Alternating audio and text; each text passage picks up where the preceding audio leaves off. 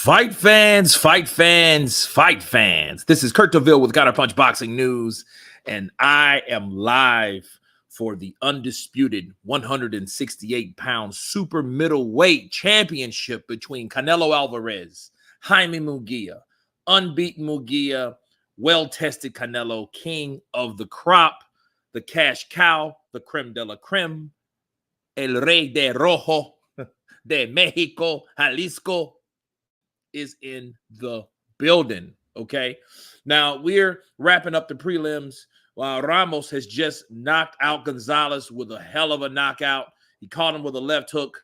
He's still on the ground. He's just getting up. It's going down. Bars. Listen, guys, I tell you, it is a event that you don't want to miss, because this not only brought drama, it brought backstage, deep-rooted drama. Okay. Hello, Kurt from Eunice Borderball. Counterpunch to you. Mama Lou in the building. Hiya, Mama Lou. Bars. Sanctions Media. Hello, hello. Counterpunch to you guys. And we also, before we start that, we have the Mario Barrios versus Fabian Maidana, 12 rounds for Barrios' WBC interim welterweight title. Okay, that's on the undercard. Also another title fight, Brandon Figueroa versus Jesse Maldonado for 12 rounds for Figueroa's WBC interim featherweight title. The title fight of Stanionis versus Gabriel Mastre, 12 rounds for Stanionis' WBA regular welterweight title. Okay, so we have some good fights before Brandon Figueroa. You know, he's the younger brother of Omar, which, of course, was a hard-hitting cat that retired a lot of guys, including the Ghost Guerrero back in the day. So, you know, we have some pretty hard hitters, a decent card. So let's go hard. Bars. So, back to the deep rootness between Oscar De La Hoya and Canelo Alvarez. And to counter that, man, I think a lot of things had to come out. I think Oscar De La Hoya, you know, wanted to get something off his chest, okay? And I do believe with all this involved, when you got Canelo versus Oscar, there's bad blood, because I think these guys kind of went to court, or their lawyers went to court, but they didn't go to court. So, you know, closure is very important to any relationship. You know what I mean? A lot of times people separate if there's business or if it's personal. Okay. Either way, you know, relationships need to have some closure to them. You know, you need to sit down and talk to that other person. In Canelo, in Oscar's case, Canelo Alvarez and Oscar De La Hoya should have sat down like men and talked about what was what, instead of like a bunch of lawyers back and forth and this and that. They should have at least talked, because 10 years, and you know that's 10 years plus, Canelo Alvarez was on the banner and made Golden Boy what it was, and vice versa. Okay. Eunice Butterball, Canelo exposes Oscar De La Hoya. He is involved in a Mexican cartel. Didn't hear that one. Marlon Thornell. Good evening, Kurt Hall as well. Marlon in the building. Everything is good, man. Everything is good. I'm about to start my cachava. Had a good workout. You know, kind of had a late start, you know.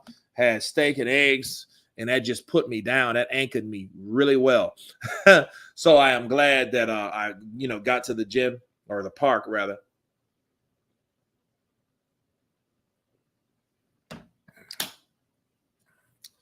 So I'm feeling good. I'm feeling real good. Z3R0. Hope all is well. Appreciate you, brother.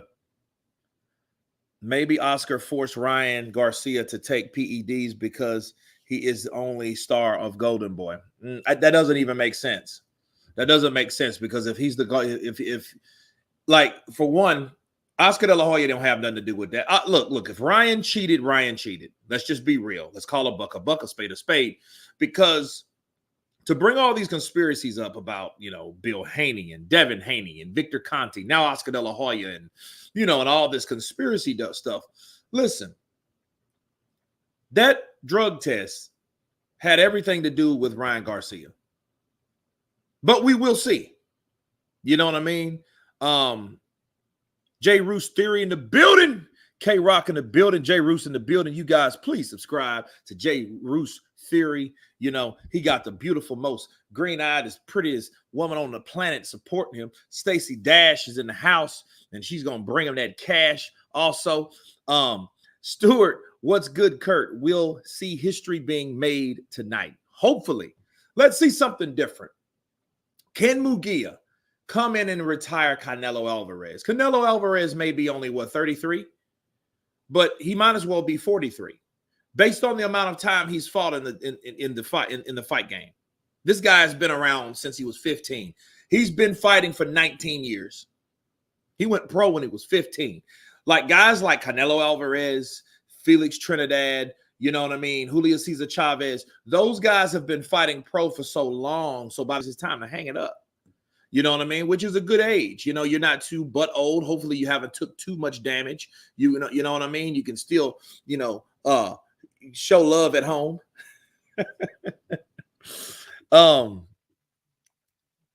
Rooting for Munguia. I showcase respawn. Okay. AP, if Munguia can move his head, he's got a chance. Maybe. Yeah. You know, like, you guys know, if you've seen my breakdown of this fight, I think, and it's crazy. The breakdowns, you know, like are pretty knowledgeable and lucrative, but it's crazy. Like Canelo and Oscar kind of took over the whole show. Munguia's just sitting there like this.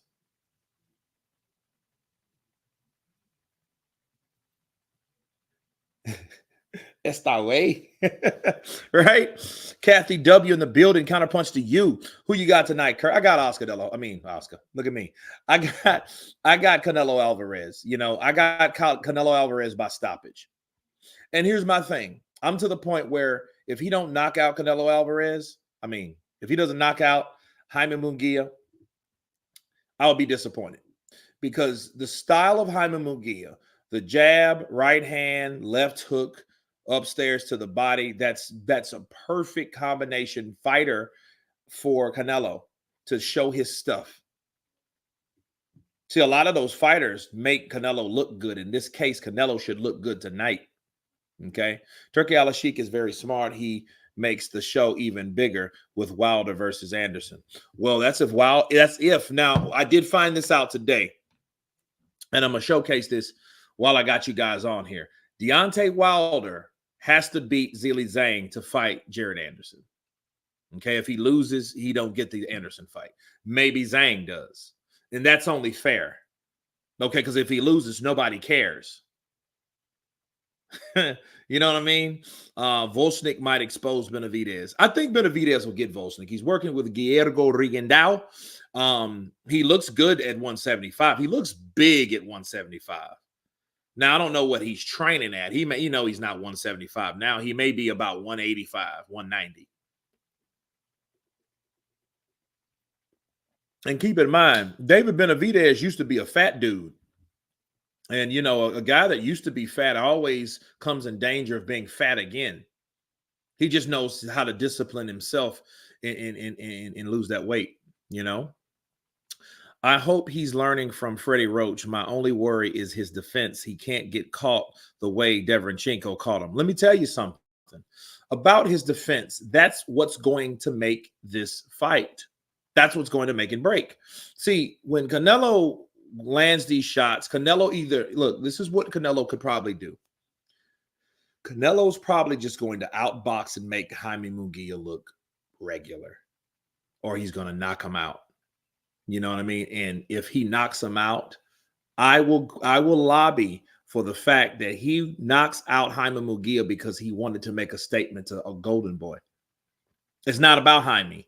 Jaime's getting paid regardless, but he wants to shut Golden Boy down because he doesn't like Oscar De La Hoya. You know? Canelo is good, but do you think he went too far going to light heavyweight against Bivol? Well, understand this, okay? All right, let me counterpunch you real quick. Skrilla 50 in the building. The man with the wrench, never on the bench. Bars. Let me tell you guys something. Canelo fought at 175 before. Everybody just assumes he went to 175, took a chance, and fought someone and lost. No, he beat Kovalev there. So he's already fought at 175 and he looked good at 175. He just wasn't the best at 175. You know what I mean? Like, you look, you're going to reach your cap eventually, and that's not it. In fact, if he would have beat Bivol, he would have talked about going to 180. Remember, is it Mukabu? He was going to fight Mukabu. So yeah, he was thinking about going up and up and up. You know, Eunice Butterball, Anthony Joshua will fight the winner of Dubois and Hergovic then. Well, if they snatch that belt after the winner, yeah, he's going to go for that, and it makes more sense, especially if Wilder loses. Because if Wilder loses, there's no more money fight. There's no more room for people to talk stuff and you know what I mean, and talk about what he didn't do and all this and that. Because if Wilder loses, if he loses back to back from two different people, it's over. And I don't want to hear all the stuff you hating on Wilder, bro. If Joshua would have lost to Wileen, then he would have lost to Helenius.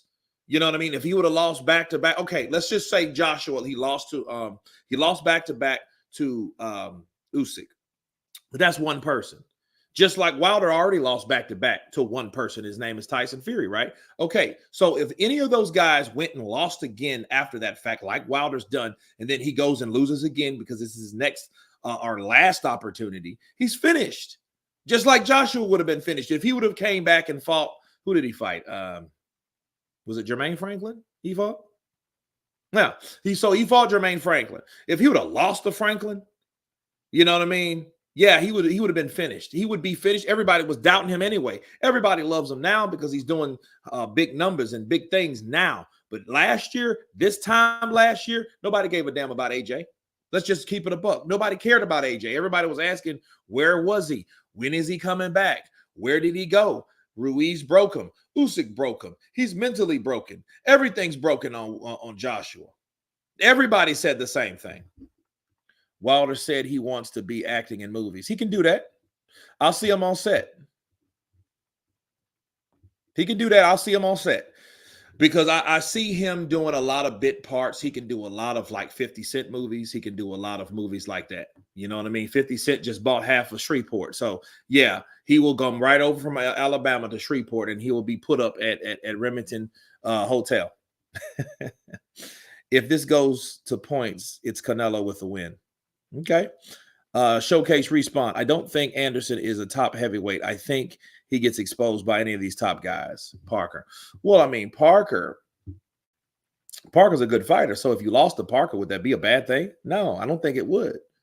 You know, Parker's up there, and Parker's just showing who he is. He is glowing right now because he has the right age, the right experience, the right trainer, you know, the right temperament, the right mindset. He has it all working for him right now. So Joseph Parker is the man, you know.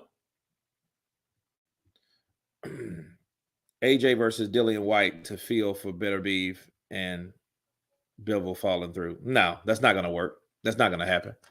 No, they're looking for a replacement for Bivol. Not replacing the fight altogether. No, Artur won't be fighting for the Undisputed. Bivol will be putting up his WBA to fight him.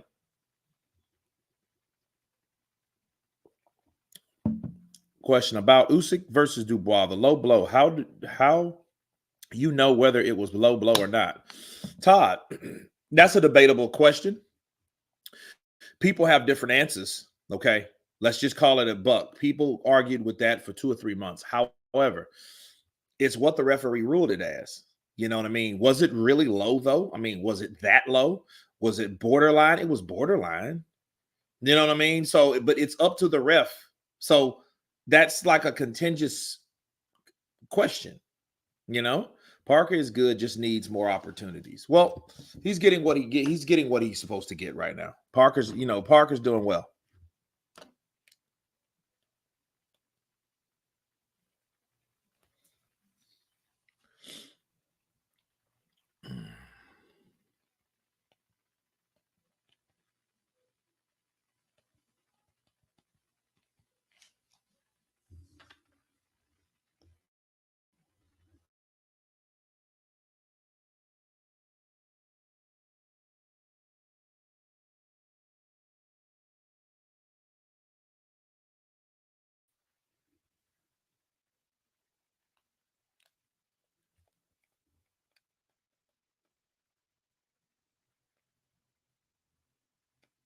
Okay, cool. All right, the main card has just began because they have a prelim. I've got it on the zone. I didn't get the pay-per-view, but I mean on PBC. I should have checked it. It's probably the same price. Yo, Kurt Wepa. I got Canelo by KO in 7. Junto, Koto. Man, listen. That could work. You know, I mean, it depends on how he comes at Munguia. Munguia, I think, is going to use boxing abilities. He's going to try to use his height until that doesn't work. Then it's going to be him throwing balls to the wall and trying to go for what he knows. And that's, you know, brawling and banging and, you know, and stanging, you know. Usyk was honest about low blow. I think it's a 50-50 on what happened about it. I mean, I think, you know, I don't, you know, I think if anything, hey, that dude, now I just want to know that now this is what I want to know about Usyk, though. If that wasn't ruled, if there was another ref and then and he was counting, how would he get up and how would he survive that? You know what I mean? That was probably the closest way for Dubois, because I see Dubois coming out. And then one thing good I will say about Daniel Dubois has had so many first round knockouts. So he's a good finisher. If he knows you're vulnerable, he has the instinct to take you out. Look what he did to Miller. I want Oscar versus Canelo. That ain't gonna fly. The only way those dudes are gonna fight is in court. That's the only way you're gonna see them. I think he would have got up.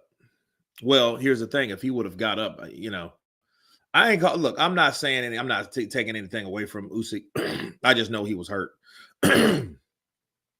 But I think mentally he had the opportunity to lay there and recover based on what they ruled. I just want to know if they didn't rule it that way. But we'll never know. But imagine that, though.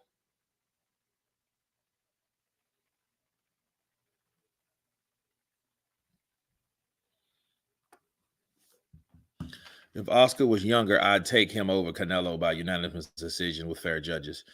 Well, it all depends because, see, Canelo could outbox him. I mean, we've seen Canelo outbox before. Let's stop acting like we ain't seen Canelo outbox. Canelo Alverez is a natural counter puncher. He punches in between other people's shots.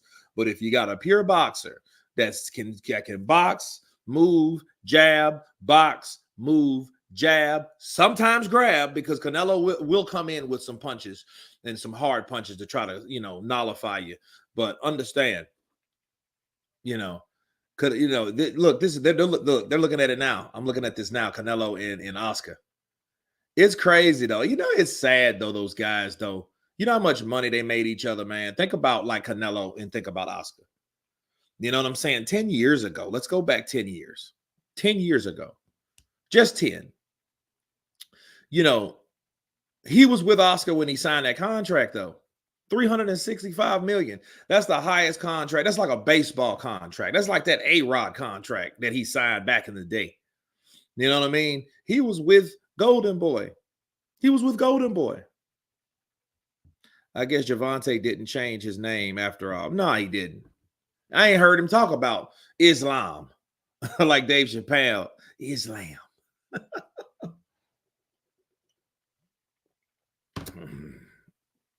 He definitely was hurt, and he knows that was a weak spot. I can't wait for Usyk versus Fury. Fury is definitely going for that weak spot. Yep. I'm going to crumble the little middleweight gappy teeth bastard. I hope Wilder gets knocked out. He gives me massive ick. So cringy, so arrogant, and a very sore loser. Well, that's what we learned about Wilder. That's just something we learned about him. Like, when you learn something about a person, you just kind of got to accept it and move on with it. Like, Psycho crushing the building. Counterpunch to you. Psycho crushing the building. Boxing Redemption. Can you do an Oscar De La Hoya impression? Say, put some. Oscar.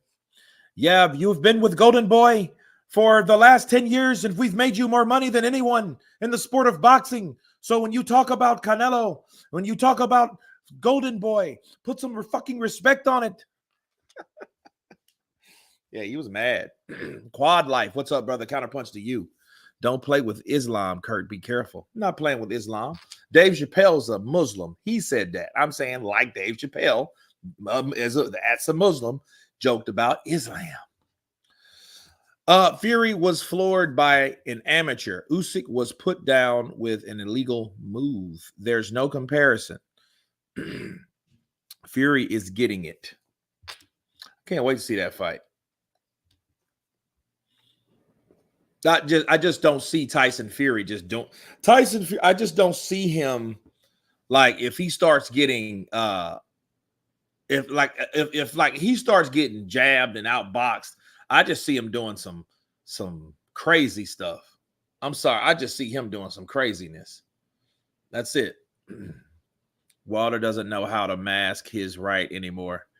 Top heavyweights have this number. Yeah, I mean, people are going to catch on. People would have caught on earlier. If he would have started fighting other people, and if he would have started, raising raising the bar of opponents, if he was really allowed to. I don't think he was allowed to.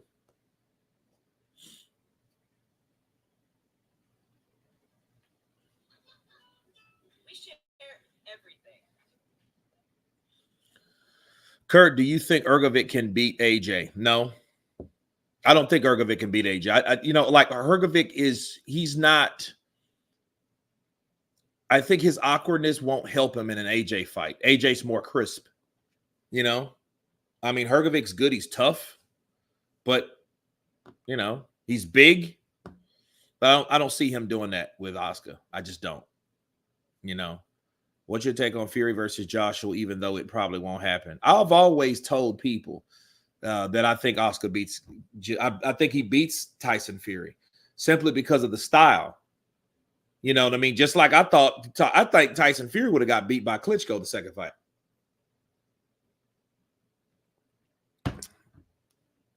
Imagine if let's look at it like this. Let's say everybody did what Tyson Fury did. Let's say everybody did what Floyd Money Mayweather did. And what did both of those guys do? They had high quality fights with high top quality fighters and didn't obey and didn't uphold the rules of the contract. Both of them did the same thing. They both retired. Floyd, Money Mayweather retired. He beat Ricky Hatton, though. So at least, to say the least about Floyd, he did fight an undefeated fighter with, I think it was 40-0 with Ricky Hatton. And he beat him. Then he retired because he had to fight Oscar De La Hoya and he had a year to do it. So what he decided to do, he retired from the sport of boxing.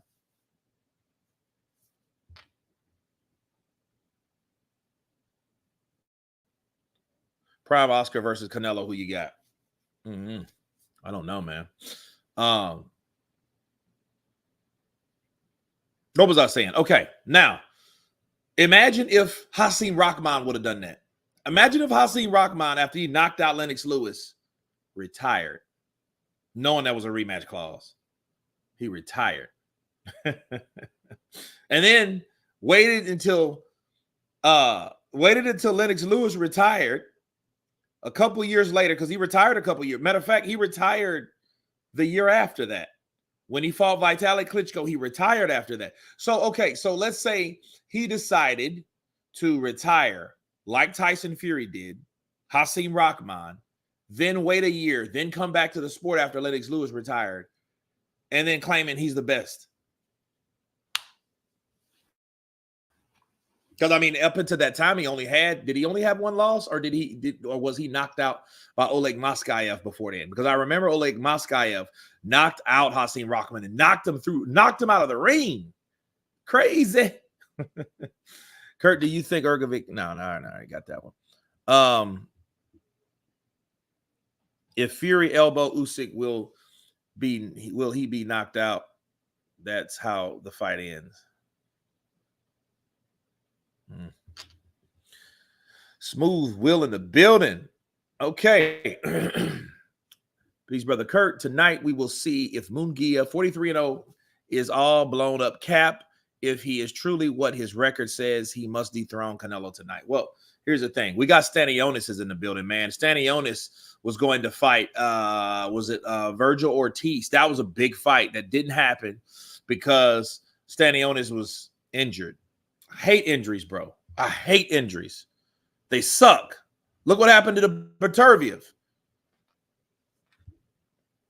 Fury gets stopped unless he can turn back the clock about 10 years.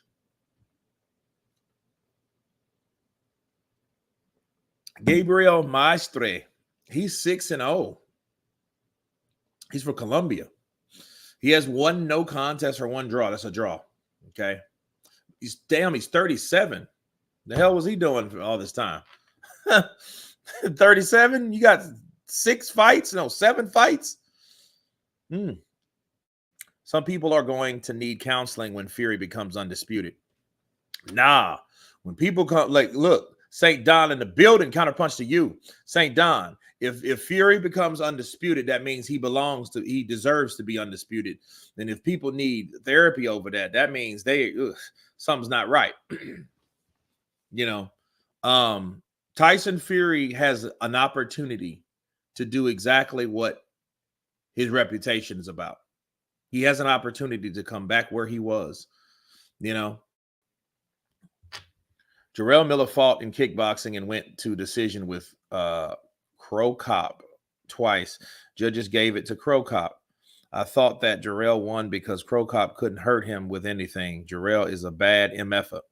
Todd, I can't wait to see him and Ruiz. I just don't think he can handle the speed of Ruiz. I just don't. I'm worried about his speed. You know, Kathy W. Kurt, what fight tonight, if any, for you to predict an early knockout? Hopefully this one. Hopefully this fight. I actually prefer to see AJ versus Hrgovic than Wilder right now. I think Hrgovic is more challenged than we think. You know, you might have a point. Hrgovic, you know, especially if he goes in there and handles Dubois. If he knocks out Dubois, oh man, his ball sack is going to get very big, sir. It's going to get very big. Gigantor, you know? Novels. St. Don, he already did. Jarrell is... Oh, man, you guys. Like, it's crazy, man. I was talking to Showbiz, and like, I don't know what's wrong with YouTube. So normally I'm trying to tone down the profanity simply because they dethrone, like they are demonetizing our live streams. They cut off 3 hours of his. He went like 14 hours. They cut off 3 hours of this man's stuff. And I'm like, dang, you know what I mean? And I was pissed because as soon as mine ended, they shut off. And everybody that wakes up, you guys, my peeps from the UK that went to sleep, that woke up, that want to see and catch some of the live stream, even after it's done, you know, the views are going to start piling up. Well, they demonetized it then. So basically half of the people that viewed it wasn't even monetized. So it's crazy, you know. So I'm trying to keep that in order. And I don't know why they keep doing it. It's crazy, man. Skrilla 50, he is a cheating house. Get it right. Ngannou 0-2 now. Hey man, hey, we've made a deal. Let's leave Francis alone. Let him heal. Bars. I seen Zhang beat the brakes off of Hrgovic. Just Zhang doesn't have a gas tank.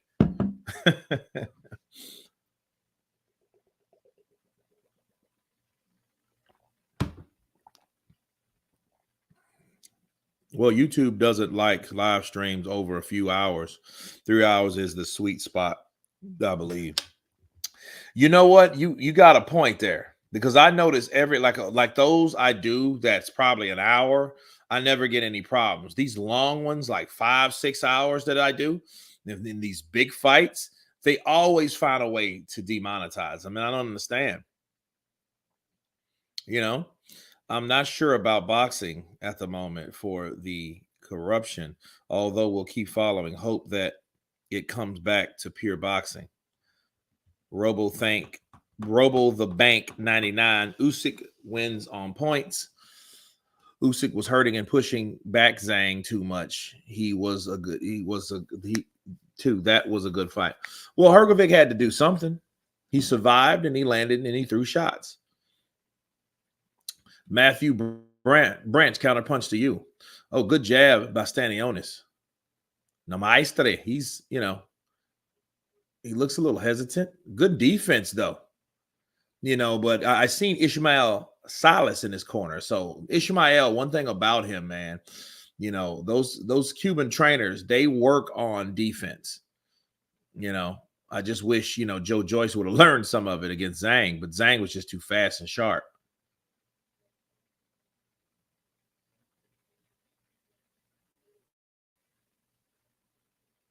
Oh, good overhand right by Stanionis. Oh, good jab by Maestre.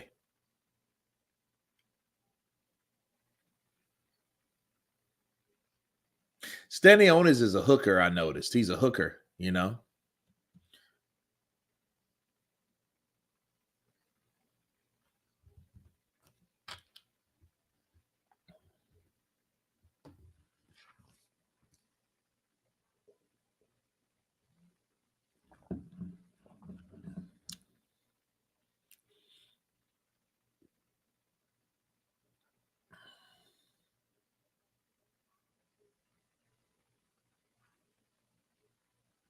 Oh, good right uppercut by Stanionis. Oh, good body punching. Good body punching by Maestre. He came right back. Maestre, he came back with right hook to the body, left hook to the body. Now he gets caught with a left hook upstairs. He gets caught with another left hook.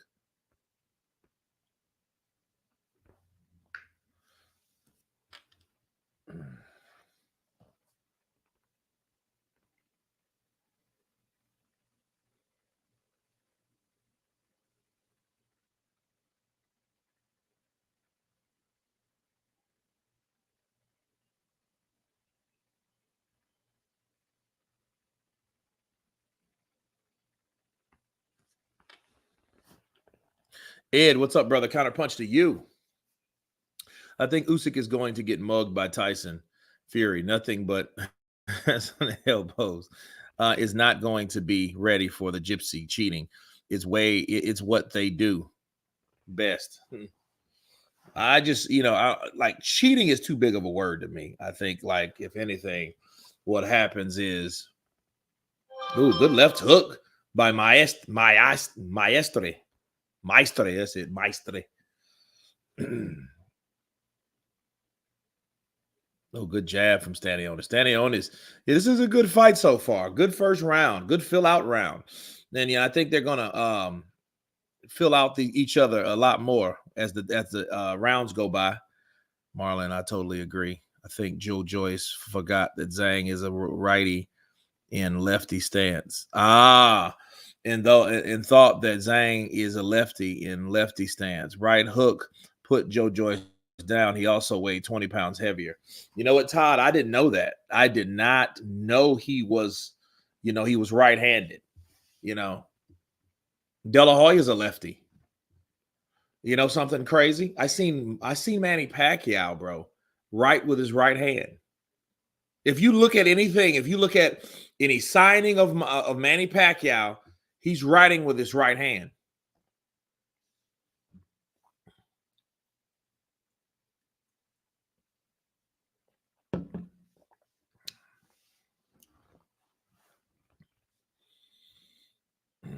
Ooh, good overhand right over the jab. Good, another couple right hands by Stanionis. Stanionis is belting him. Oh, he's going to the body. Double jab by Maestre.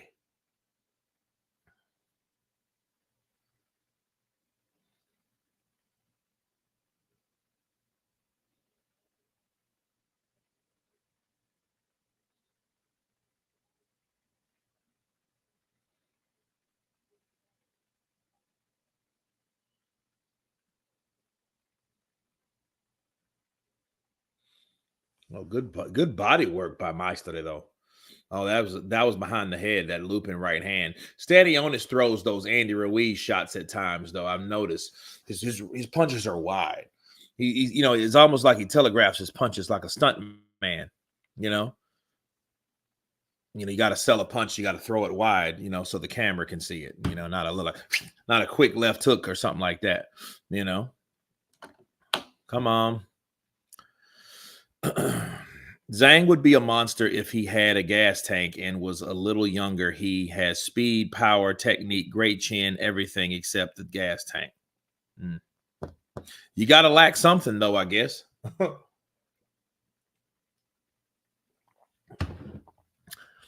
Kurt, do you think Wilder beats Zhang? He has to beat Zhang. I lost about 17 seconds of it. It just,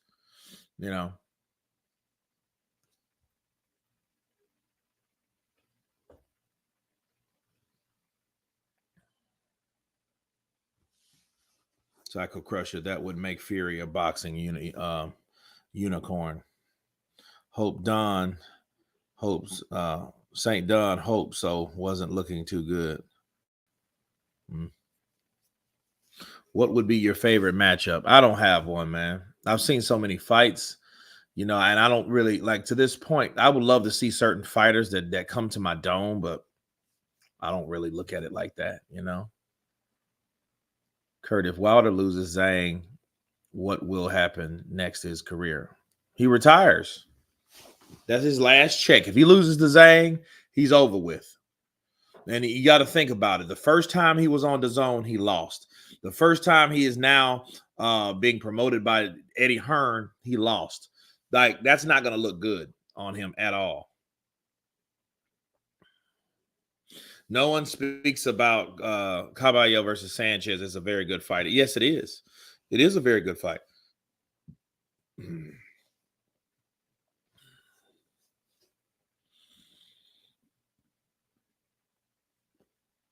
Wilder and Zhang should be in a different weight class. I don't know why. Well, Wilder, yeah, I understand what you're saying. Yeah, yeah, definitely. Last check, Mike Tyson still getting paid. Yeah, but Deontay Wilder ain't Mike Tyson.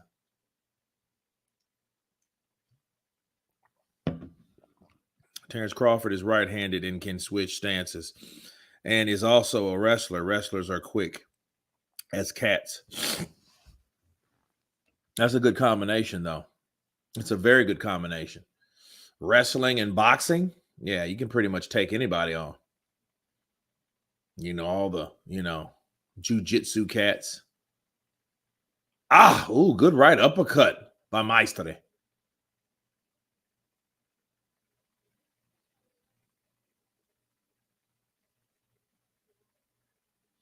This is a good fight, though, man.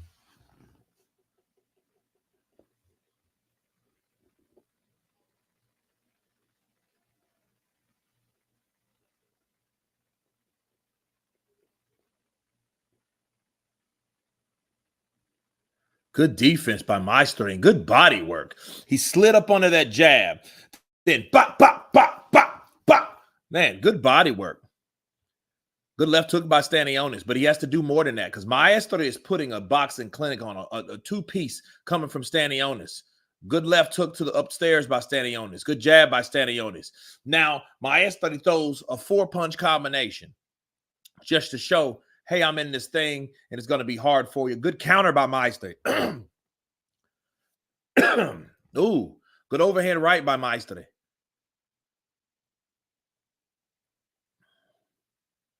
Ooh, good left hook to the body by Stanionis. Stanionis is trying to get to that body.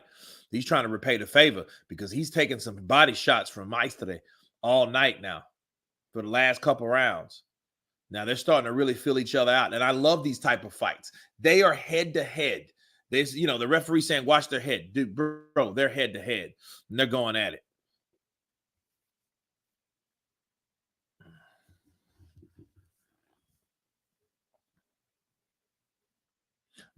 Meister, he's showboating. He shouldn't do that.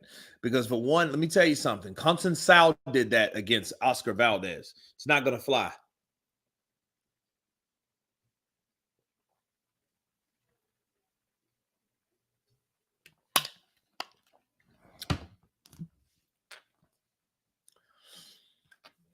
I think Zhang knocks out Wilder in 5 rounds.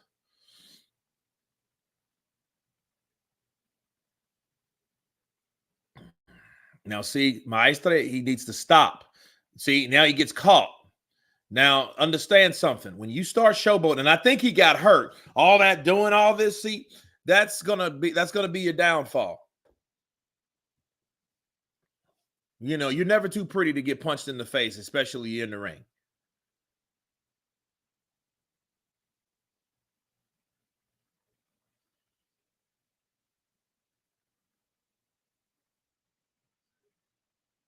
Ooh, good overhand right from Stanionis.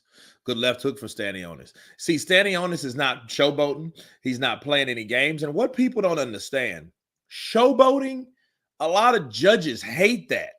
So even when they see you, you might have won that round without a doubt, but they see you doing all this, and if they see you doing that instead of fighting, a lot of judges get automatically turned off, and they'll score the fight for the other fighter. You don't believe me? It works. It happens.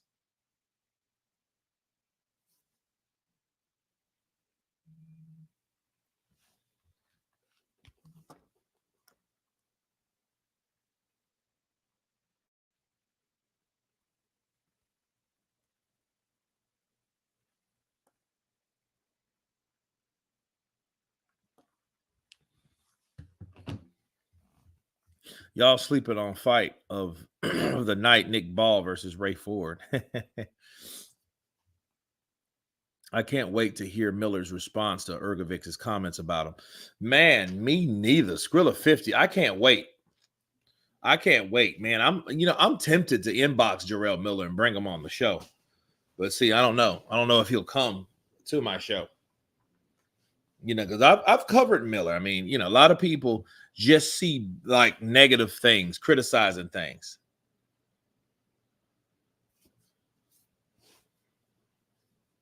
Here's round 4. Good overhand right from Stanionis.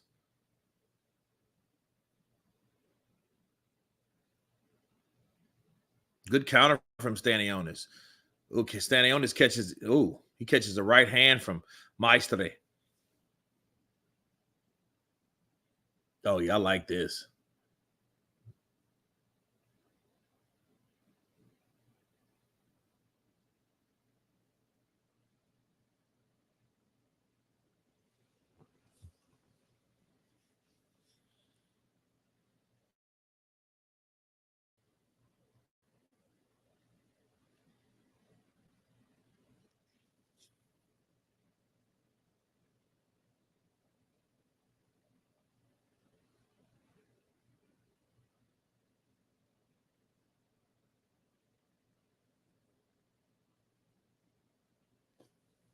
Can we please drop the homophobia? I don't know who's doing that.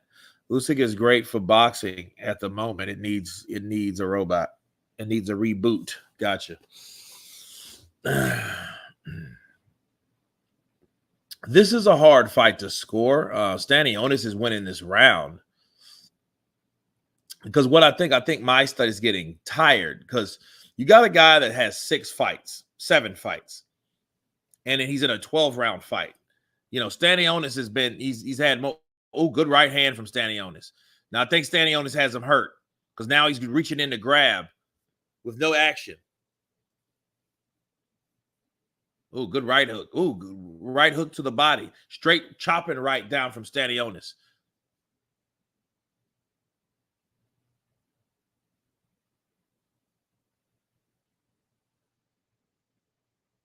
They exchange jabs. Overhand right lands for Stanionis. Yeah. See, Maestre, he is tired. You can tell he's doing a lot of holding. The punches are not as coming as frequently as we used to seeing them. And look, good double left hook. He kind of shakes that off. Right hand. Stanionis follows with a right uppercut. Good piercing punch to the body by Maestre. And Maestre comes back with 2-punch combination. Right uppercut lands. He gets for Maestre.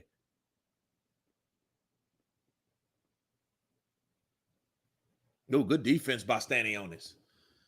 Maestre threw 2 shots. Then it was out of here, man.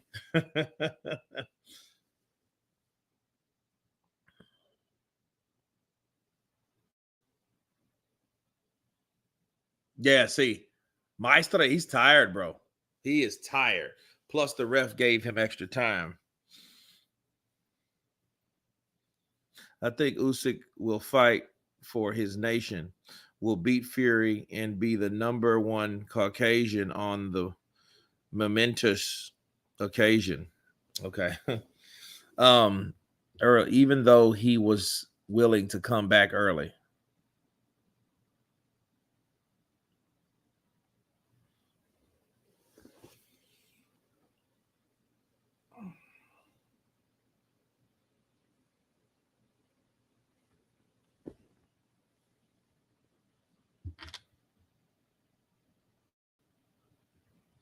Who cares about his nation? We all got our own nation. Well, I don't want to sound tactless or nothing like that. So, that may be true, but adversity and struggle is very and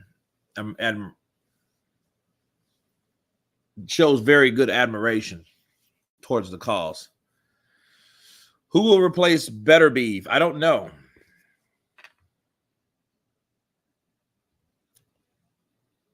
What you drinking, Counterpunch? I was drinking some Cachava.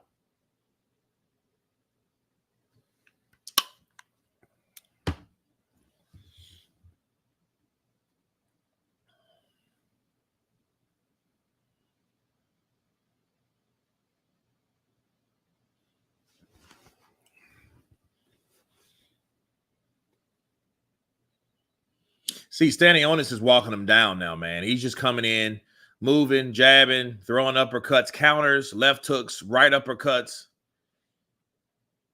And see, Maestre is totally slowed down. He doesn't know really what to do because he's out of look, his game plan changed. He reminds me of Zane. Oh, good chop and a right from Stanionis. Oh, another right hand. Good right uppercut from Stanionis. Now, Maestre throws a 1-2-3 punch combination. Oh, good left hook from Stanionis. I think that buckled Maestre. Maestre. Tommy Fury could stand in for Better BF. He ain't going to do that. Tommy ain't no idiot. Good jab from Stanionis. Nice good jab. Right hand. Oh, good left uppercut from Maestre. I don't think Maestre is going to last, though, man. He's getting hit too much.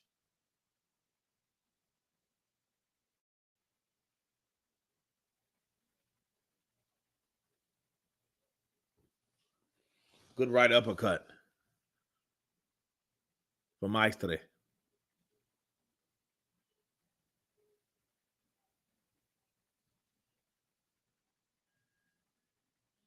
Maestre looks like he got a second win. Now he's coming forward throwing bombs.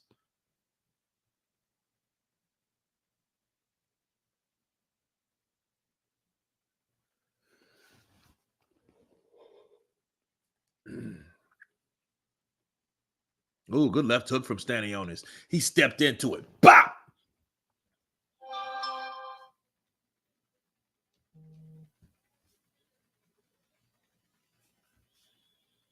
Ooh, good right uppercut from Maestre.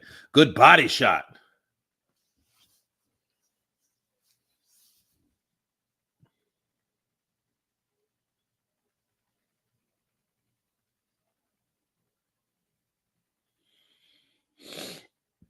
I don't know how to score that round because it looks like Stanionis was coming in. Oh, okay. Stanionis' nose is bleeding. Miller is a bum. Explain how punching with different knuckles affect your opponent. Think is coming next at him. Jaime Munguia. Jaime finally got his shot, man. He's finally getting his recognition, man. He's only been around for like last 6 years or so. Because I remember when he knocked out Saddam Ali, man. That's what back in 18. So that was over 6 years ago. So this is his first time in 6 years. You know, he was with Golden Boy. He signed with Golden Boy, and Golden Boy pretty much took him where they felt he needed to go, but very slow. I mean, they just couldn't get him the fights. Like they couldn't get him the Charlo fight. They couldn't get him. You know, there's a lot of fights they couldn't get with Jaime Munguia.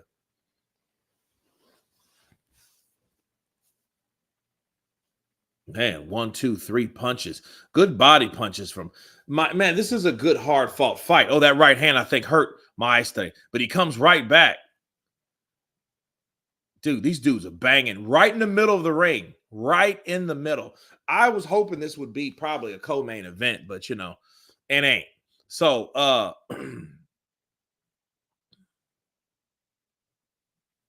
good right hand, left hook, right hand by Stanionis. Partial landed with a right uppercut.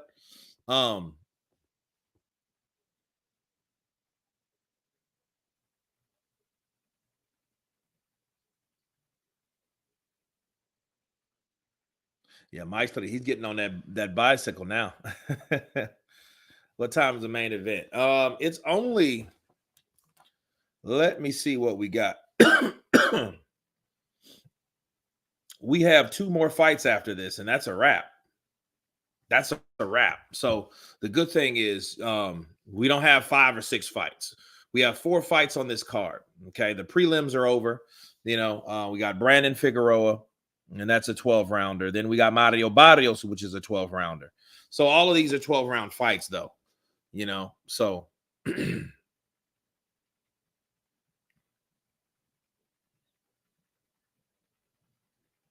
Kurt, mate, what time does Canelo in the UK? I don't know. So it's what, 1 o'clock there now? 12:30? 12:30 there now. So probably about 3:30 in the morning.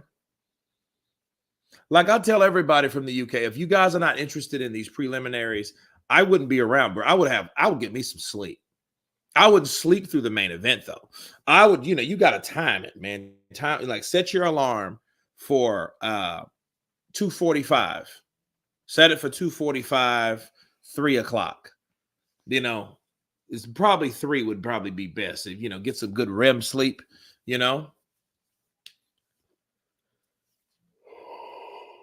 Rod, I'm not paying $90. Man, I got pissed. I ain't gonna lie, I got pissed when I seen that price. I'm like, damn, Canelo, $89.99. Basically, we're paying for people in Mexico because you know they get it free. They watch Canelo fights free. I think that's how it used to be, right? Nah, Kurt, once I wake up, I can't go back. Okay.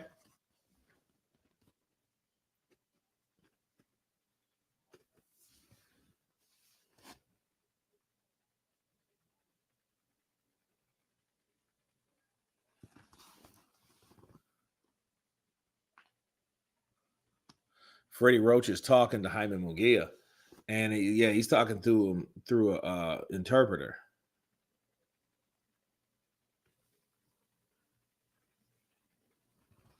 Jaime's chilling, looking like a Daniel LaRusso over there.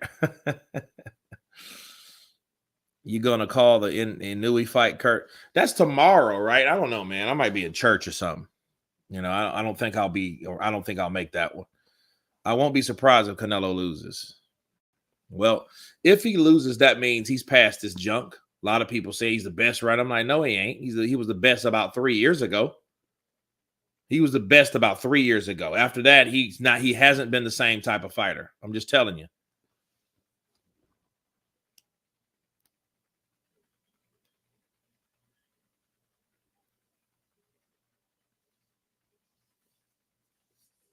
Jaime Munguia to win by KO round 9.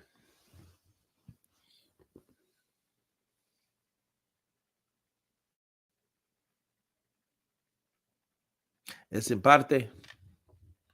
Wait a minute. Then I missed it. Have you given your prediction on your main event? Yeah, it's Canelo's going to knock him out. He's going to knock out Jaime Munguia because we've seen Jaime Munguia by Derevyanchenko, and Jaime Munguia can get hurt. They'll probably just have to stop it to stop, you know, because Jaime Munguia is a tough kid, and the way he holds his mouth open, it ain't going to be good for him. You know, Canelo's body looks old. Yeah, I believe that. I think Canelo is probably just more of a I think Canelo gets jacked. I think he gets jacked up, and I think he plays golf and gets drunk and all that stuff, So it is what it is, you know?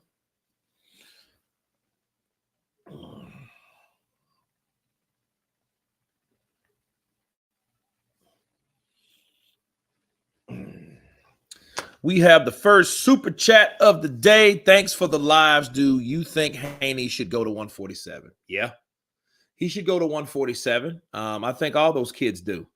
See, they talk about all this weight they got to shed. Man, look. The problem is with a lot of these boxers, they're fighting at these lower weight classes because they're trying to be safe. But what's not safe is that weight loss. You know what I mean? So, yeah, he needs to go to 147, 154. Those guys are too big to be trying to lose that amount of weight to get in shape for a weight class that they don't belong in. Okay? My prediction is Munguia is going to get beat like a rented mule. I'm going to beat him like a rented mule. Boots versus Haney.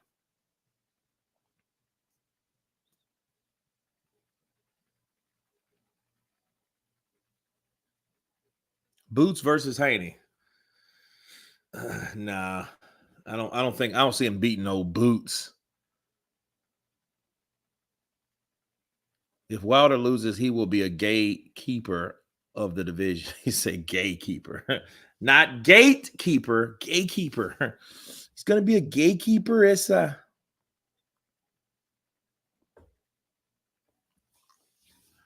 How much time left for the fight to start?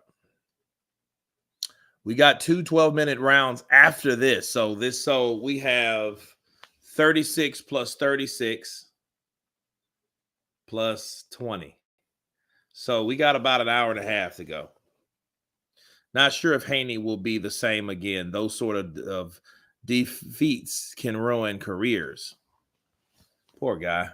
He's made the money, though, I guess. He's made some bread, He's made a little bread, I think he's all right. P. Diddy versus Devin Haney.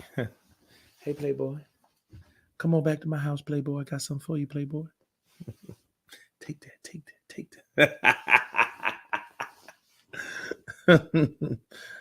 Yeah. Bill Haney. Where my son? Oh, he with P. Diddy's house. He ain't going over there. Call him up. Matter of fact, we going over there. Come on. Hey, little P, get in the truck. We going to P. Diddy's house to get my son. It ain't gonna be none of that.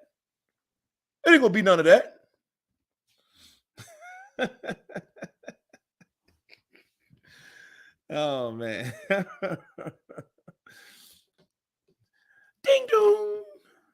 Hello. Where my son at? Bring my son outside. Oh, he busy right now, Playboy. Playboy, he busy right now. I don't care what. Look, we coming in. Grab the chopper. Hey, little P, grab the chopper out the trunk. Get the choppers. We don't play that in Oakland. How do you see Loma versus Kambosos? I see the Matrix with a master class. I see one of the last performances of Loma looking good.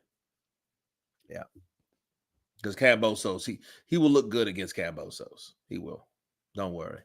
He will. He'll look good against him. I met Zab a couple times. Super cool dude. You think he spent all of his millions? Well, I don't know, man. I think a lot of those guys, if they don't invest in their money, they're going to just spend the money. Because if you have you're 35, 36, 37 years old, and you've made a lot of money in your career, but if you've done a lot of partying, by the time you get old, you're going to have to start investing in stuff based on how much money that you can make from your fights. So, a lot of times boxers end up broke. You know what I mean? They end up broke. Z3RO coming in with that Cinco bars. Appreciate the sticker, my brother. Love those pyramids. How did they get there? To be honest, and just saying, I don't know why anyone would waste a minute in any church. Just my opinion. Well, that's your opinion. You know what I mean? The idea of fellowship. It's almost like going to a staying at home and working out, or would you go somewhere and work out? I look at it like that. But of course, this is a boxing channel, so it really doesn't make sense to say that here now, does it? Okay. Haney might have been robbed, but I reckon he still loses, as he just didn't beat something to the same hit. I don't know what that is. Diddy Ring Walk song hook. Take that. Oh, hey, Bill. What's up, Bill? Oh, he in here, Playboy. I want my son. Bring my son out. Okay, react. Okay, react to the same hit.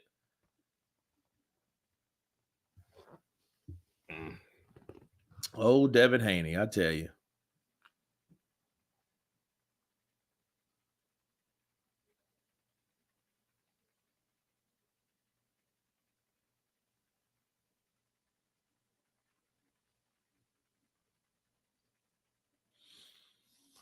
Kurt, who wins? Jermaine Franklin versus Joe Joyce. I don't know. I want to see it. Garcia is fighting. Garcia is a cheating bitch, but he doesn't care because he makes money through his millions on social media. Yeah, Ryan will be fine, man. Like a guy like that had that amount of success, he's already smelling himself anyway.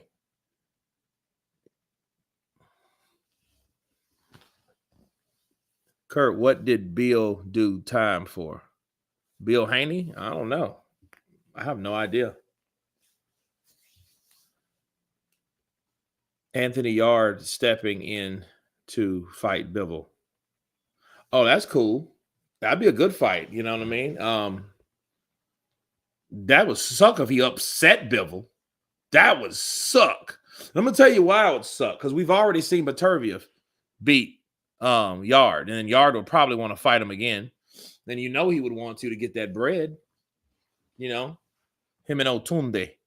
Kurt, there's a lot much better qualities of heavyweights now than the Klitschko era, I guess. Love your channel. Great for boxing. Appreciate you, brother. Appreciate you. Yes, sir.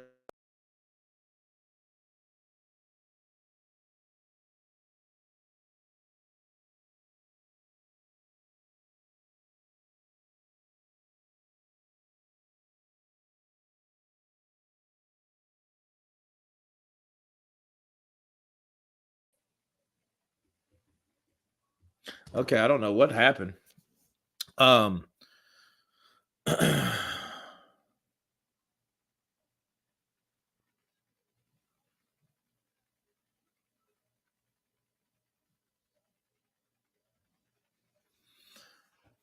Definitely the generation before.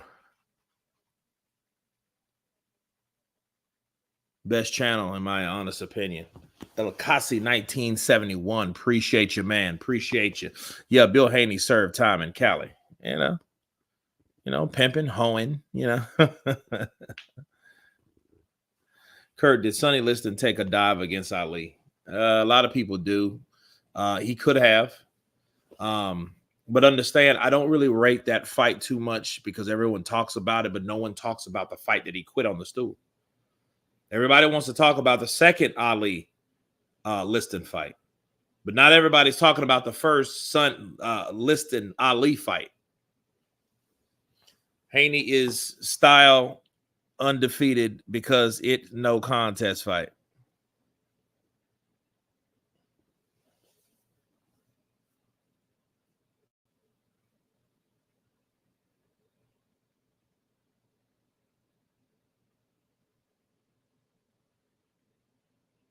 Oh, good left hook from Maestre. It's crazy.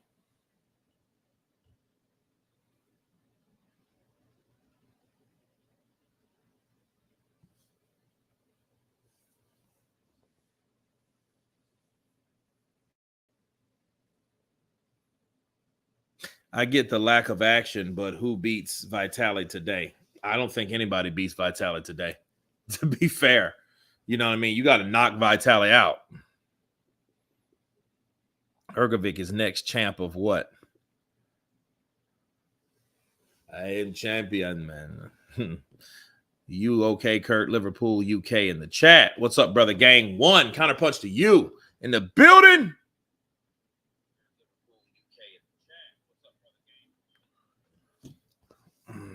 Hrgovic next bowling champ. I use 14-inch ball, man, so I can get it and throw it. So, you know, you have to. It's all about form, man. How many times do you think Haney got knocked down? About 4 or 5. Because see those punches where he fell, a lot of referees just look at that as a knockdown because he's not still all, he doesn't have his legs up under him. Ooh, good right uppercut and left hook combination, my Maestre. Ooh, good left uppercut from Maestre. Stanionis threw and chopped and landed with a good right hand.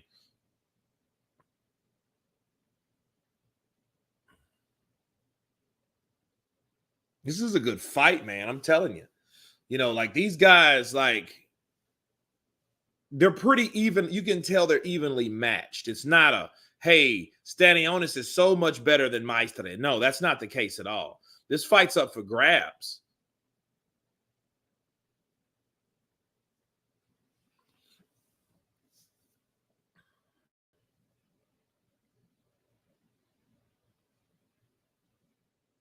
Good jab from Stanionis.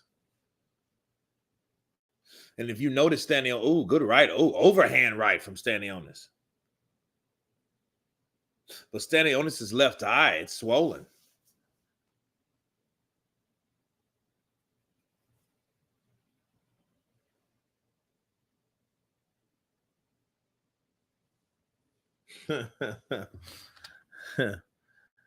Ryan, come on over and show me that left hook, champ. Take that. Take that. I like them tats, Playboy. Them new plats, Playboy. I like them new tats, Playboy.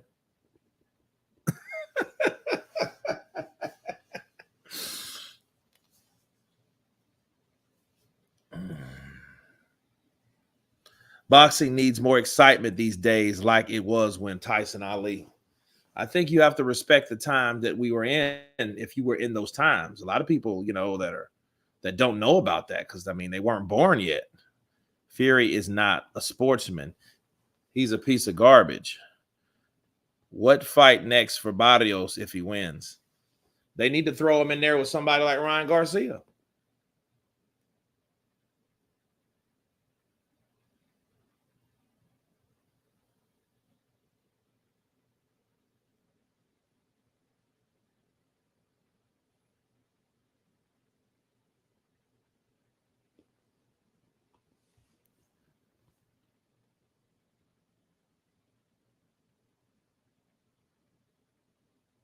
See, he's showboating getting caught by Stanionis. Good overhand right.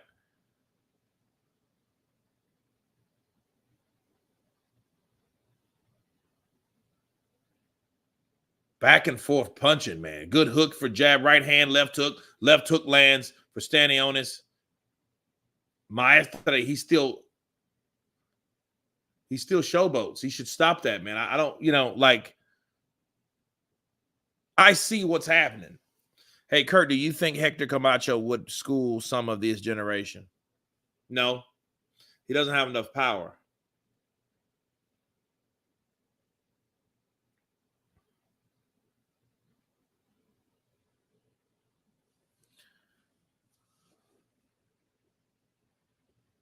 St. Don, you should really look at the punch outputs from Usyk in Fury's last fight. It makes interesting reading.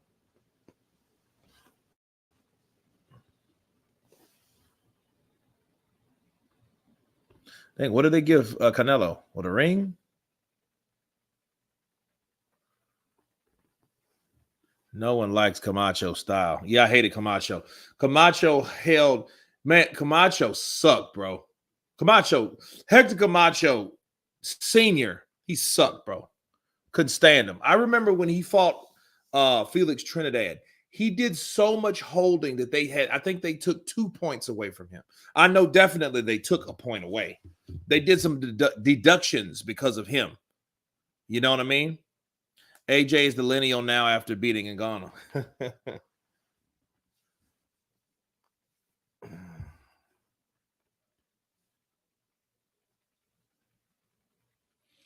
Edward Hinton, boxers have never thought every much. Oh, man. Okay, so now, yeah, the zone's tripping. Yeah, the zone's tripping, man. So,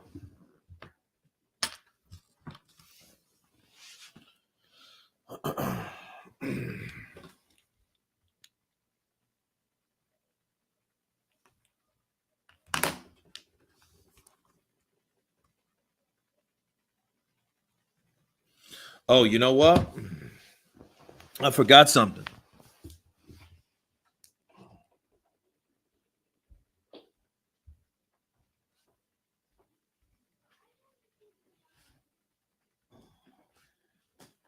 Because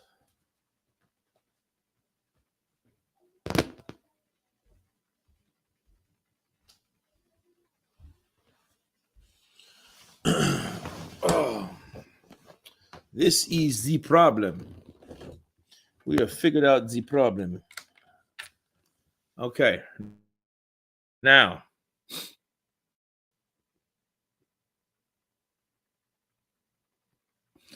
all right.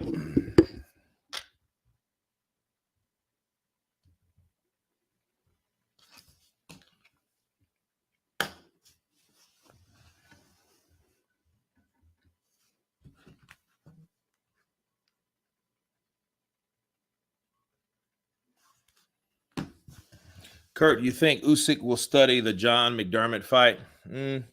No, I don't know. See, you don't. It's hard to know what they study. I just know that I'm just really interested to see what Usyk's going to do. I'm really interested to see what they're going to do with each other. To be fair, but what kind of styles will they use? You know, Kurt, that hair is looking awesome. I'm jealous. Wesley Gamble, counterpunch to you. You know, yeah, man, I've made a vow like not to cut it. I'm not gonna cut it anymore because when I start this new show, I'm just not gonna cut it. So I remember last year, the shit was just, and I was like, oh my god. Scance Rants, what's up, champ? Where's Scance Rants at? Skrilla 50 from Manchester, New Hampshire. Scance Rants in the building. What's up, boss? Where you been? Where you been at? Usyk trains the same for every opponent. He's that sort of athlete. Yeah, something's going on with this.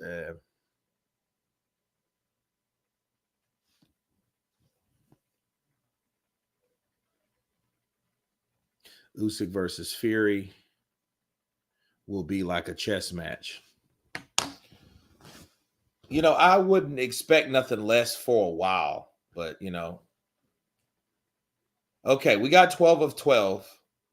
I've missed about a round of it, so I don't know who won the round 11, but they're coming out swinging in the middle of the ring like it ain't no thing. Bars. Maestro, oh, come on, dude. Something's wrong with my internet connection. Like nothing's wrong this way.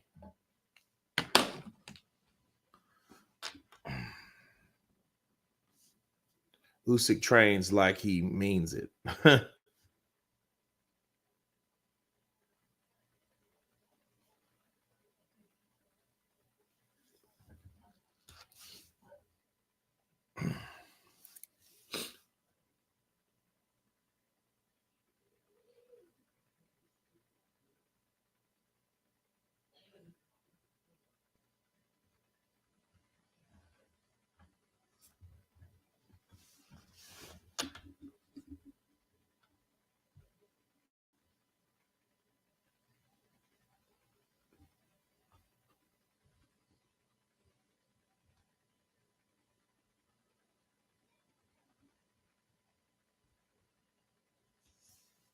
You from B More and dissing him for telling the truth about Hearn.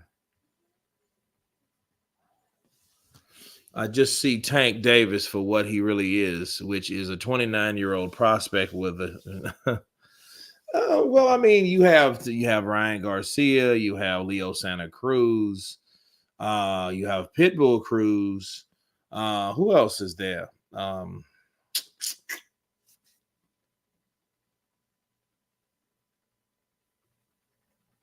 Mario Barrios. Now Frank Martin. You know, I mean, it's not that bad. I'm not crazy about Tank's resume either. I mean, it's just not. It could be a lot better, based on the point and the fact that the fights we want him to see, we haven't seen them, except for Ryan. But then Ryan was kind of like the missing link anyway. I would rather see Tio versus Tank than Ryan, because Tio actually has skills. Ryan has a good left hook and he's quick as hell. You know, and he's trying to develop in as time goes on. But I think his ego is not going to allow him to do that as much. He needs to learn how to do stuff before trying to execute it in the ring, Mr.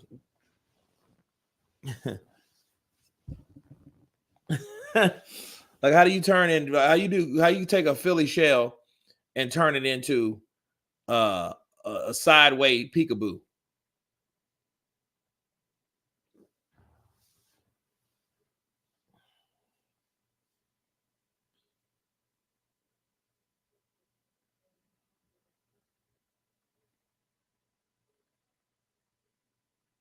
$40 seconds left.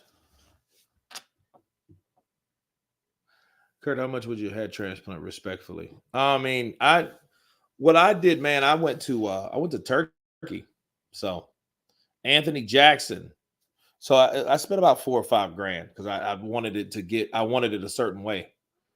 You know, I didn't go all out like Floyd, Money Mayweather, nothing like that. But yeah. Teddy Atlas say Tank is number one, while others say he's average. I'm stuck in the middle. Zhang left hand is Tank. Yeah, he hits like a tank. Teddy Atlas say Tank is number one. So let's see what this is about. I'm gonna grab my sushi. Great.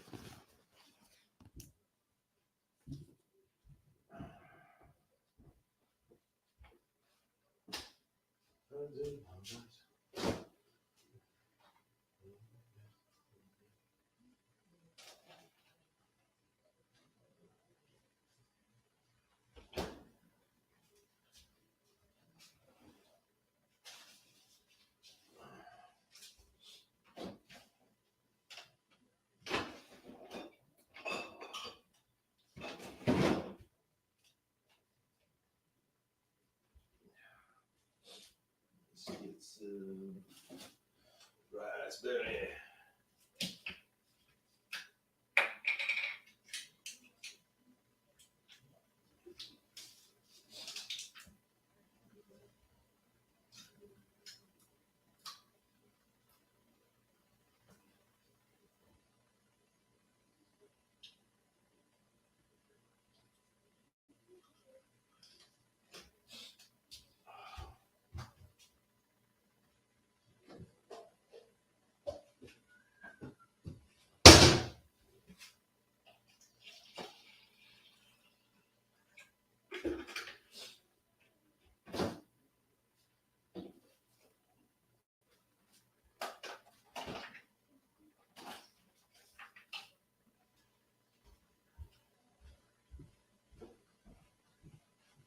Okay, next, Brandon Figueroa.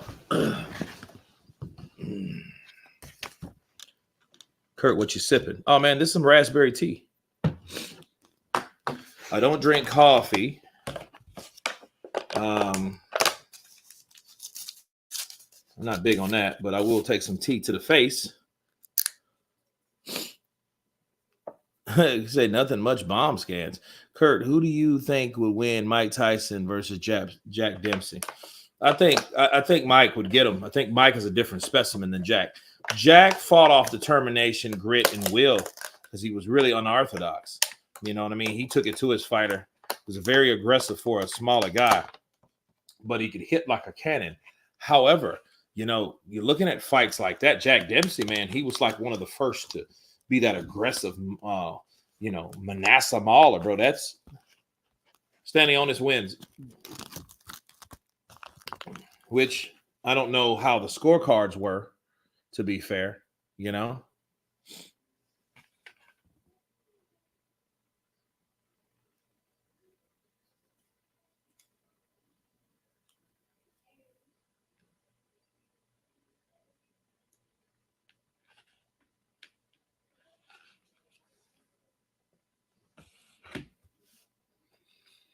I picked up techniques from Dempsey.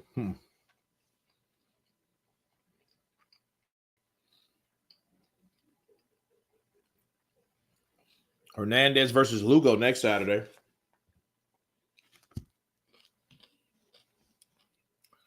Kurt, I hope you're good, bro.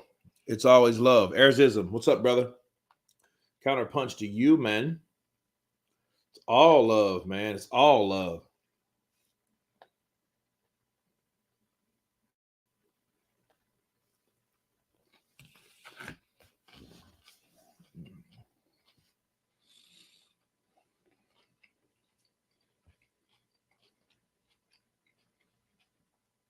Yeah, he almost knocked out Gene Tunney. And see, Gene Tunney was a very smart fighter. He was a really smart person overall, to be fair.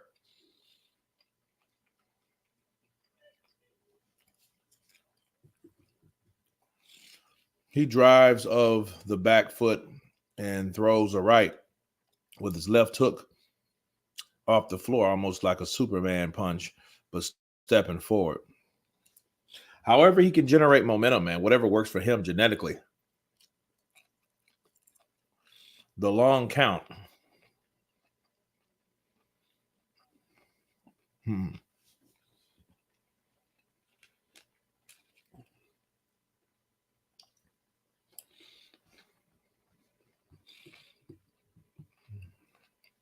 Yeah, I remember that, man, the long count.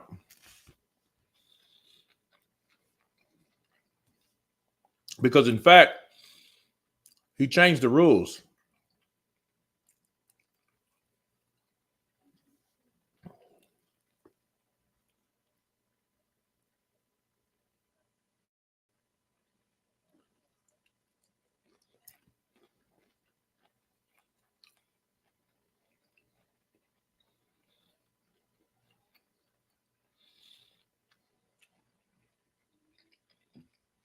Dempsey was Mike's hero.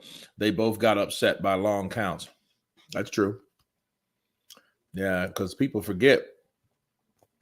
And all those upsets, man, all upsets were damn near not upsets.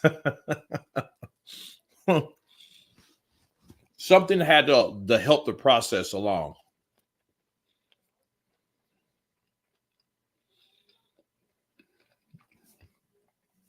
It's so weird to see Sean Porter with a DAZN mic, you know?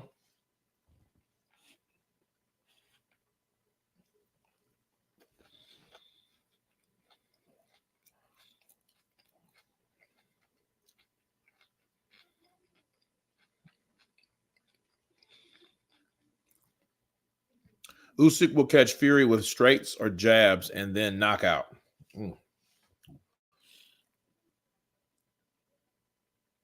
You going to watch the Inoue fight? If it's Monday, I can watch it. If it's Monday, I will watch it.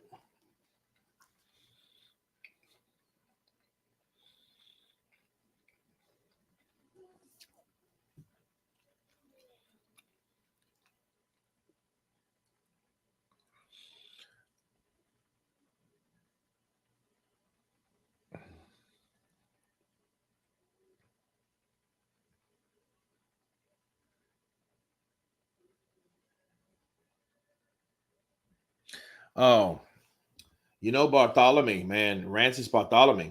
He gave that fight away just being a dickhead. And you see, and he got on that referee's bad side. You never want to do that.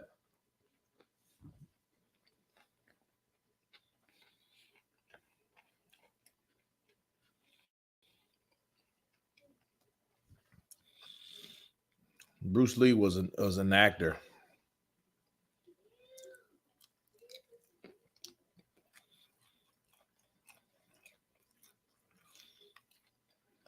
Usyk's master of changing levels can disguise shots with a front jab. Yeah, he has that ability.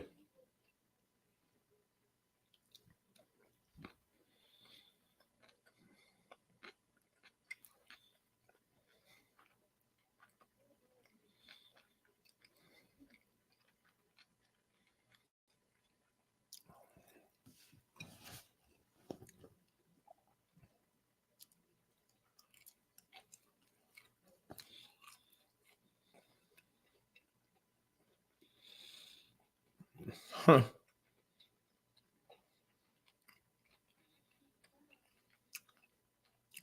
Bruce Lee was a child actor, not a real fighter. Well, he was actually he was a child actor. And he was that before he was ever a martial artist. But see, a lot of Bruce Lee's younger movies were in China.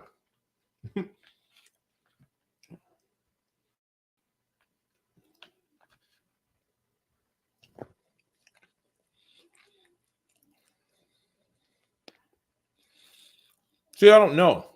Better be of a ward.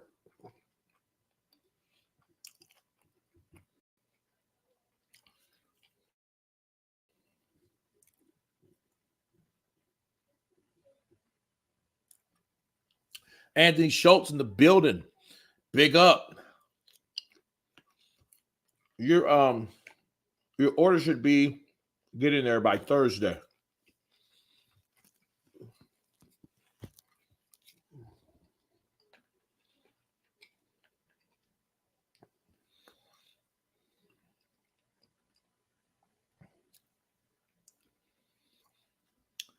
But Anthony Schultz in the building, bro. Welcome to the live stream. I got the sushi. I'm taking it to the face.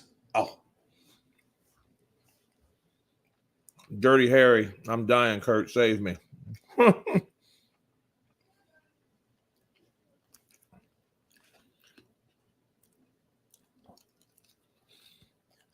don't know about that fight, man. Ward versus Beterbiev. Because Ward's very controlled.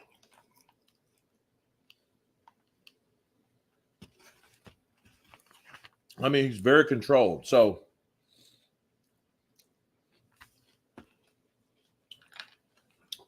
I don't know who would win that fight because Beterbiev is good at. It's like he masks his talent almost.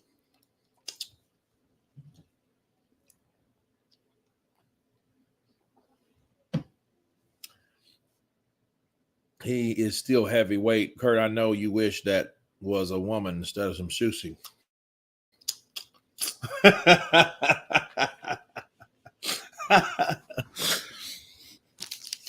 Man, what? What? He is still heavyweight. I used to believe that Bruce Lee.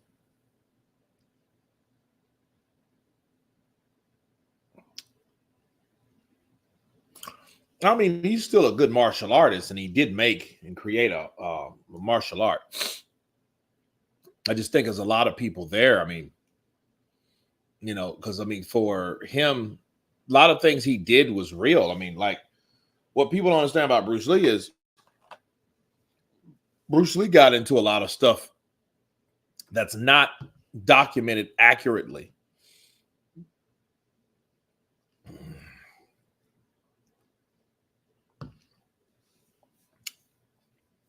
I think Bivol will beat Beterbiev when it happens. Well, now, you know, he has to break camp, regroup, have surgery, then heal, then retrain with that, you know, reconstructed knee. I don't know, man. I don't really know at this point because I was pro Beterbiev until this happened. I'm just gonna be real with you. Now it's like you got a younger guy in Bivol, fights with punches and bunches, very good boxer, very good defense. You know, he knows how to hold. He knows when to hold, when to fold. Okay. You know, Turk is going to use his money to monopolize boxing like the UFC. Well, here's the thing. Turkey's giving us fights we want to see, like the UFC audience gets. See, a lot of the audience in the UFC, they're satisfied for what they have because they pay for what they want.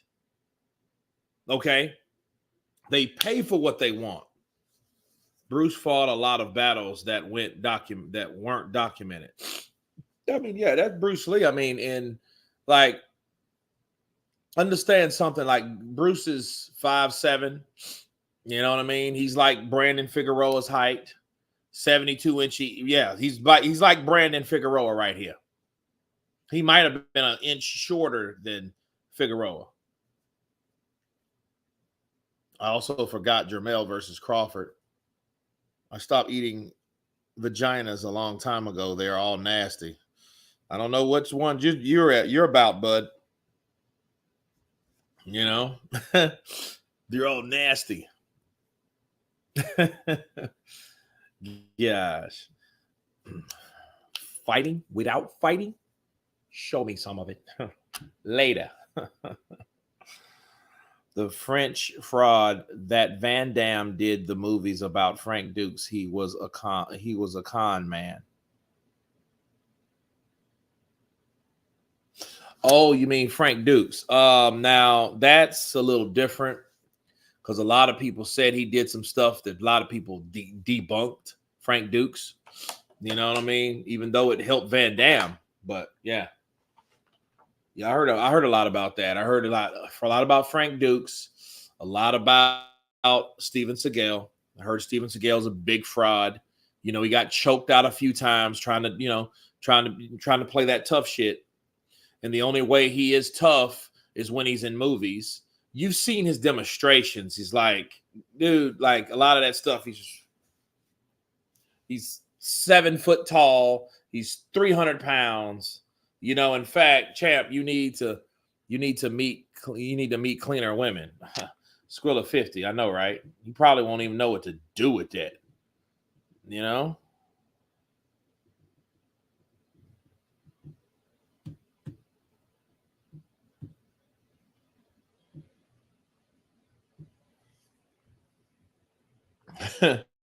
Fury doesn't have anything against Usyk. Bruce Lee was a super strong guy. I don't care how small he was. He had chi, power, supernatural. All right, Abraham. I show you the art of fighting without fighting.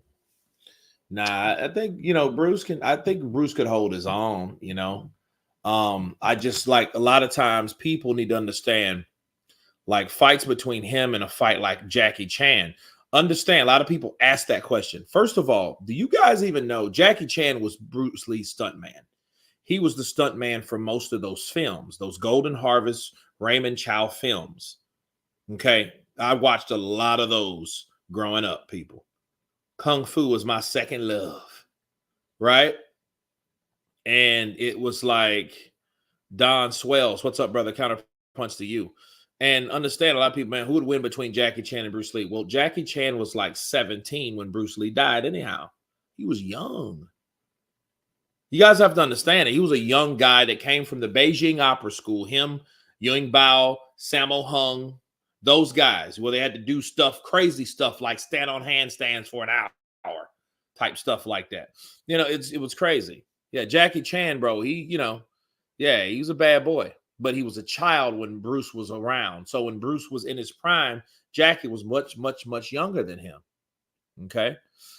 Who you picking to win in the main event? Munguia looked massive at the weigh-in, and I know that don't mean much, but I think he may get it done. So is Bruce. I remember that film, Kurt. Bruce Lee dragon kick was the same height as Kareem Abdul-Jabbar. Yeah, Game of Death. Yeah, that was the name of the movie, Game of Death.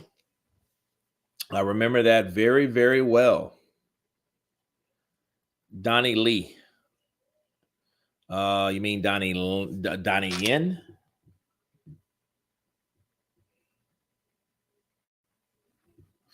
Man, I remember the first time I seen is it Donnie Yen? No. Yeah, Donnie Yen. Ip Man was the fakest. I don't know about that. Stephen Southwick, Canelo wins easy. Peter McNeely is the GOAT. Anthony, you just stop. Hey, he did a build-up though, man. I never forget this day. The day Anthony, okay, let me look it up. Let me look up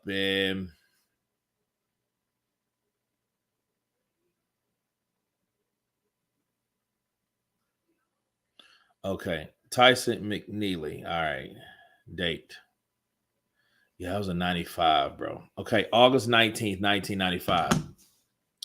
I remember that day really well. Okay. I was 15. So I was 15 years old and I didn't have my license yet, but my dad was letting me drive. So I told my dad that I was going to a girl that I was seeing's house, which right down the street. That was a lie. I was going farther. I was going to see the Mike Tyson versus McNeely fight with my buddies and sit there and smoke on hay. And I didn't really drink, so I didn't drink, but I was going to smoke on some of that hay and hang around with them and watch Mike Tyson, come back and knock out some more people. Okay.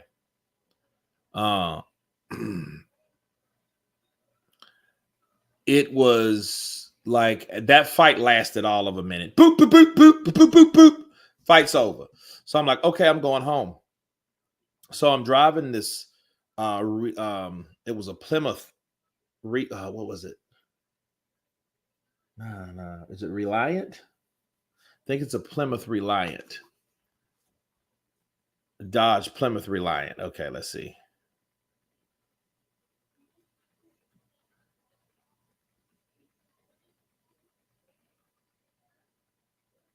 Yeah, some of the ugliest cars around. Plymouth Reliant. Yeah.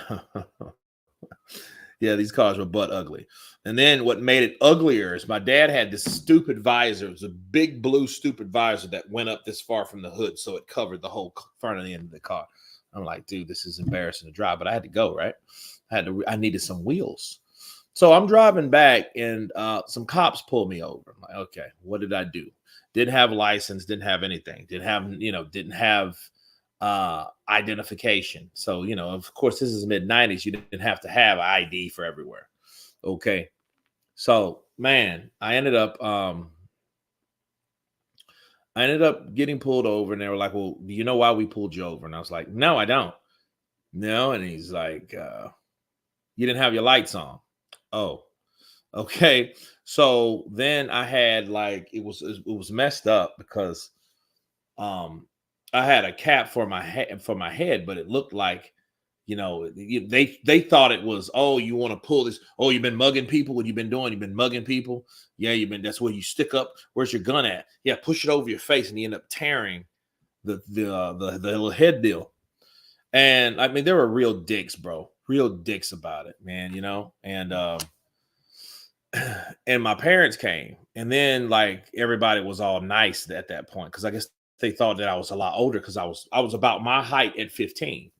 I was 6'2" when I was 15 years old. So, but anyway, yeah, I remember that night really well, dude. I got beat up. We don't need ID here. They can ask for it. Hello, Kurt. Sorry I'm late. All is well. CPTU greetings from Norway. Oscar Henao, counterpunch to you. Norway in the building. Was this recently? No, dude, I was 15. I was 15 years old, man. Ed, pay attention. He said he was 15. It's all good. He came in on that part. When you come in on a live, you don't, you just start where the live is. So I get it. No problem, man. No problem. I've had a few run-ins with the cops. Just glad they didn't have their guns over here. Well, I'll say this, things that happen over here in the States with gun laws and excessive force and stuff like that. You have to look at those based by like case by case basis.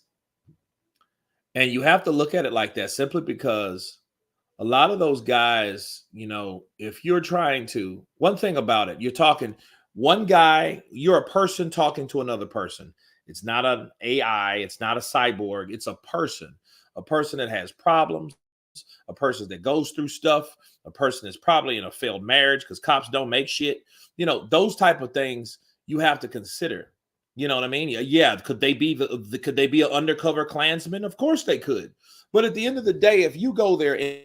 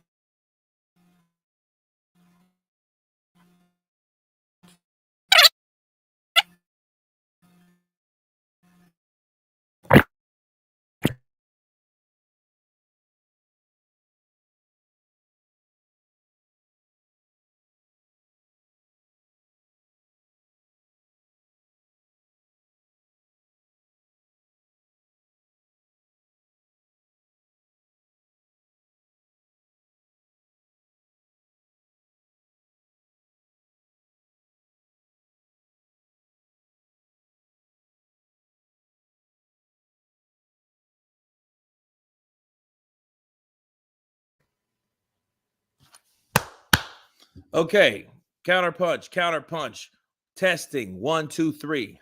How does that sound? Give me some feedback. I don't know what happens. It happens from time to time. Well, we all had a laugh.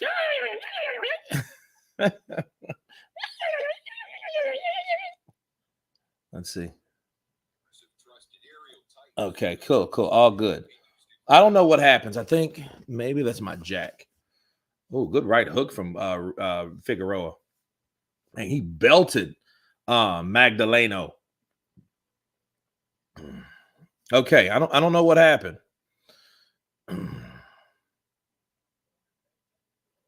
Yeah, I don't even know what her last thing you heard. That sucks.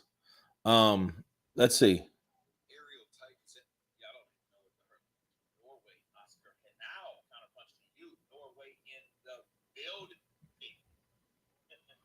Let's see.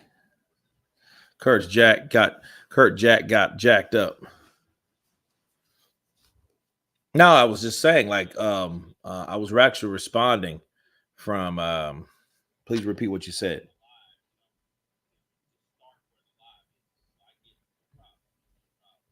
Okay, let's see.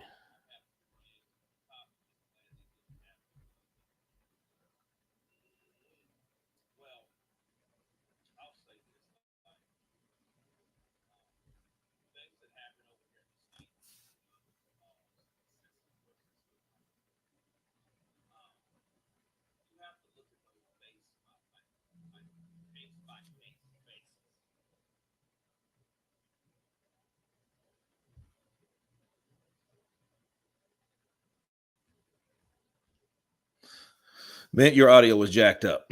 Okay, what time is the ginger fighting? Stephen Bamber.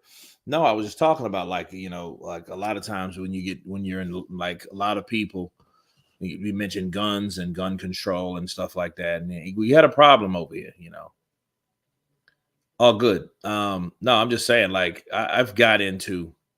Have I ever had cops draw a gun on me? Yes, I have. But it wasn't the fact that it was me per se. It was everyone in the car, because it was like this high speed chase, and then, like, when the cops pulled over, and it was just like we got pulled over, and I was the passenger, so I was just like, okay, yeah. So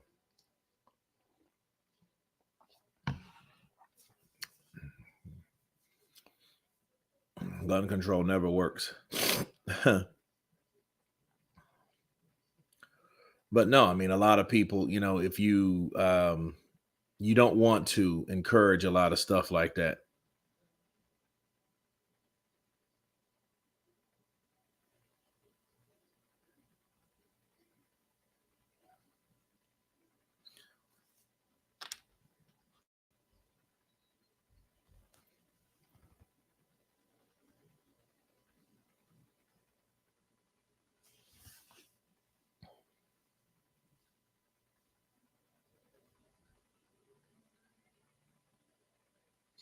Ain't no way you were old enough to be driving when Tyson was fighting in the 90s. You look like your early 30s.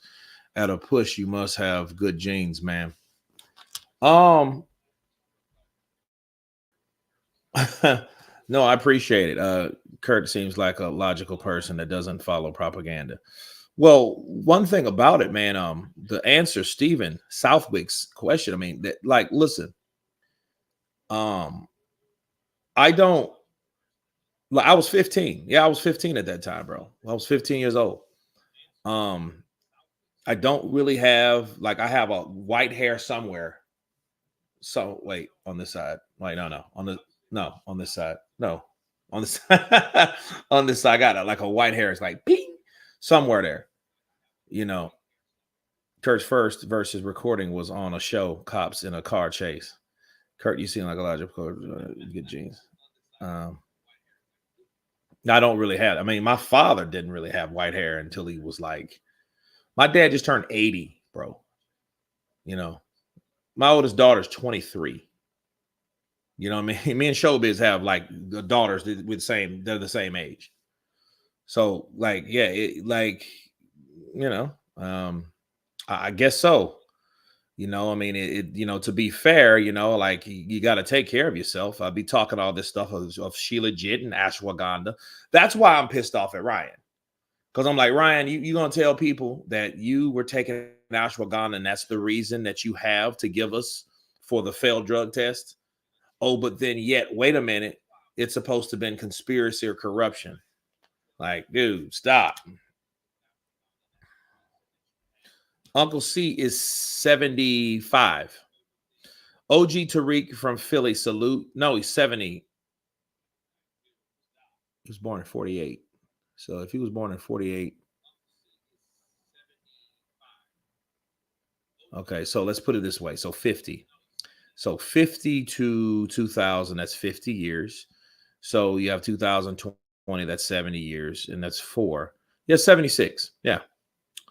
Tariq, OG, Tariq from Philly, salute Kurt. I'm pretty sure Canelo wins fights with sticks, stones, and bottles in the streets of Philly. In the building. Oh man. Let's see. Ryan is full of it. Kurt, both in their prime. Who wins between Duran and Loma? I don't know. I think Loma's a different kind of animal, especially in the lighter weights. You know what I mean? And because see, Loma moves, I think he moves just as well as Sugar Ray Leonard. He's just not as big as Leonard was, you know? Kurt, wait, what was he taking?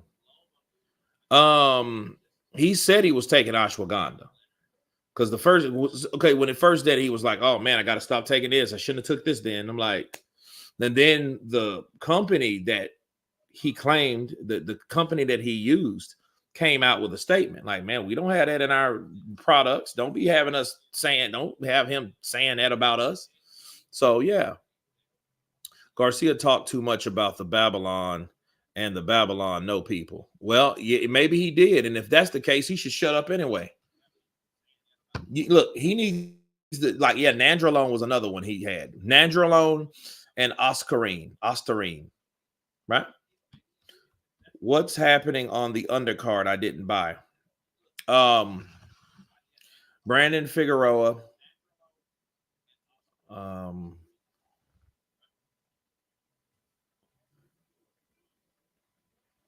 Magdaleno.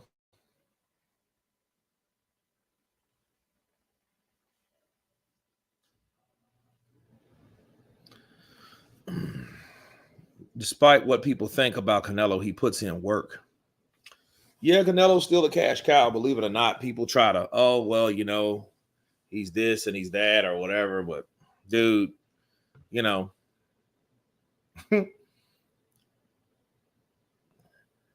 he's still the highest paid boxer fighting right now.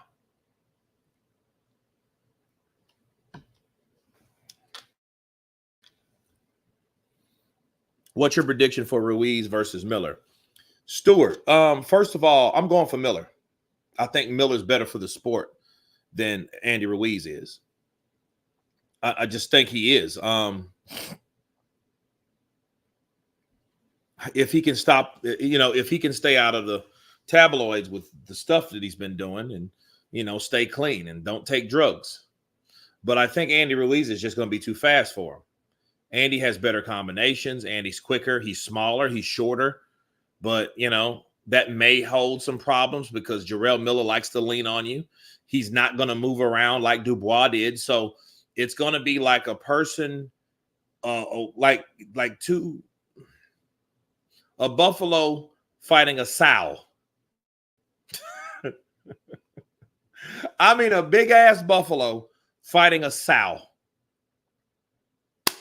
That's what it says.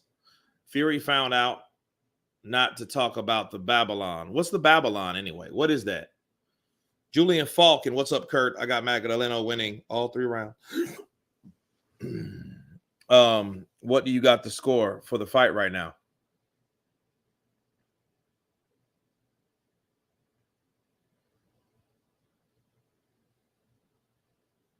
I don't know. I haven't really been scoring it, man. Because, I mean, Brandon Figueroa, like, he was once pretty good. I think he took his first L, like, last year or something like that. I know Omar Figueroa, you know, he couldn't leave the drink alone, man.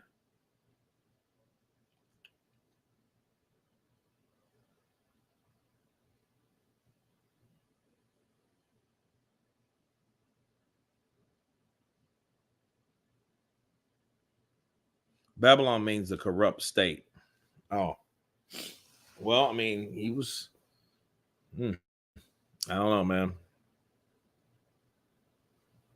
The Mexican month is moving up to 170. I doubt if Canelo's scared, he doesn't want another loss at this point.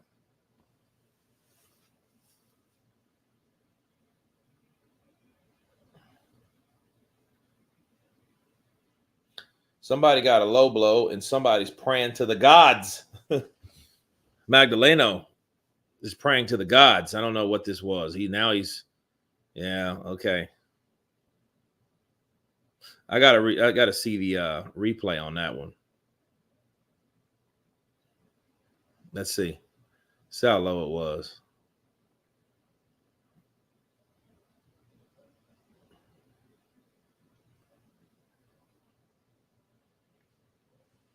I still believe Figueroa beat Fulton.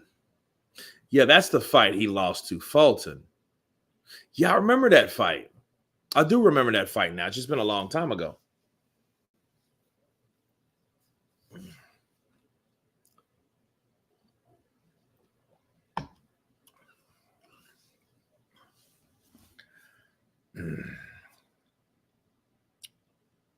I mean, he's giving him the time that Alexander Usyk took. So I don't know why people's tripping. Ain't that right, St. Don? The real Jamaican Mark Hanley. Does anyone want to take a trip to Barbados with me? My treat, but I will need to pack your suitcase when you fly back home. No. Club Babylon is from a movie, Scarface, when they put a hit out on him. Yeah, I remember that. We're going to the Babylon Club. Going to the Babylon Club again? We're going to the Babylon Club. Yeah, Frank, man. That's Frank's club. Yeah. Is it Frank Lagara? Frank Lagara? Well, yeah, that was yeah. He called him definitely in the stem.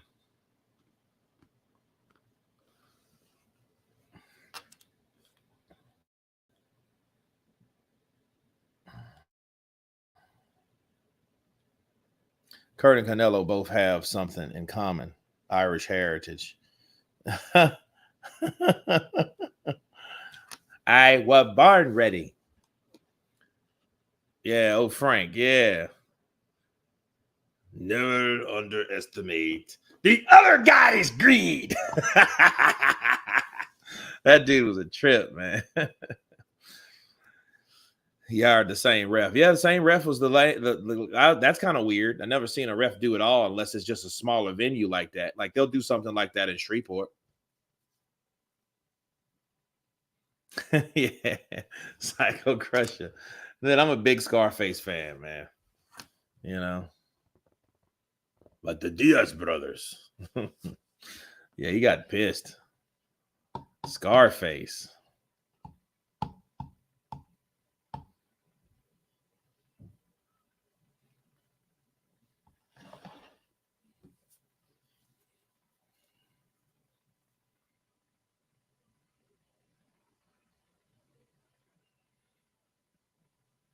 Oh, Figueroa's beating him up in the corner over there.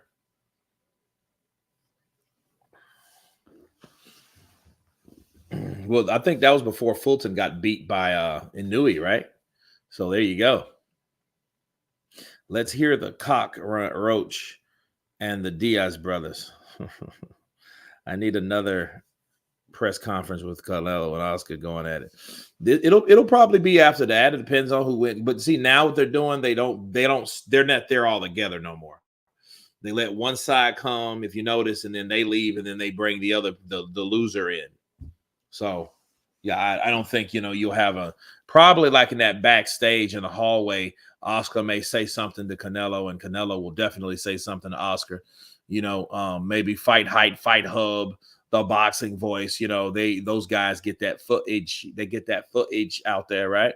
So bad people always talking about Usyk looking bad versus Double D because he got hit low. Meanwhile, Usyk won every round.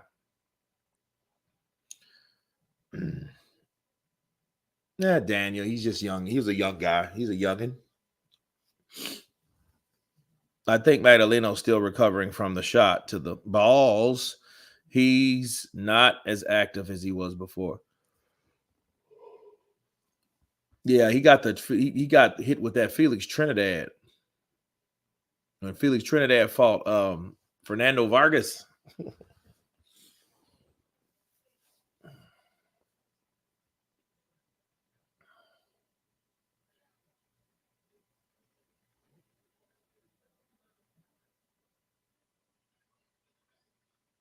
Oscar called Canelo a drug cheat. Now Ryan pisses hot.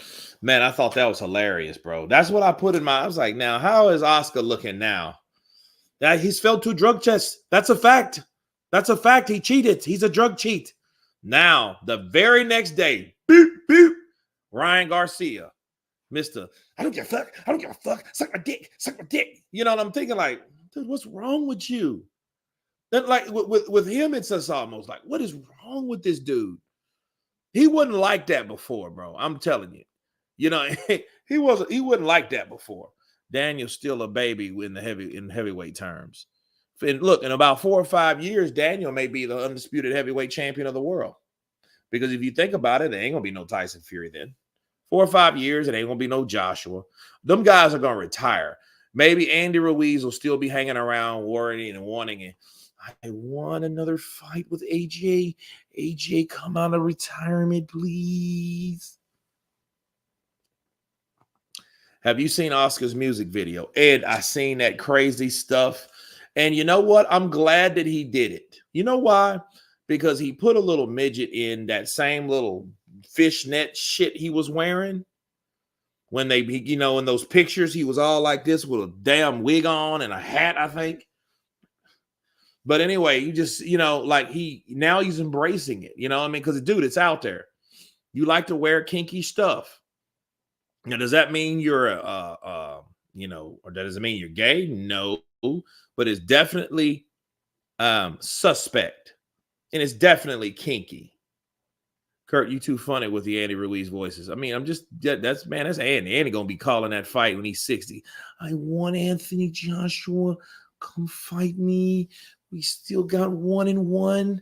Let's fight, please.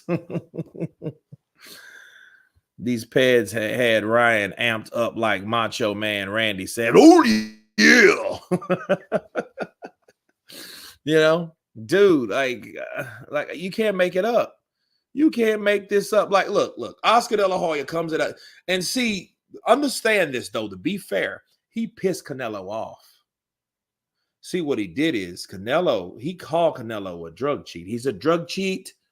And if he wouldn't have said that, Canelo wouldn't have went ham on him. See, to be fair, people, Canelo knew about all that fishnet cocaine snorting he was doing with them chicks. At least they were chicks, though. If it would have been some dude, game over. Your people would look at you totally different.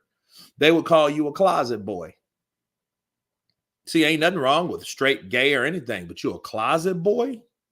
You know what I mean? That's bad. That makes your kids look bad. Imagine that. So at least there were chicks, you know what I'm saying? But if he wouldn't have said what he said about Canelo, Canelo wouldn't have said what he said about him, to be fair. You know what I mean? Like, bro, you know, like, listen, yeah, your mama's a bitch. You know, I'm like, yeah, that like Ryan, the way I feel about Ryan Garcia is the way I felt about Rolly Romero. Rolly Romero was probably one of the most annoying fighters and at that time. Yeah, I know you, boy. You know, I'll whoop you, boy. And in actual, I look back at it, he ain't got nothing on Ryan, because Ryan wasn't even that kind of guy. So him taking steroids or him getting busted for steroids actually makes sense. Now it's an excuse. Okay, yeah, dude, you were either drunk, high, on PEDs, or something was wrong with you. Was that his wife in the music video? Ed, I believe it was, and she's fine. I think he needs to leave her behind alone. Stop messing with her. Because look, one thing I notice about plastic surgery to these guys that got money to use and to have this plastic surgery, it's contagious. Once you start altering your body, oh man, I want my nose a little smaller, or I want my face to come up a little bit. You know what? I want my cheekbones a little higher. You know what? I want to get a cuffed chin. I want a different chin. You know what I mean? Oh man, my ears are too big. I want them clipped. And you know, like when stuff starts happening like that, when you start doing that type of stuff, you can't stop it. I know people that do it, bro, in the industry I'm in. You might see them. Probably one of the prettiest women I ever saw. Rosalind Sanchez, Rush Hour 2. She played in a rock movie when he was in the ballerina stuff. You remember he had the little girl or whatever. Rosalind Sanchez, beautiful. I can't even remember what else she's in. Dude, she got to chopping up that nose. And Oscar got the what? Ed, counterpunch to you. Oscar got the plastic abs. I'm like, that you seen, you're like, bro, nobody's abs stay hard and locked up like that all the time, like you're about to take a dump. You know what I mean? It's crazy. Naseem's son is another man trying to follow his old man. Absolutely. Would you watch Antonio Tarver versus Bernard Hopkins again? Nope. I don't want to see them old dudes fight. I've seen that already. We've seen Bernard Hopkins was just better than Tarver. He just was better than Tarver. I don't care. He was just better. See, Bernard had better, and he had longer longevity than these other fighters. He could stay fighting at a certain level longer, while guys like Roy Jones and Antonio Tarver, those guys eventually ran their course. See, Roy Jones Jr., he was just this dynamic guy, and he did it for a very long time. Just like, to be fair, Mike did. Roy did it longer. And he was just spawning and going through weight classes, beating up on dudes, going upside their head, giving, he stopped shaving. He stopped shaving before he got in the ring. Tariq Reed, I bet you would, OG Tariq. You would think that. Meet me in the bathroom. Meet me in the bathroom. I'm not kidding. Meet me in the bathroom. Bernard would have tore up Bill. Bill knew, though. See, That's street smarts. When Bill said meet me in the bathroom, no, we could talk about this right here, because he knew if he would have went in the bathroom with Bernard Hopkins, if nobody was in there, because these days you got to be careful. See, you can grab somebody in the bathroom and give them a good old ass tapping. You know what I mean? No diddy, okay? No diddy. So you can do that unless somebody's in the bathroom there, because people don't care anymore. People don't care about what happens. People don't try to break nothing up. People ain't trying to intervene. You know what they're doing?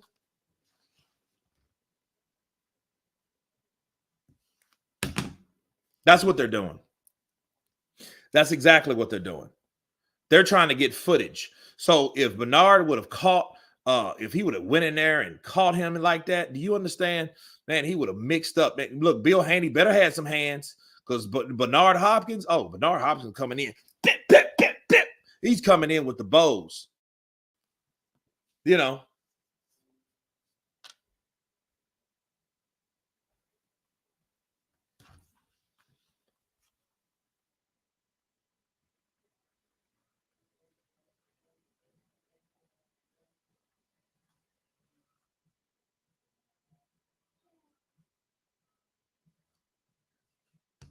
5 a.m. to UK sometime approximately, Marcos. Yeah.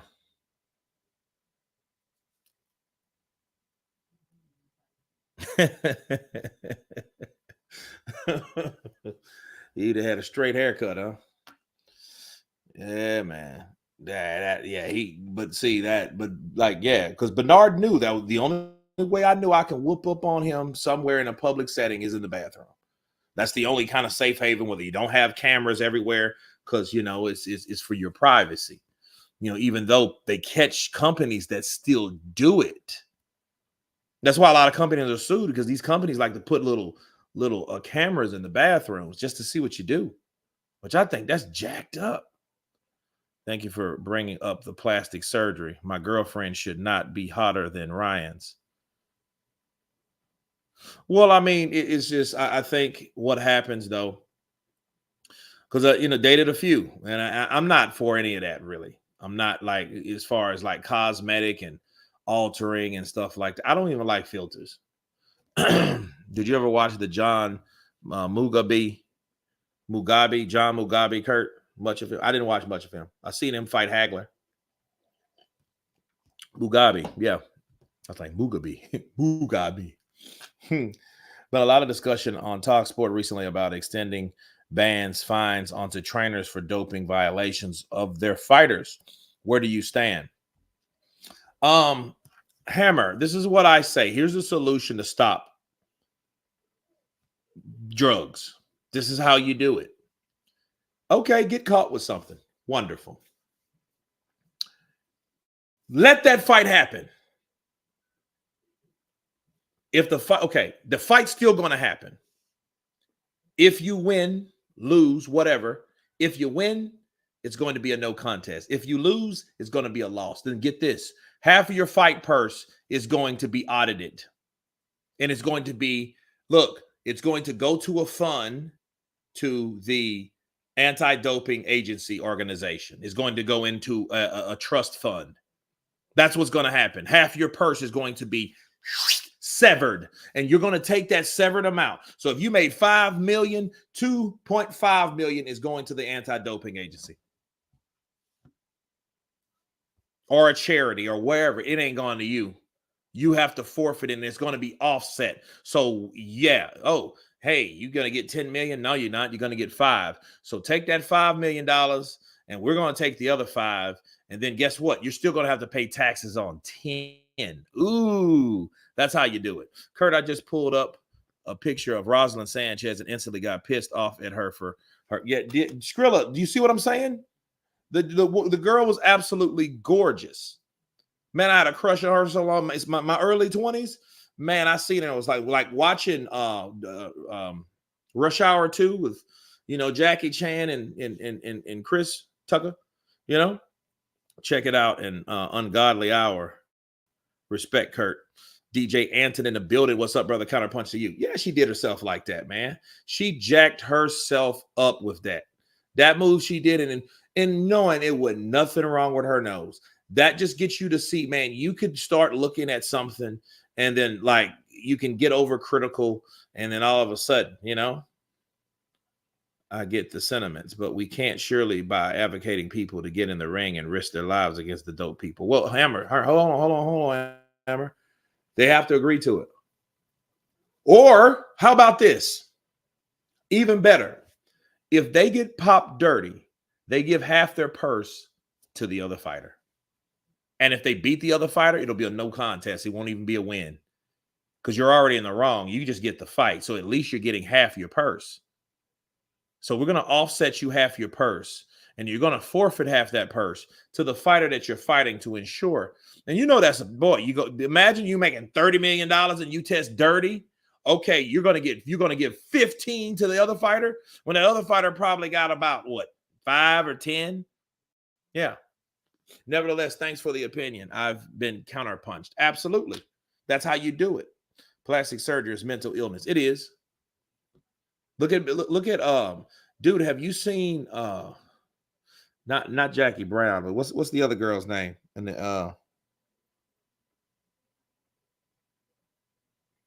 not Jackie Brown, but Little Kim. Little Kim looks like she's Asian now. She's disfigured herself.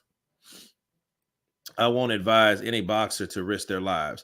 Now, here's the thing. Now, there's upsides to it too. Look at Carl Froch.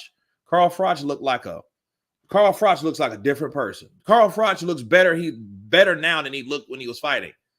He had that big old crow nose, that big snout, that big no doubt. He had that thing. That thing was. Who's your celebrity crush? Celebrity crushes. Rosalind Sanchez was one of them, but Rosario Dawson. Oh my God. Oh my God. I prefer ebony ladies keep their natural nose personally. Well, I mean, you can't, because here's the problem about nose. You can't add to something you chopped off. See, if you had a big nose, they can only take away. It's almost like a steak. If you overcook a steak, it's just gone. You can't take that same steak and then make it, you know what I mean? It's already been cooked. You can't give it a lesser degree than it was. Sanaa Lathan. You know, I seen a movie with Sanaa Lathan in it. It's called Nappily Ever After, where she cut all her damn hair off. She was crazy. How about those baboon lips the women get? They look ridiculous. They look like they've been stung by a dozen bees. Todd Nelson. Yeah, that's stupid. That looks nasty anyway. You imagine that, like, yeah, that doesn't really help me. Like if I see a chick like that, you know, yeah, that's faking right in your face.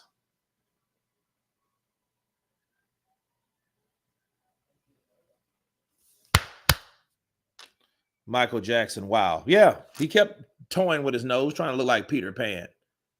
You climb trees. Yeah, Mike destroyed himself, man. Yeah, true that. I don't get the lips filters nowadays. I don't get any of the filters. I don't listen. Let me tell you something. I'm old school, man. When I say old school, you guys seen models. I got models and stuff like that. But understand, I don't like tattoos. I don't like dyed hair like that. You know, some people look good with it. Some women. I don't like fake lips. Don't like the fake ass eyelashes that look like caterpillars. I don't like that either. I don't like filters. You know, I don't like girls that were fine and now they're fat. I don't like any of that. I don't. And I don't like tattoos simply because it's such a follower's tune. You know, like if everybody's going to do the same thing, get the same damn tattoos, because, you know, I've been around for a while. I may look early 30s, but I'm in my 40s. So that being said, I know Skrilla 50, but understand those come from, you know, those are not Americans, for one. For two, you don't, damn, is he back on the floor for another low blow? No, he's getting counted out. Good. He's done. He's done. Brandon Figueroa has a KO. Good. He's out. And he's going to play that to the bone. He's pulling a Zab Judah. Remember when Cotto hit Zab Judah to the body and he went down like it was a low blow? It was over with. Yeah, I like that too. I like a little hair, man. I don't want, I don't like all that shaved stuff. Just being real, man.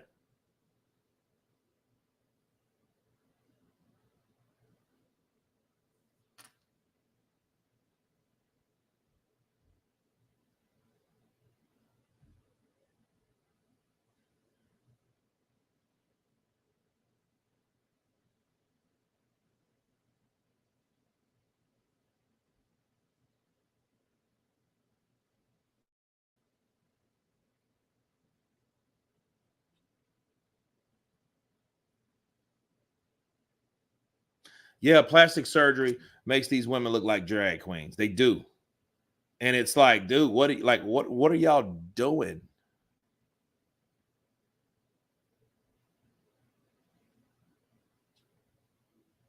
Oh, yeah, that was a legal punch. Left hook to the body. Down he went.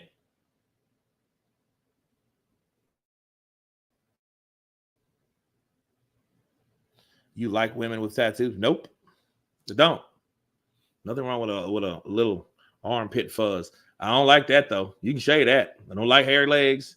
I ain't getting that natural now. No, that's different. That's no. Kurt, do you like underarm? No, I don't. I do not.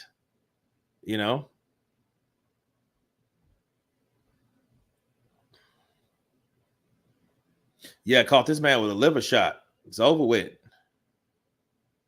Now he gets up and he gets on the ropes like he's okay. I guess that's for the fans. Kurt, what BBL do you like they wearing diaper?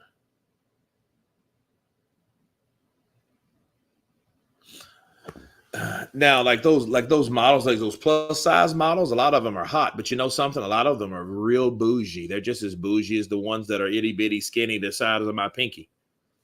They're just the same. They're just big. You know what I mean? Kurt, aren't you going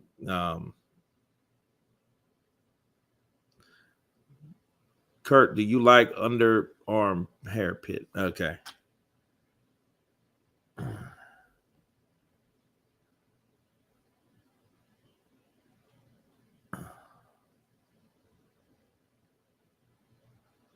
Bite the armpit hair. Oh. Chat's getting a bit degenerate now. A little fur around the God. Julian Falcon, I felt this fight was really weird. Magdaleno was controlling the fight until he got hit in the balls. Then the fight totally turns. He drops over a liver shot. Bad look for Figueroa.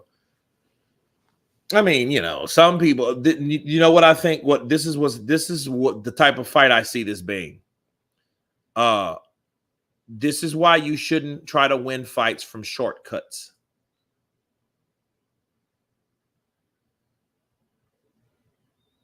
See, that punch was, he hit him right in the liver. Bop! It was over. Bop! Done deal.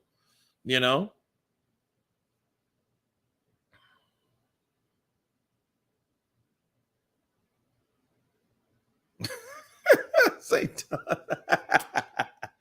Hairy asshole. Time for bed. I know, right? I'll take that as a yes, Kurt. You love some soil in your roll oats. Joffrey Joffa. Yes. I take that. Antonio. But no, those are like pet peeves. I got many, but those are the main ones. Now, have I dated a girl with tattoos? Of course I have. But is that ideal for me? Of course it's not. Kurt, we've established your Andy Ruiz impression is on point. Being from Essex, I gotta ask, what's your Eddie Hearn impression like? I've heard Eddie 100 times and I cannot get him down. I just can't get him down because My English accent sucks anyway. If it's unless it's like accented like Tyson Fury, I'm not gonna do it. Or like John Fury, I'm good at those because they kind of sound like pirates. You know, I'm better than you, you little ugly gappy teeth bastard. You know, like that. You know, but other than like I'm like British accent, I'm not really good at British accents. Kurt, what's your body count? I don't know. Now, look, had a friend of mine that asked the girl what was her body count, and she left. you know, yep, Fury and Saudi today. Yeah. St. Don. I'm gonna do a video on that before I head in. Dirty Harry, a girl asked me what's it tastes like. Okay. Fury handing in his sick note, more like, dang.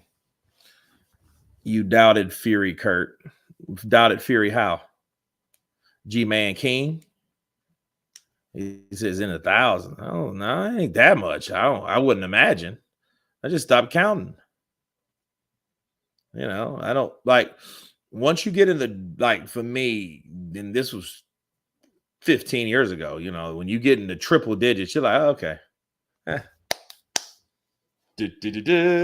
Put a 100 on. Did Kurt do a Cockney London accent? I don't know. I don't know, maybe if I go there and kind of hang around the people, you can listen to a lot of stuff and pick up on a lot of stuff. Some of these chatters need to be put in room miles away from human civilization. Salma Hayek, Monica Bellucci, basically my top 2 wifey is number 1 though. Oh, my wifey is number 1. I heard you, Rufus. I heard you. Look how you clean that up. Look at Rufus clean that up. Salma Hayek, Monica Bellucci, basically my top 2. But my wifey is number 1 though. I hear you, bud. I'm gonna do my Chadwick Boseman laugh. Now he actually laughs like that, or laughed like that. God bless the dead, isn't it?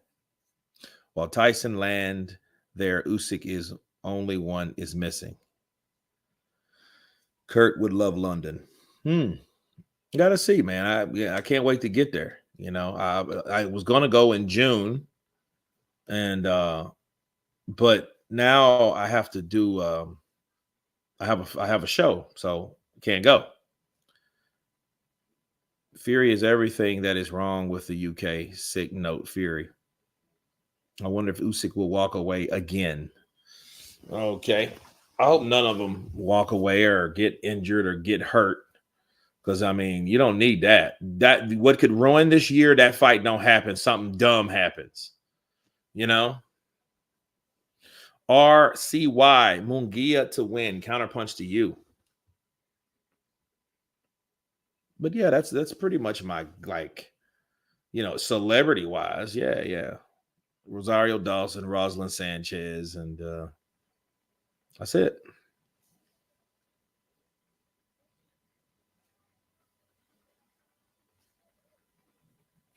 Salma Hayek once breastfed a poor child in Africa on camera. Damn. Because, Salma had a child and she did a string of movies like Fools Rush In and Dust Till Dawn. And a lot of this stuff she did, Desperado. And after that, bro, she married an older guy. And oh boy, he shot hot ejaculate people. He wasn't playing around. And he had a child with Salma Hayek. Well, Salma Hayek had his child, basically. Fury better have his cardio and work rate up. Kurt come in September when Wilder versus AJ happens. Yeah, that would be boss. Yeah, that would definitely do me going to. I would do that. Because by that time I would have the resources.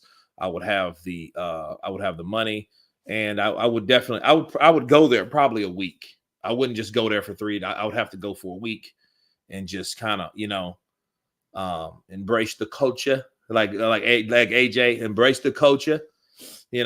I think too much is on the line. Even if Usyk or Fury got hurt again, they'll still fight. Okay. I'm betting a draw. Mac Weed counterpunch to you. What did you mention earlier? You posted something. What did you mean by that, sir? Usyk's promoter said that Paris smacked Fury with a frying pan, which is why his eye was messed up. Hammer scratch, counterpunch, London meet up. Yeah, absolutely. Yeah, I will do lives to promote that I'm going there, the date I'm going there, the dates, the places I'm gonna be. You know what I mean? So I want to be in different places too. And that's another person that's getting a lot of tattoos, and I'm surprised. Canelo. Canelo's getting tons of tattoos. Kurt, you're having a great show tonight, buddy. Appreciate you, Abraham Darwish. Wilder's getting Anderson. Well, if he gets Anderson, that means he had to take care of Zhilei Zhang, you know? So it's a hard itinerary that Turki Al-Sheikh is giving Wilder.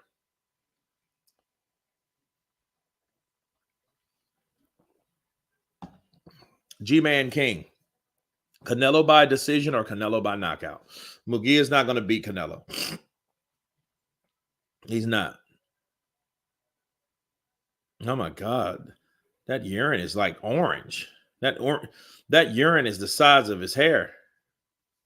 Like the size, the color of his hair. Pub meetup is a must. Oh, absolutely. You know, I got to go to a good pub, have a few pints, you know. Conor McGregor versus Tyson Fury in the press conference. Who wins? I don't know. Conor's pretty wild. He's kind of wide open. Guarantee that if Fury Usyk fight was in Paris, Fury definitely wouldn't pull out. Big up Kurt from Limerick. Counterpunch to you. Hiya, everybody. Better BF, knee surgery, knee injury, postponed Bibbles fight. Yeah. I like your show. You don't cover 2 or 3 fights, you cover all. Well, I mean, to be fair, that's a lot of us, you know, that do this for a living. You know what I mean? I just miss it not being for a living. Like I miss it like just having the passion for it versus, hey, this is something you got to do every day, which I've done this every day for like the last 6 years. Had the channel for 8 years. No, actually 9 years.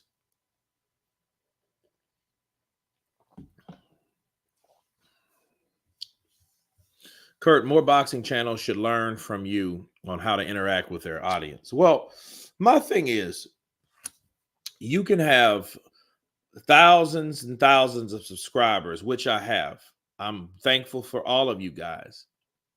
However, I would rather have half the amount of subscribers if, let's say, if half of those subscribers, if 35,000 people all watched and all tuned in and all was dedicated, I would take 35,000 dedicated subscribers over 100,000 undedicated subscribers any day of the week. Because what does it matter? It doesn't matter. Subscribers are good. They look good. It's a good resume. It means shows history and it shows people's interest in the channel. But do they really tune in? Do they really engage? You know what I mean? Like a lot of these, you know, you're missing super chats, Kurt. You need more of that. You're missing super chats, Kurt. I got a super chat I missed. Let's see.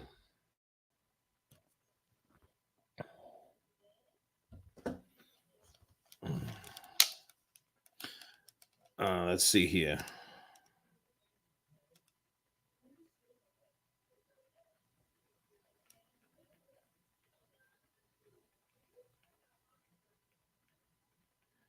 Oh.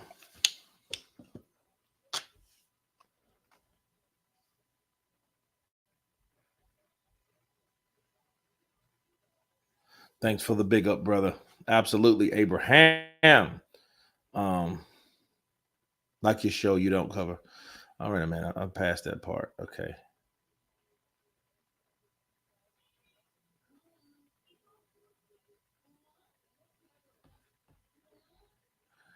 Maybe you need a short break with YouTube, Kurt. Why is that? Good morning from the UK to you. Yeah, because I know certain people like like Showbiz. He probably works maybe 4 or 5 days out of the week, unless something happens, which always something's happening in the sport. You know,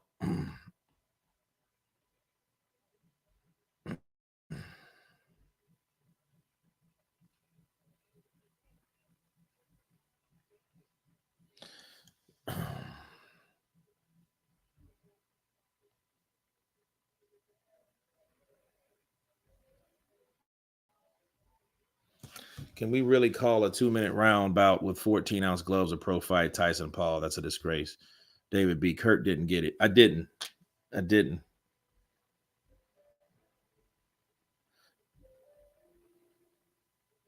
I mean, they don't support with super chats as much on your show. Oh, no. I mean, a lot of people, man, they're throwing it in, you know.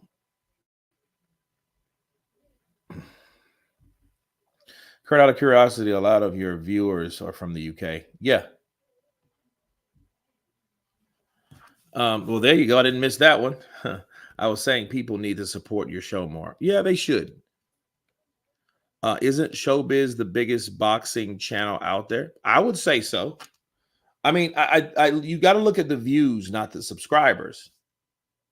I mean, because a lot of people think that just because you have like so many subscribers, first of all, to be fair, a lot of people buy subscribers, which is sad. They buy subscribers.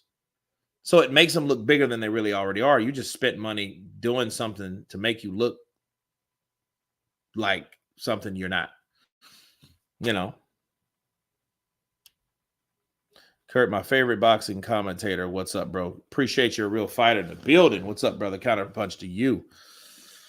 But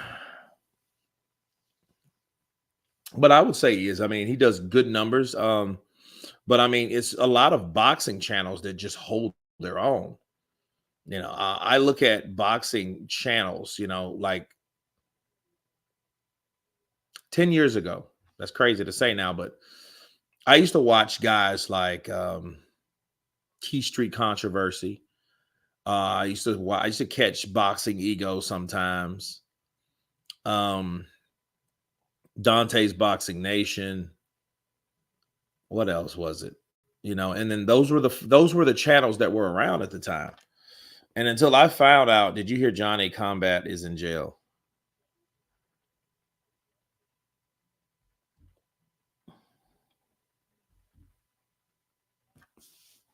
Now I don't know who that is.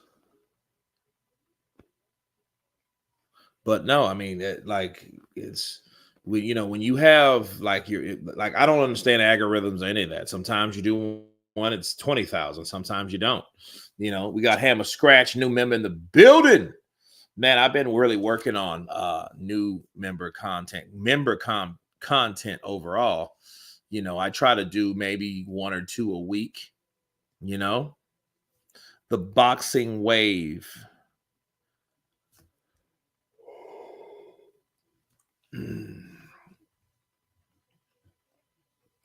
Well, I didn't know that Ego was like that. I mean, he's Ego. I mean, that go figure. But yeah, man, we got in a bad argument one day, and it was crazy. I never forget this. I was going to my dad's house, and he was live talking about Manny Pacquiao versus Floyd Mayweather, and he was saying like, "Well, how could you say that Manny is a better fighter than Floyd if Floyd beat Manny?" And I simply said, well, I think you misread what Max, because this was what Max Kellerman said. And he did a live interview, he did a live chat on what Max Kellerman said. And I was like, no, you misunderstood. Max Kellerman was talking about the career of Manny that's better than Floyd's. Manny fought longer and he did more than Floyd. And he just went to pieces. Your argument's trash. Everything you say is trash. You know what I mean? And it's kind of crazy because just as many people liked that thread, because I mean, a lot of people liked my comment, so we were going back and forth, and then he had brought other people in as well. So at that point I knew, well, okay, I don't like this guy. And this is before I even had a channel. So, you know, what happened to your referee corner? You mean referee review? Yeah, man, I put it on pause for a while because I was going back and forth, but I'm gonna get back on it because I have some guys in store in my spiral, uh, in my composition notebook that I keep my stuff in, you know. So didn't Tank beat Barrios? He did. He gave him that, he took that that O from him. He let that O go. Kurt, how can I give on this channel or someone should put me through? Breaking Forth Media. Well, I don't know if you see down below. This kind of, I should do this, but I don't. So maybe I make it hard for people to support me. So I don't know. That explains why the Ville uses to counter program every ego video.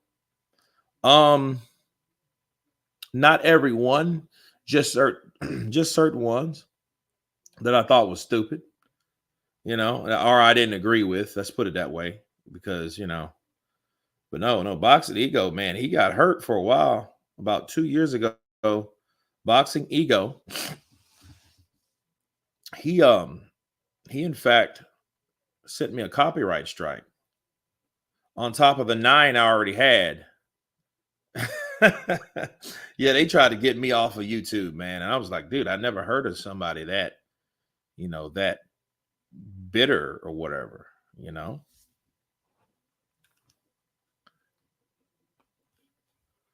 Kurt, YouTube shorts will grow your channel. Yeah, they will, but I'm going to tell you, I don't really care for YouTube shorts. I know people's attention span is getting that much smaller. That's why people love them. Hell, I love them too. I'll sit there and watch them for an hour.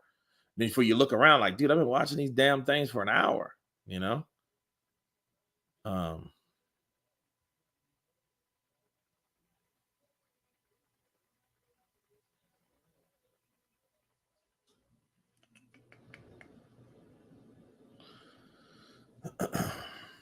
It was a YouTube war at one point.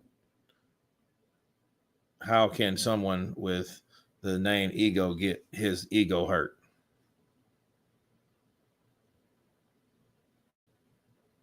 Yeah, it was a war.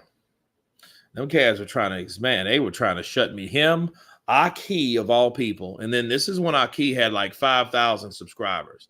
Now I'll say this about Aki. Aki's ass went from 5,000 subscribers. Now he's way up there in the hundreds of thousands, a couple 100,000, I think. And it just goes to show you, man, you can ride an idea, a topic all the way to the top. And that's crazy.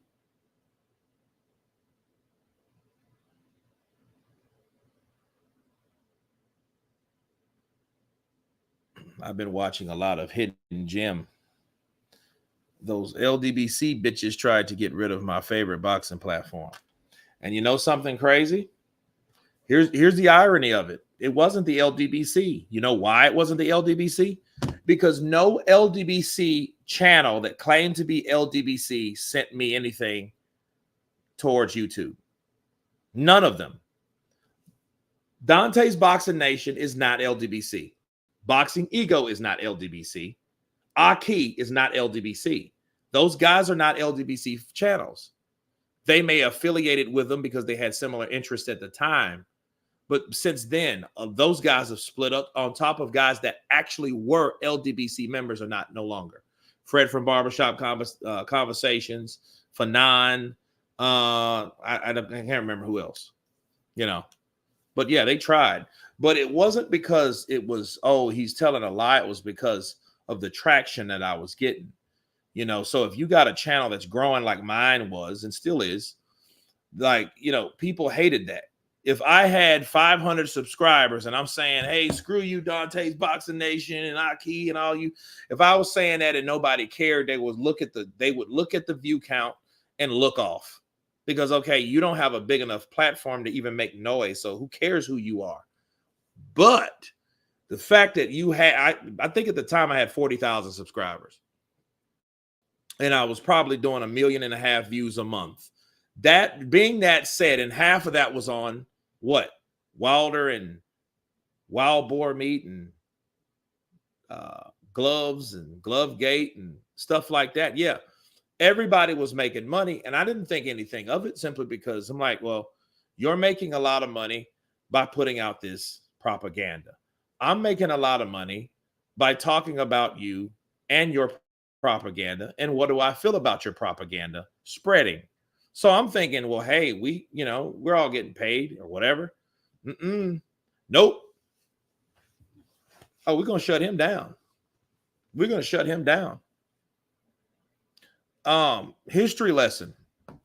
The same thing Canelo Alvarez did to, Oscar did to Canelo Alvarez is the same thing Boxing Ego did to me. Yeah. That's the same thing. He did the same thing. Breaking Forth Media. There you go. I hear you, buddy. Breaking Forth Media. Appreciate that love. Keep them coming. But no, I mean, that's what it is. Cancel culture. Absolutely. You know, they wanted to shut it down because they didn't like the traction. Again, they hated the success. Yeah, absolute. Skrilla 50. I swear, right hand to God. Cease and desist. That's, and that was after, though. That was after the YouTube battle was over. Because I had to get a lawyer. I got a lawyer because they were constantly sending copyright strikes. And then what I had to do, I had to retitle, not even retitle, I had to implement the fair use disclaimer. So that fair use disclaimer protects me, or it lets them know that I'm aware of what I can do on YouTube. Because what YouTube does, they send we have this reason to do that. And therefore they'll withhold that. They'll uphold it for 2 weeks. 14 business days. So it's more than 2 weeks. And they did that. And they never did anything about it. So what YouTube does, YouTube has to put all those videos I had back on. And then monetize the channel back. So you have to manually go in and you have to manually go in and monetize all your stuff, because none of them, the channels the videos that were monetized are going to be monetized, but you have to keep them up. Yeah, it was crazy. He said, man, you're taking money out of my pocket. You're robbing from me. You're stealing from me. He sounded like Canelo. And I'm like, Oscar, hey, what are you talking about? So it was bad, man. And Aki was the wingman. So Aki would send a copyright strike this day. And they went back years. And Boxing Ego, he went back, this was 2020. He went back to 2018 and found a video. He first subscribed to the channel. I'm like, why is Boxing Ego subscribed to Counterpunch Boxing News? So then what he did was he then, I guess, started scamming through the videos. And I guess he found one with him in it and me talking about something that he said or whatever. He did that. And then they denied him, though. So they were like, no, because he was complaining. Because, dude, I kid you not. Matter of fact, for my members, I'll throw it on there for you. You know what I mean? Just let you guys know that, hey, this is what happened. That whole legal deal. Or I'll put it on Patreon, because I'm going to start a Patreon pretty soon. I've seen the live streams when the LDBC got into an argument with Fanon and he left. I didn't see that. I would like to see that, though, but I didn't see that Psycho Crusher. But I know, I heard about that firsthand, though, by close people to Wilder that told me about Fanon. And it was something about the gangster. I forget the gangster's name. Kinahan. So this was about Kinahan. That's when that was all about. So, yeah, that was some great stuff there. Oh, good jab by Barrios. Ooh, good left hook downstairs by Olga Maidana. Key Drew Titan, they were the worst. Well, I mean, all of them were getting traction. And and here's the thing. I'm not a hater to any of them. Now, they made me want to hurt them at one point. Oh, yeah. They made me want to hurt them boys. Like, man, I'll find you and do something bad to you because what you did was foul. But him going from this dude had 5,000 subscribers. And what he started doing, he started using Dante's platform, which that's his homie or somebody he knows. They're close. They're close. And he used that to, in fact, catapult his channel, which worked. And I'm like, I ain't mad at him. I'm like, dude, you did, I'm not mad. I wasn't mad at him until they did that, because it was like, okay, you're just trying to shut down. Because at the time I had like 4,000 videos. So you're trying to shut down 4,000 videos, 1.8 million comments, 50,000 likes, things like that, because that's, the whole tread of the video. And Breaking Forth Media, appreciate the love, my brother. I think it's a thing of jealousy. They just did not want to see me proceed. They didn't want to see me. They didn't want to see me keep making videos. And they sent a cease and desist letter. You know what I mean? And the letter was crazy. I talked to his lawyer for about an hour or maybe 2. And he was a super cool dude out of Vegas. Not going to say his name, but super cool Vegas guy, lawyer. And then I'm like, and then he told me, he was like, man, I'm really for you and all this stuff, because you guys should actually be working together and all this. So, that's when you're doing the damage, when they have to use strength and numbers against you. Absolutely. So you had a non-LDBC member, Ego. He tried. Aki, he sent copyright strikes. I think he sent about 4 or 3. And Dante sent 6. So that was 10 copyright strikes. 3 of them will shut your channel down completely. And that's what happened. Yeah, succeed. There you go. But you look at that whole thing. I look at the people that was there when I was going through that, because they had shut it down for probably about a month. So from like September 7th to like October 1st, the channel was shut down. I could use my community. And I started another channel because, what's his name? What's Wilder's friend name? I can't remember right now. Tay Jones. Tay Jones were on the channel.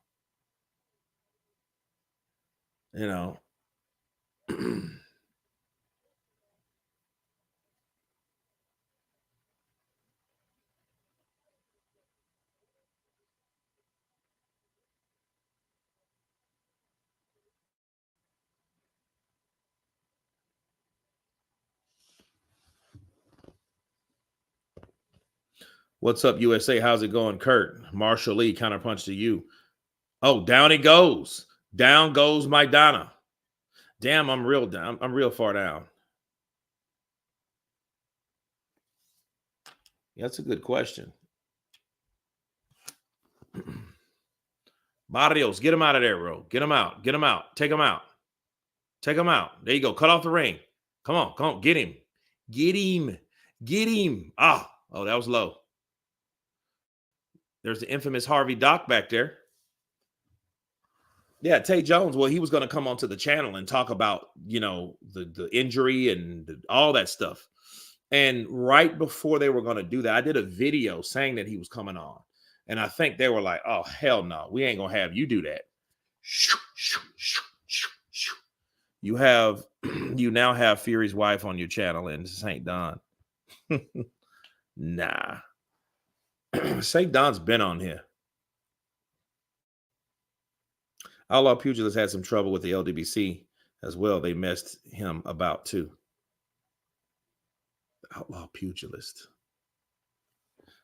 Speaking of shirts, do you want the picture of black and white, or should I color it? Kurt, do you follow the Kentucky Derby? I don't.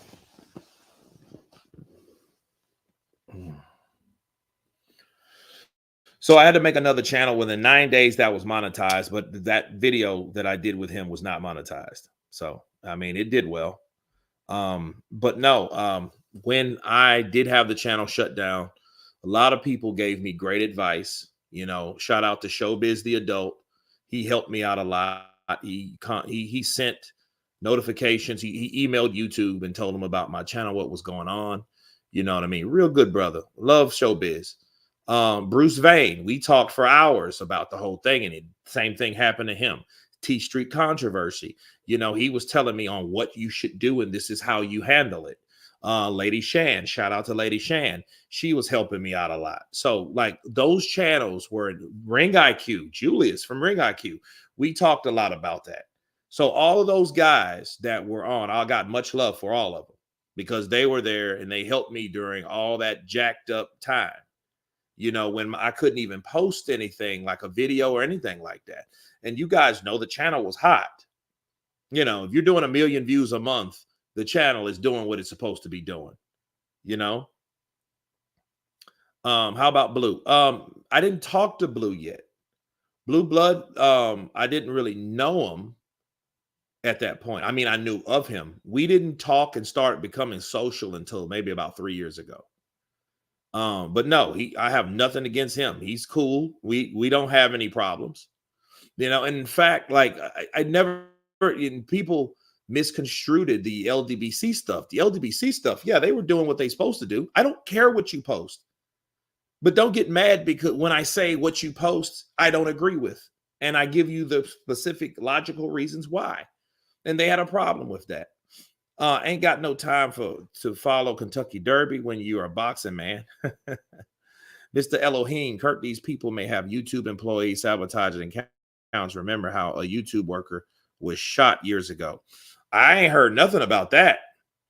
But I imagine if you're making $100,000 a year, then your channel gets shut down. Oh, I could see the motive. I'm going to say that, and I'm going to leave it just like that.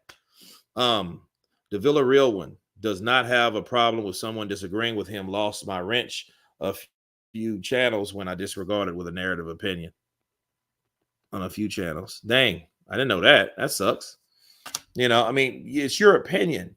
See, if everybody, look, we ain't in church.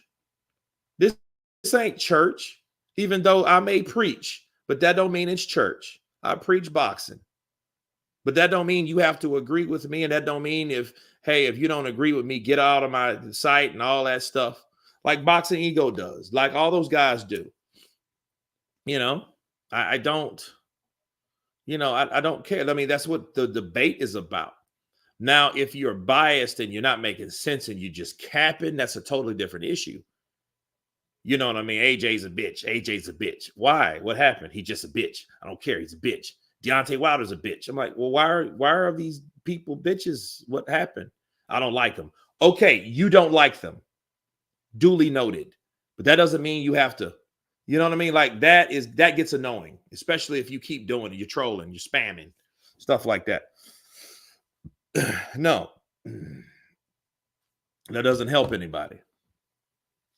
They probably had an army follower mass reporting your channel. Well, they, you know, I know for a fact that Boxing Ego and Dante's Boxing Nation, they know each other. You know, they know each other, and they were like, you know what, let's get this guy off of YouTube. This Kurt DeVille guy, let's get him off of YouTube. And this is how we're going to do it. And that's just what they attempted to do.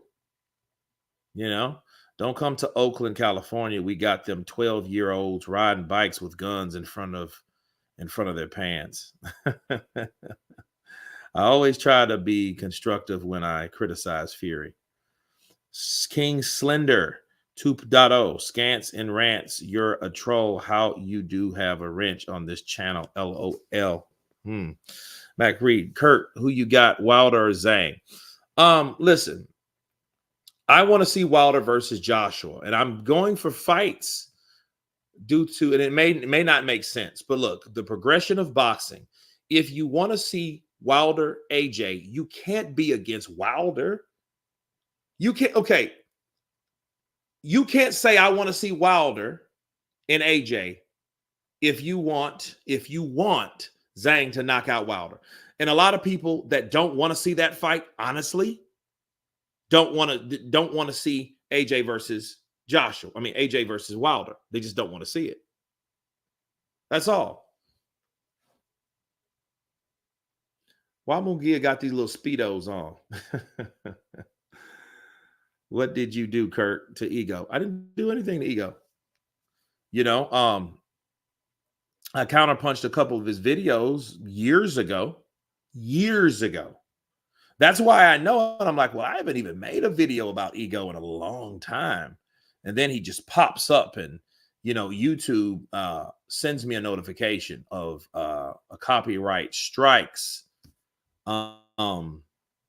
attempt, because they send you all the information. They send what their case is, what they attempted to do. They see, you get a CC of the comments on why and all that stuff.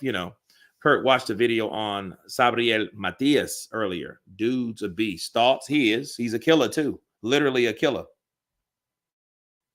He said, just slender 1.0. Hope that's not you in your profile pic. You guys are tripping. Kurt Wilder already said that he will retire if he loses the Zhang. His chances are small.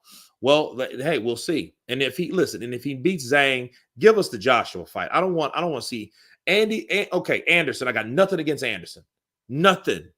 But I don't think he deserves a shot that quick. He needs to fight somebody else. Charles Martin ain't enough for me. I'm sorry. He ain't enough for me to be fighting Wilder. You know what I mean? Like, that's not cool. I would like it if he fights Wilder. If he loses the Zhang, then you could say Big Baby can fight. He's fought the former IBF, and now he's fighting the former WBC. Now he's ready for someone else. Hell, what about Frank Sanchez? Wilder misses his chance to fight years ago.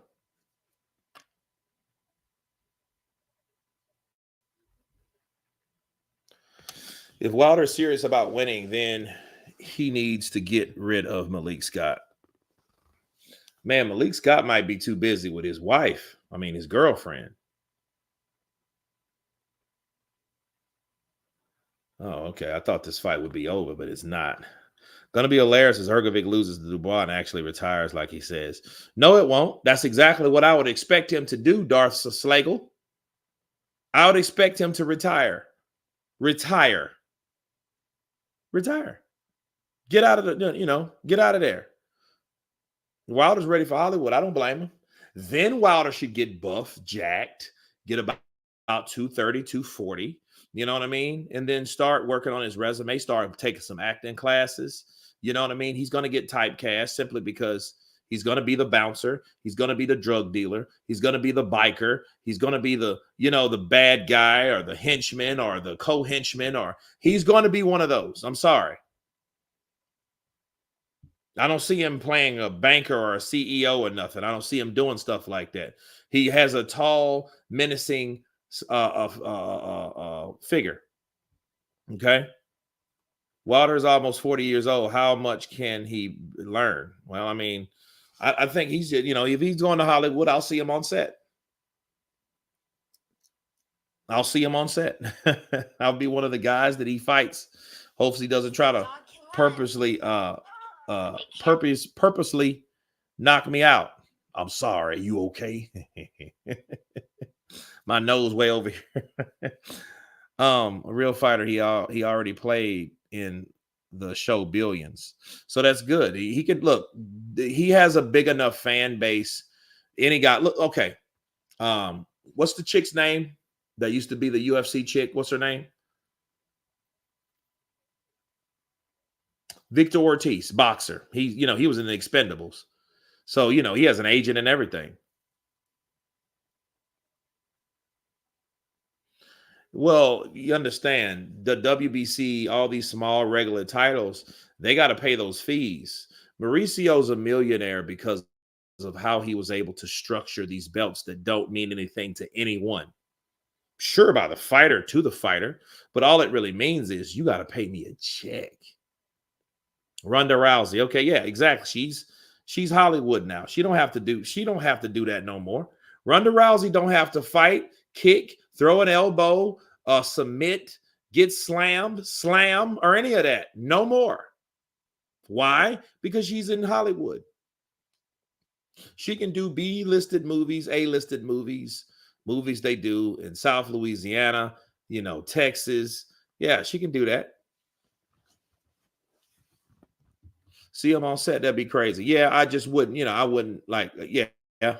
That's kind of stuff happens, man. You'll see people roll up on set, and if Wilder gets casted, and like Deontay Wilder's the bad, and then I may be in a scene with Deontay Wilder. Everybody knows me. I'm a stunt performer. I'm a stunt guy, actor, stunt guy, voiceover guy. YouTuber.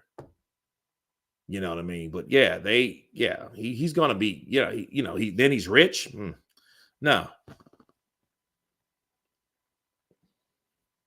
Double D, counterpunch to you.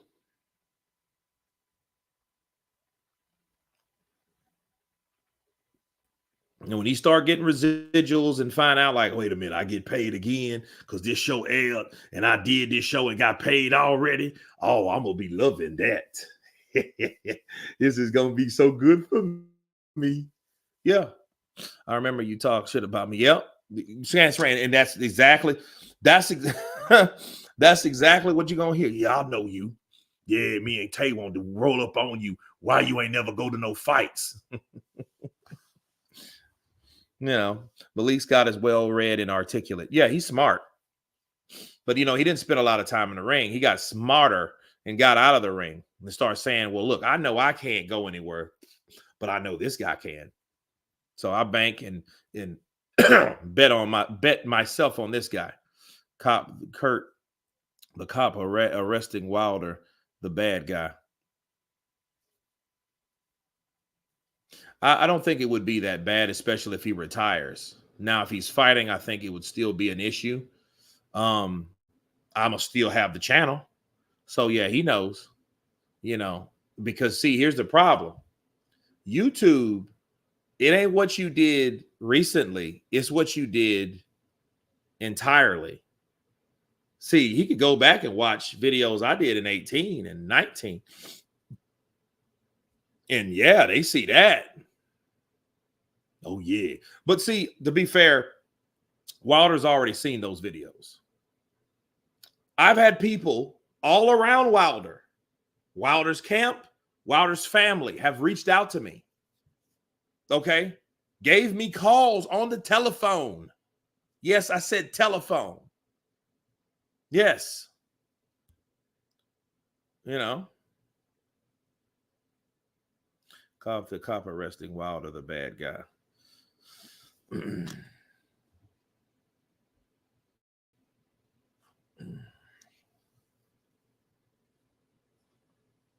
Sanchez versus Caballo would be a good fight. I mean, they're fighting.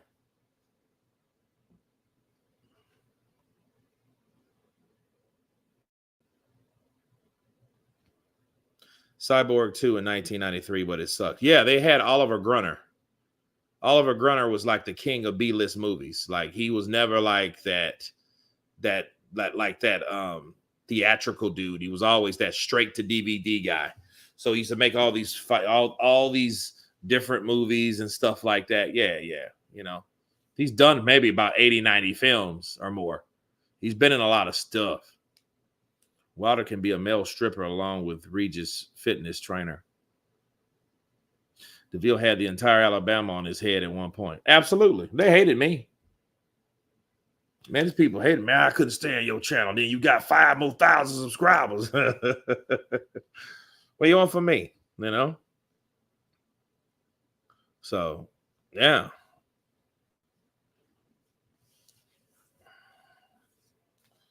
Yeah, man. Yeah, they couldn't stand me, man. And then I heard that Wilder's dad was pissed at me. I'm like, Wilder's dad? Why he mad at me? What'd I do? Because he used to watch the channel. So you don't know who, like, if you're doing a video about a celebrity, you don't know who's watching that. That celebrity could be watching it, their brother, their sister, their cousin, their friends, their trainers, their corner, their supporters. A lot of people could be watching what you're talking about. So if you go back 5-6 years ago and you have these 20, 30,000 view videos that I was making back then, oh yeah. Yeah. But understand, those were the topics that were hot at the time, No, I'm born and raised in Alabama. Wilder's a bum. Okay, 99.99999% of Alabama. Is the Canelo fight about to start soon? Well, um,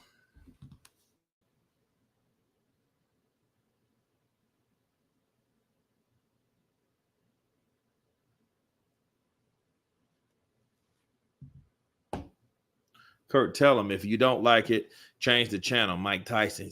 You don't like it, come off your station. I can say and talk how I want to talk. Why do you got to talk like that, Mike? Yeah, Mike was a savage. Man, I love Mike Tyson, bro. I've always did. Like, Mike was just real. You know what I mean? Like, you can tell, like, okay, every time you looked around, like I told you guys, Mike Tyson, OJ Simpson, and Tupac Shakur in the 90s were always in the news. You know what I mean? Along with Robert Downey Jr., he was always in it. Johnny Depp was always in the news. You know, they did some kind of high. They were all drunk and intoxicated, like type stuff. They were always in the news. So in the 90s, that's what you had. OJ, Tupac, Mike Tyson, Johnny Depp, Robert Downey Jr. Robert Downey Jr., Iron Man, bro, used to wake up in people's house. He didn't even know what house he was in. He would wake up in the wrong house. Daryl Strawberry's another one. And you can't please everyone. You just have to be fair in your analysis. Yeah, I've been fair a lot in those analyses. I've saw Mike on Cheap Chat show complaining about the arm aircon. Took his shirt off, all buffing. It's so hot in here, I gotta take it off. You know, Pac documentary was nice. Tyson was the best heavyweight. Yeah, man. So but no, I was pissed at Wilder because Wilder didn't take that money to fight Joshua. People thought I didn't want him to fight Joshua. People thought that I thought Joshua would beat him. I said I thought Joshua he had a good chance to beat him, but that's no guarantee that he can do it. What the argument was is, should he have taken the money or not? Or should he deserve to split? Not at the time. And now to keep it a buck now, the way it was then is exactly the same way it is now. There's no damn splits. There's only straight pay, flat rates. That's all these fighters are getting. Joshua, Wallin, Caballero, Hergovic, Dubois, Jarrell Miller. Who else? Who else was that? Frank Sanchez. Everybody now. Tyson Fury, Francis Ngannou, Alexander Usyk. They're much bigger, but they're getting flat rates. They're not getting what's the percentage. Percentage got played out with the pay-per-view model, even though I'm watching a pay-per-view event right now. But understand that's when DAZN was coming out with their whole idea of getting rid of pay-per-view. You know, they wanted to give Wilder $15 million at one point, 12.5 at another point, $20 million at another point, and then they offered him that big DAZN deal to come to DAZN when they found out he was a free agent, and he turned that down too. And you know what else? You know what somebody will say about that? Everything I just said about Wilder, what will people's counter be? Well, you know, JJ turned down the $50 million. You know, but understand the $50 million did not come before the 12.5 or the 15. So it is what it is. Did you make Mike Tyson's best friend? Did you know Mike Tyson's best friend is one who shot 50? Yep. All those cats from New York, man. You know, Mike is young, but old. You understand? Mike ain't George Foreman's age or you know what I'm saying? He's nowhere up near the Nortons or even Sugar Ray Leonard in those cats. He's not that old like that. He's in his 50s, like 56. Hell, Diddy's like, what, 54, 55? Biggie, Tupac, all those guys are in their 50s if they would have lived. Tupac was born in what, 71? What do you think? That makes him 53 or almost 54. You know what I'm saying? They were good friends too. So like those guys, man, like look, when you're dealing with Mike is a guy that was just been around a long time. Back when Donald Trump, Donald Trump was a billionaire dude that he was a businessman and he hung around all these black people. You know what I mean? Now he's a racist and a Klansman and nobody can't stand him because of propaganda. You know what I mean? Is there racist? Hell, I don't know. I don't know him, but I can tell you what he used to do before he got into politics. Buy up stuff, sell it, buy up stuff, sell it, stuff like that. Make millions of dollars, AJ is the classiest heavyweight. Well, he's the classiest heavyweight in public. You don't know what AJ does behind closed doors. AJ, AJ was locked up. AJ had some marijuana. And I'm not slandering AJ, but what I'm getting people to understand is AJ is just a regular person just like you and me. It's about character and what he chooses and how he chooses to conduct himself in the public. That man, you see him with them bloody knuckles and stuff like, duh, what's wrong with you, AJ? He'd be punching on shit. He probably got a problem or problems like we all do. It's just what Wilder was more sporadic. He was more erratic. He was more, to this day, he's in your face. You know what I mean? That was the perception that he wanted to portray to the public. And people thought, I want a body. I want a body in the ring. I want a body. I want to kill somebody. When I take him out, I'm going to punch him and kill him and feel like a long shotty. He took advantage of in the climate in America. Yeah, he did. He did. And a lot of people, when Obama was coming out, he was coming in. He used that as an example. Didn't he pardon rappers and drugs? Yeah, he did some. A lot of people did. A lot of people got off. Put Jarrell Miller in some room as AJ, and he won't be classy at all. No, I mean, Skrilla 50, we know that. Listen, let me tell you something about AJ.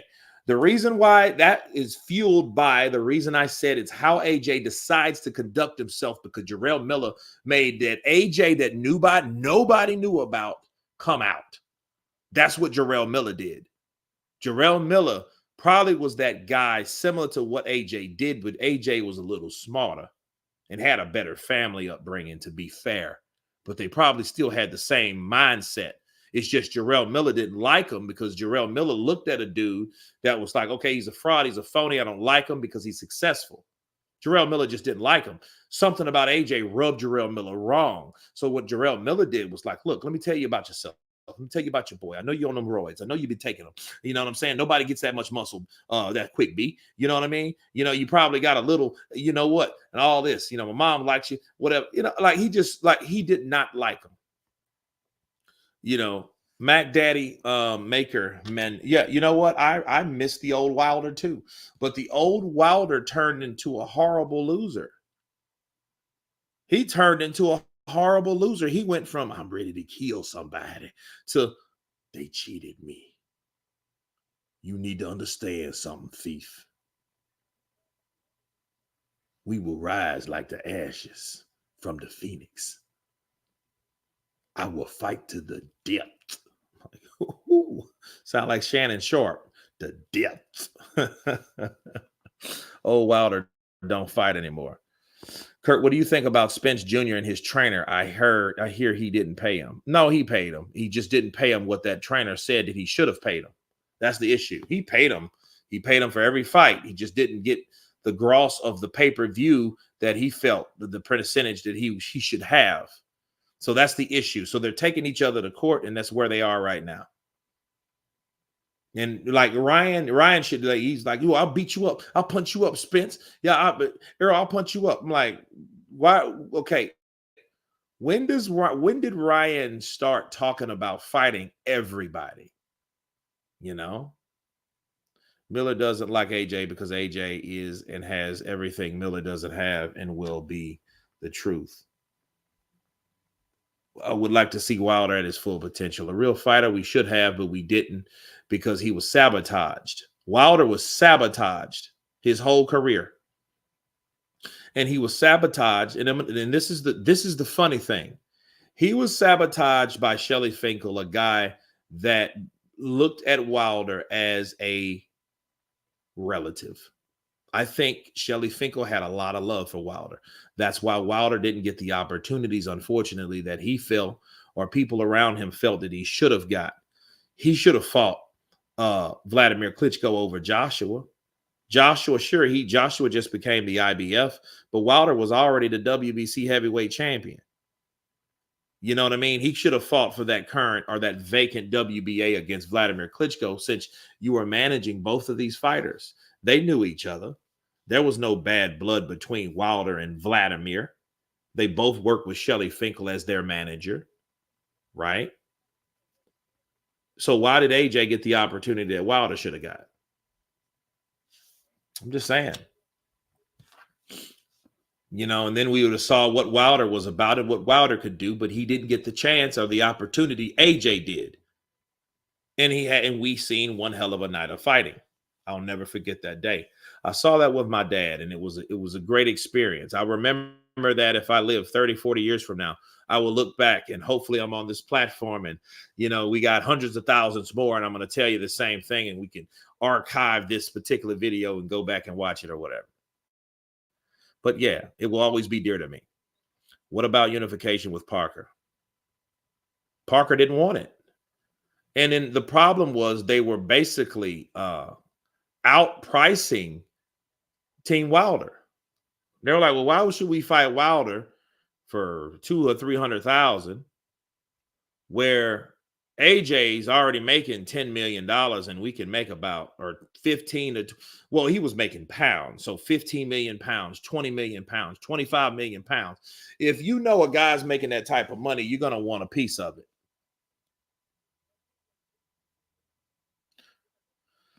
Well, AJ loves it because AJ knows, like, well, there's nothing else that I'm better at doing at this point in my life than now that makes this type of money than right now. And he might as well do it while he's young and try to do what he can do in the sport of boxing before he is too old and he's not able like he used to perform.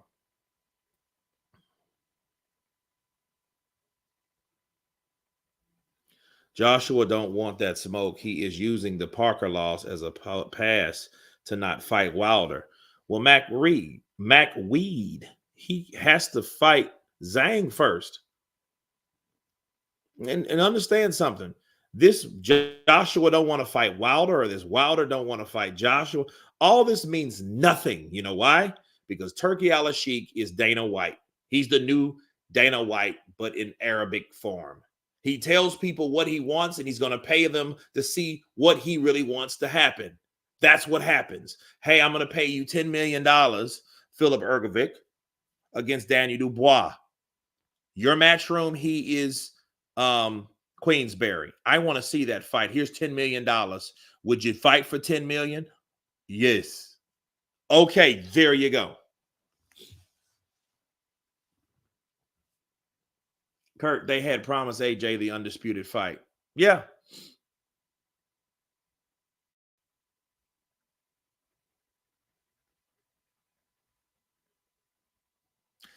The J. Ruth theory, he had a suit and tie on and everything. But now he has yet another fight. Well, we got Gervonta Tank Davis there. Where the hell is Floyd at? Is Floyd is over there stuck, ain't he? I wonder what AJ has to say now that Wilder joined Eddie. Will be like, this guy talks so much crap and does the opposite. You know, I haven't heard AJ say, you know, AJ doesn't talk that much about other people. You know, in AJ's mind, it's like, I'm not bigging up anybody's fight. Floyd on lockdown. Just let me go. Can I get a steak? Can I get a rib sandwich? No. What if AJ loses his next fight? No more undisputed. I mean, I wouldn't assume it should be, because if he's fighting someone good, and like if he fights Wilder and Wilder beats Joshua, why can't, you know what I mean? The undisputed fight then should go to Wilder. That's how it should go. Or Ergovic. Hold on just a second, guys. Hold your horses.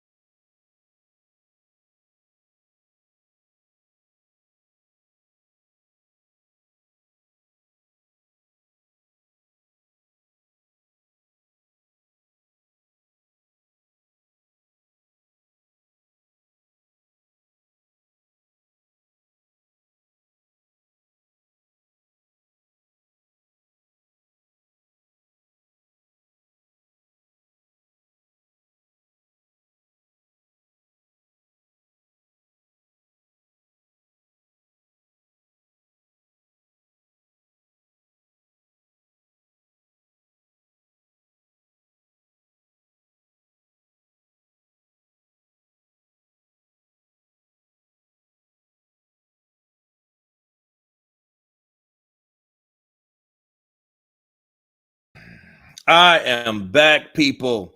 King Slander 2.0.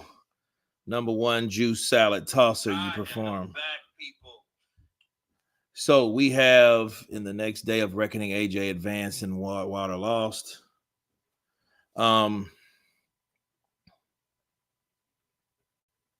Did the fight start? Thane, it hasn't started yet. This is we have 10 seconds left on Barrios versus Maidana.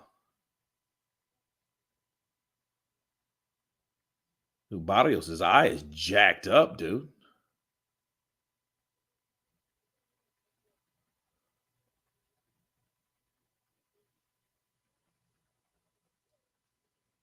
If Floyd knew he would be trapped in Dubai, why would he go? That's like taking yourself to jail if you know you're on the run.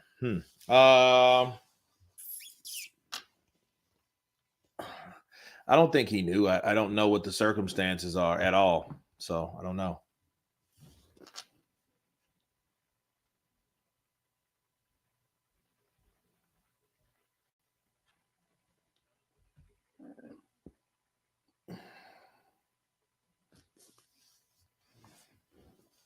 So we got Canelo. He is definitely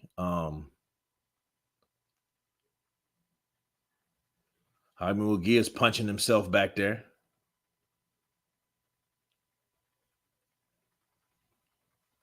He's getting himself ready. Is that Floyd story really true? Man, I don't know. They letting him live stream as a hostage. Yeah, I don't know if he was live streaming at one point. I know he posted some stuff.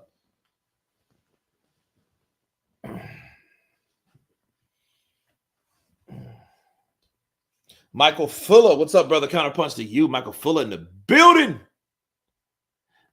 Is Floyd a fake billionaire? No, he's a millionaire. He's not a billionaire. You know, there's a difference.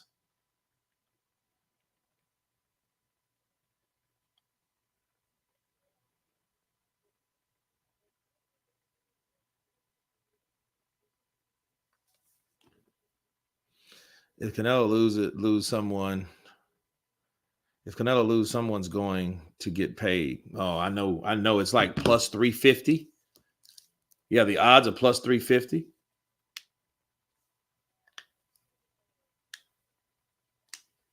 Yeah, Barrios, dude, he looks jacked up. Look at that eye. Look at that eye. He's hanging with guys that steal jewelry. Just joined Kurt. Hope all is well from London. John Park in the building. What's up, brother? Counterpunch to you. Did Canelo get banned for PEDs? Yeah, he did. I mean, what he really did was he got banned for 6 months, and then he took the time to have a surgery, which was smart.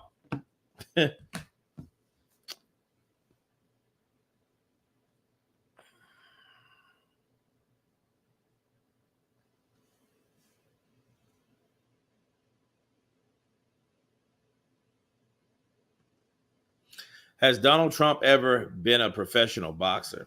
No, I wouldn't think so. Damn, Barrios' eye is closed shut.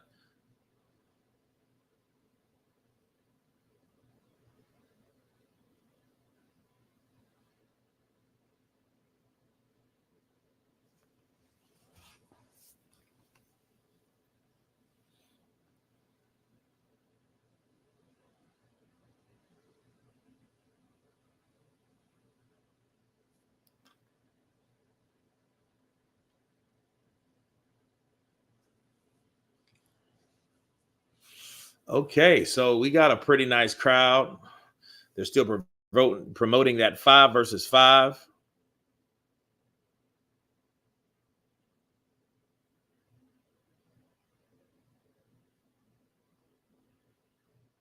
Five versus 5. What is Shannon Briggs up to these days? Funny man. Shannon Briggs, let's go, champ. Let's go, champ. You guys come in here, champ. Let's go, champ. Representing Counterpunch Boxing, champ. You guys drop that hundos, champ. Let's go, champ. Let's drop those honey buns, champ.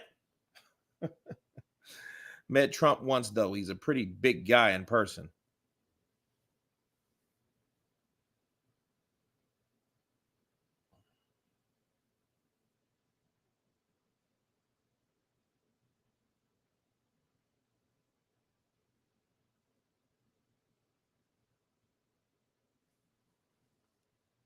Jake Paul got on roids and it grew his hair too long.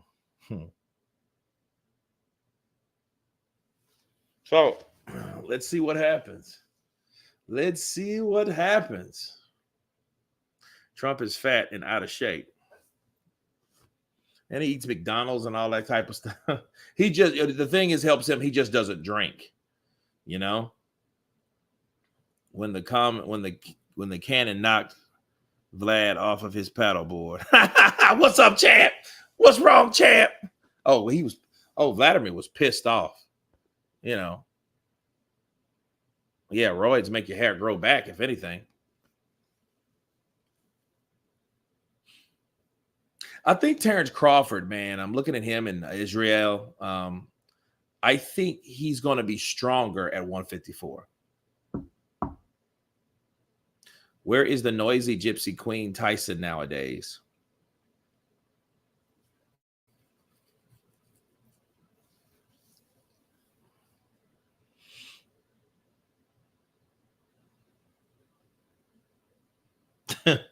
Yeah, that paddleboard was funny though, man. It was a funny thing. Wherever you eat, I eat, champ. Where you eat, I eat, champ. Whatever you do, I eat, champ. Whatever you drink, I drink, champ. He thought he was playing with me. Want some more? Yeah. Poured that shit on his face. He pissed him off. Kurt watched it on an interesting documentary on how a lot of NHL players take boxing lessons in the off season. Oh, that's cool. Now I can watch that. Because, you know, them dudes be throwing down. You know what I mean? Breaking Forth Media in the building. Appreciate you, brother. Appreciate you, brother. Your food is my food, champ. Your food is my food, champ. Let's go, champ. You guys believe it or not, man, Shannon the Cannon had a video game. Dude, it ain't here now. I looked for it. But it was an actual video game on Google Play. And it was actually fun, dude. He like he had these arms like this, and then you could jump. It was kind of like playing Donkey Kong, but it was Shannon the Cannon. You know, Briggs out here trolling Rampage Jackson. My man ran up on Vlad barefooted in a restaurant. Briggs is out there. Yeah, he's man. Shannon the Cannon's crazy though, man. He gets a lot of traction though, you know. I'm in shape. Let's go, champ. 2-time heavyweight champion of the world. I'm back. Yeah, I mean, Shannon wanted to fight AJ back in 2016. Shannon wanted to fight everybody.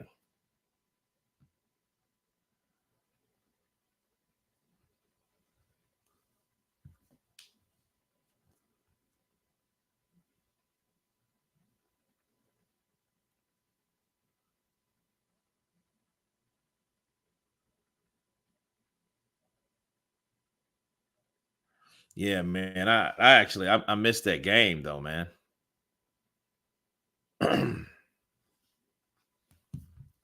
Kurt, Trump is your next president, if not king. Give him respect. What the hell does that mean? I wasn't talking about Donald Trump at all. Shannon almost beat Lennox. Shannon destroyed James Toney verbally. Breaking Forth Media. Kurt, Nigerian loves you so much. On the way, you made boxing analysis much more fun and interesting. Back and Forth Media. Nigeria in the building. Niger. Shannon versus White Presser. Let's go. Let's go, champ. What you got to say, champ? I'm better than you. What you got to say, champ? I'm a better fighter than you. We'll see, champ. We'll see, champ. True that. The J. Roos theory just as funny as him trolling Klitschko.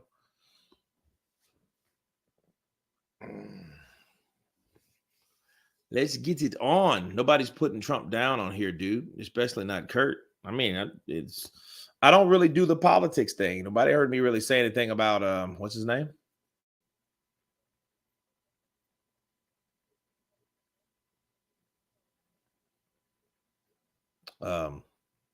Biden. You know what I mean? Like that is so far past my mind.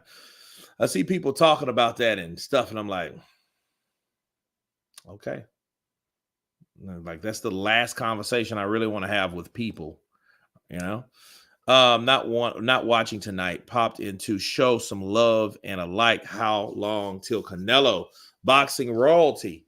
It should be here in the next 10 minutes because they're just doing promos and stuff like that. Briggs said Wilder fights like a drunk octopus. I knew Zelenoff personally. Well, that's cool. Oh, Zelenoff.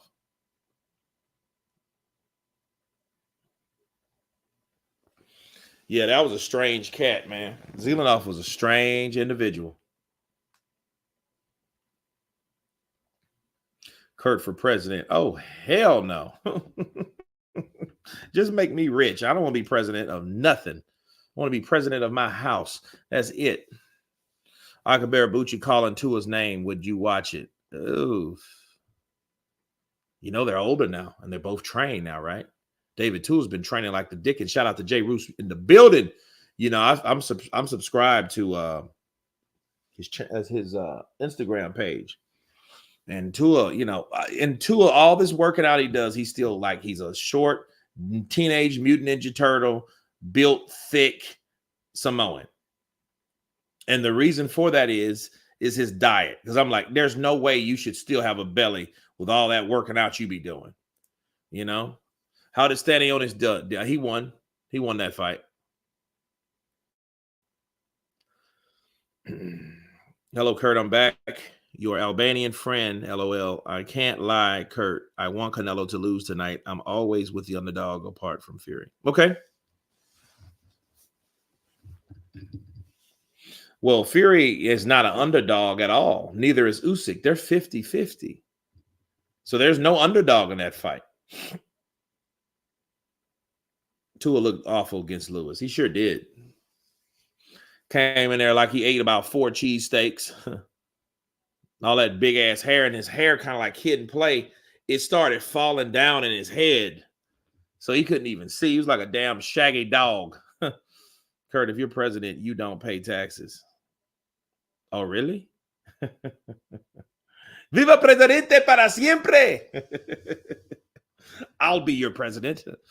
So bummed out about better be Evan Bivol postponed. Yeah, that sucked. It like I seen it earlier today, and it just took all my momentum though, man. I just went to sleep. Went to sleep right here, just passed out. Bro, Tua would absolutely demolish Paul.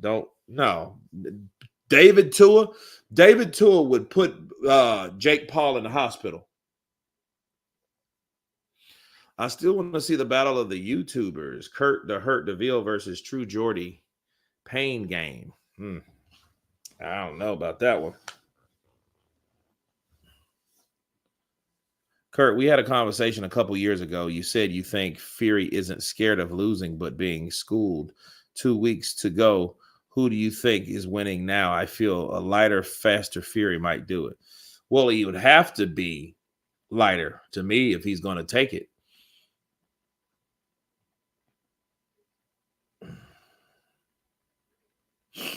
Did you hear Inui versus Neri is official? Okay. Lewis said Tua got to have more than a left hook and a haircut to beat him. Nah, Kurt needs to take out that delusional best fights the best. I know that channel now.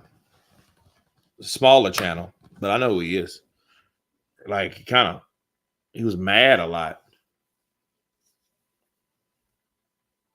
I was ringside in Miami when Tua fought Rahman. Same card as Manfredi versus Mayweather. I remember that, man. Abraham Darwish. You know, I watched that fight. I watched that venue because, in fact, this was in '97. And I remember that well because, man, I was playing Tekken 3 with my brother. And It's crazy, man. I remember things by events. So me and my brother, we were broke, man. I had $5. He had $5. We were hungry, but we wanted to get some alcohol. Well, this is what happened. We were playing Tekken 3. That fight was on. And we left out. And we got some cheap ass Church's chicken. And I got a bottle, and I used my $5 to get a bottle of it was called Kentucky Deluxe. It's like the cheapest whiskey that you can buy. One of the cheapest. And me and my brother came back. We watched that fight. We got drunk. We played Tekken. We ate that fried chicken. I woke up. I threw up. I felt like a hangover all day. I watched that fight again. Then I watched it again. Yeah, it was a good fight, Carr. But David Tua did hit him after the bell, though. That was just stupid. Ding, ding, ding, ding. Bow! He hit Hasim Rahman with that left hook, man. Rahman, because he already got hit. And Rahman's problem was he was too lazy. He got too comfortable. He was actually leaning on the ropes, and he paid for it years later when he got knocked out the ring by Hasim Rahman. I mean, by Alexander Oleg Moskayev. That was his name. Yeah, that cheap alcohol, bro. I was sick, and we didn't even have Coke. We had Sprite. So we're using ice on this. Like we got this buzz, and we're playing Tekken 3. He's playing with Eddie Gordo. I'm playing with somebody else. I don't know. Crazy. I like Ike versus Chris Bird. Yeah, I mean, Ike knew I'm going to knock you out. Does anybody really believe 3 Canelo can lose this fight? Kurt, I just ate Church's chicken. Yeah, you know, their biscuits are good, and their biscuits and they're good, and did I say their biscuits are good? You know, I used to eat their jalapeno poppers, you know, a lot. Yeah, they made me burn my bottom. Yes, it did. Yes. Pickle juice helps with hangovers. Okay.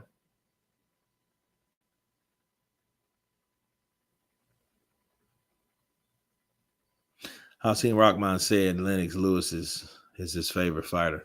I know he is now. He probably wouldn't then.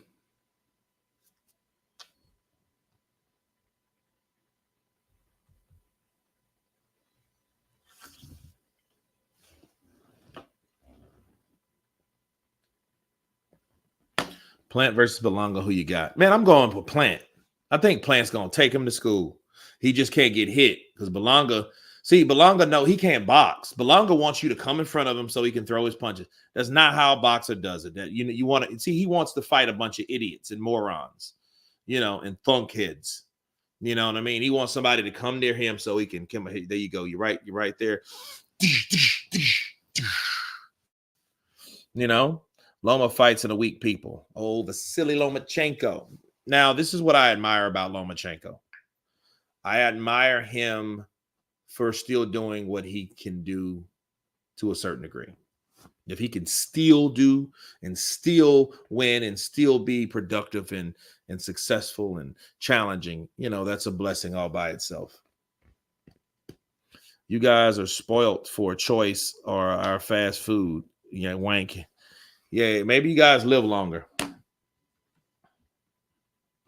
Because, yeah, I've heard about, like, the UK, like London and stuff. They don't have many places like over here in America. Man, here in America, man, it's like, you know, like I miss going home because I miss the food. I mean, it's okay here in Austin, but Shreveport, dude, Shreveport has crab legs, stuffed crab legs, lobster, gumbo, etouffee, jambalaya, Southern classic chicken, Don seafood, which is, I mean, we have so many places here that you can eat. Now they shut down the casinos, which sucked because they used to have all you can eat crab legs. Crazy. So you're literally there for, it's been people, man, I've been one of them people, sit there for hours.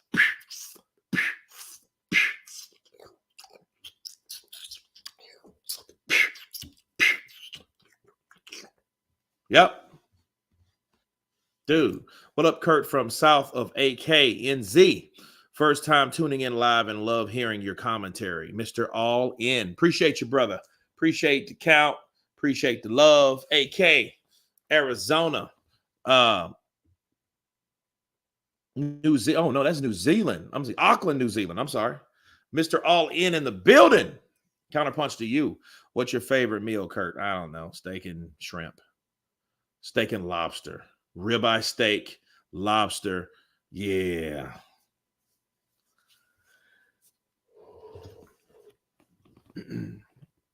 What's your favorite meal? Prime De La Hoya beats Canelo from the 162. I know Oscar could box, but I don't think people would respect it. You was loving that sushi. Absolutely. Loving it. Bad. Loving it, people. Damn, Psycho Crusher, that's a couple of powerhouses for alcohol choices. Yeah, Southern Comfort. SoCo, they call it. I don't like SoCo. What else is it?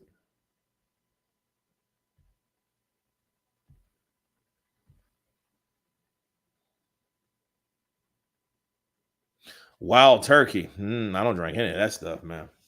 I'm uppity, man. Seriously, I'm an uppity cat, man. I don't look. I don't take anything like that. Nope. Even if I drink Crown, I mean, I'll have a Crown if I'm at a bar, but I'm not gonna drink Crown. I'm gonna buy XO. I'm gonna buy the highest brand, XO, XR, 18-year or 30-year. I'm not really a fan of vodka no more. I used to love Ciroc, no Diddy. Belvedere was good for vodka. Tito's was a good vodka from Austin here, which I heard they sold out, which that sucks.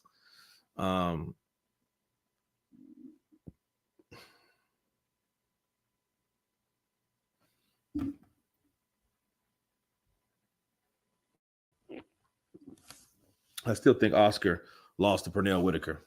I'm going to Crawford's fight in LA. Great call, first live fight. Oh, Count Drago, nice.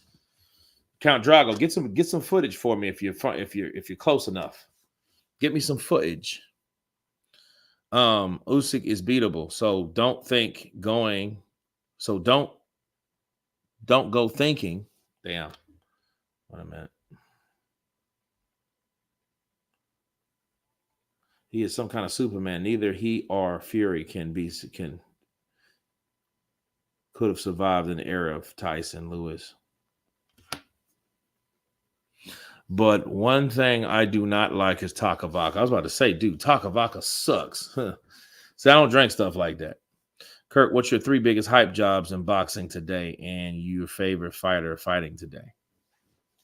Hype jobs. I just think everybody's,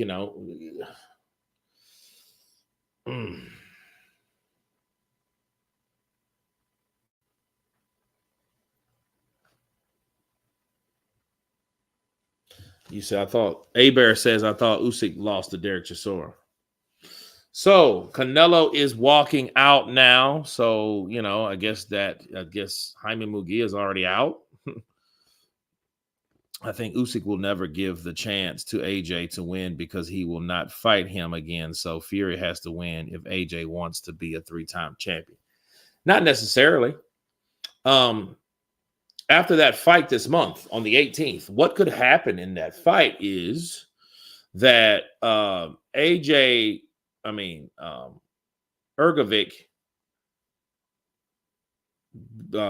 fighting Dubois, and what the IBF may do, they may confiscate that title.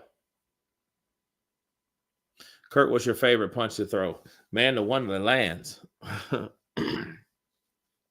Left hook or right hand. I like uppercuts, but they'll break your shit in a street fight. Didn't Usyk say he would be open to another fight? I think he mentioned something like that.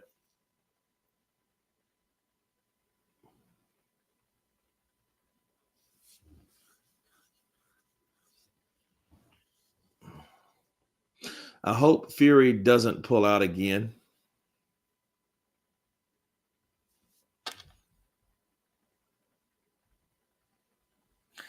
Kettle One in Belvedere. I'm going to re-up on my tea.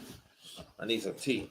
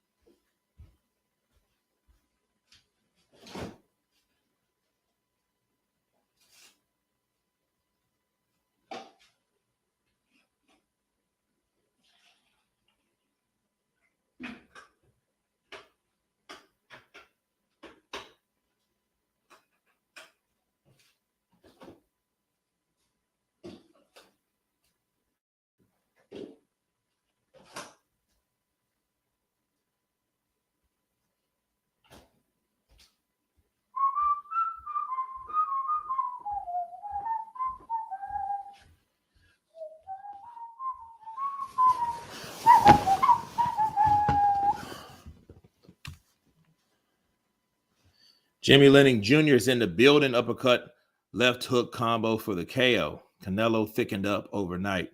Blaine Usyk walked.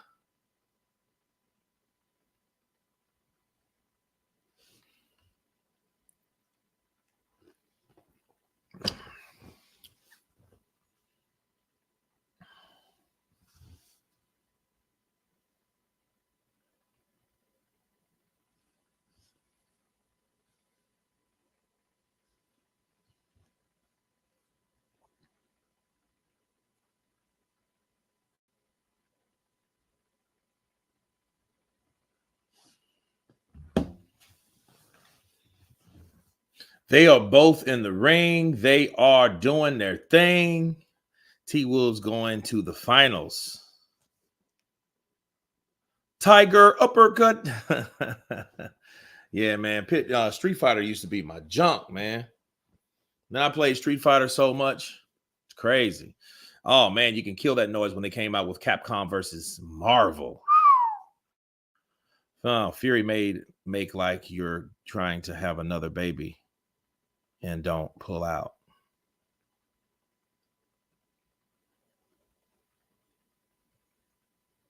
There is a clause in Fury's contract that if he pulls out, he will lose 10 million, and it will go to Usyk too. So Usyk will get that 10 million. Huge AJ fan, just don't think he can beat Usyk. Don't want to see that again, honestly. I don't care to see it either. I mean, if it happens, it happens, but I don't want to see that. I'm tired of seeing it, especially if we couldn't see Fury versus Joshua, you know? If it would feel like we're cheated.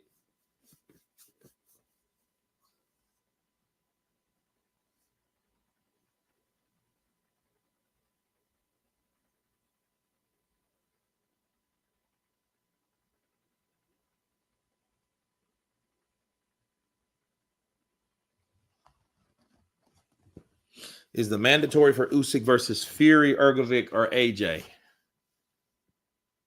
Well, I mean, Usyk and Fury are champions. Hergovic and or AJ. Hergovic is the mandatory. AJ was just promised by Turkey Al-Sheikh, kind of like a loophole, but that's due to him knocking out Francis Ngannou that gave Tyson Fury trouble.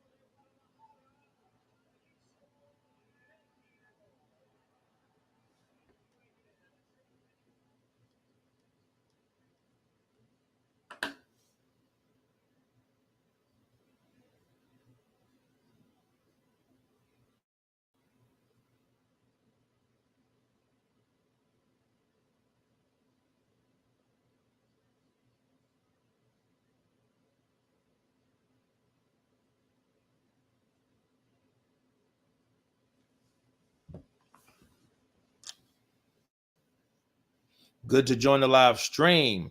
Beijing 03. Counterpunch to you. Let's go. Let's see.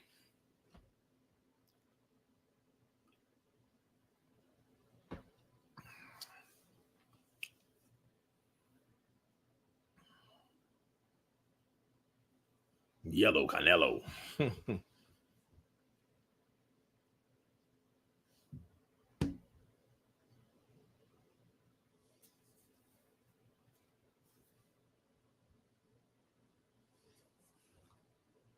Canelo goes down tonight. Uh-oh. Here we go. Here we go, peeps. The time is here finally. Let's get it on. Let's see what happens.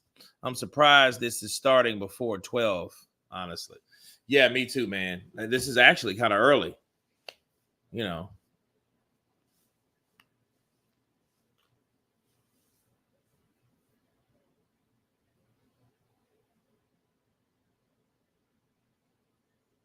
And here we go. Munguia comes in with the jab.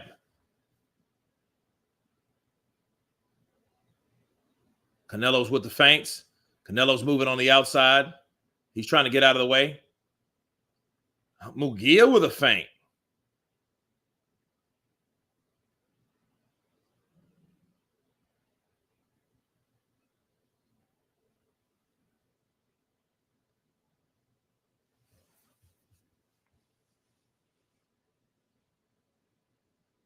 Jab from Munguia.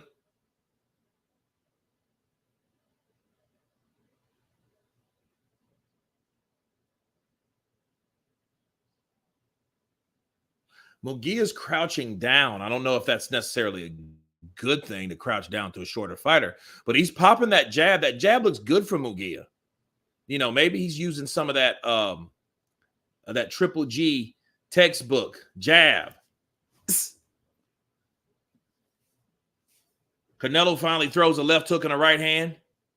Jab to the body from Munguia. Jab upstairs from Munguia. Triple jab from Munguia.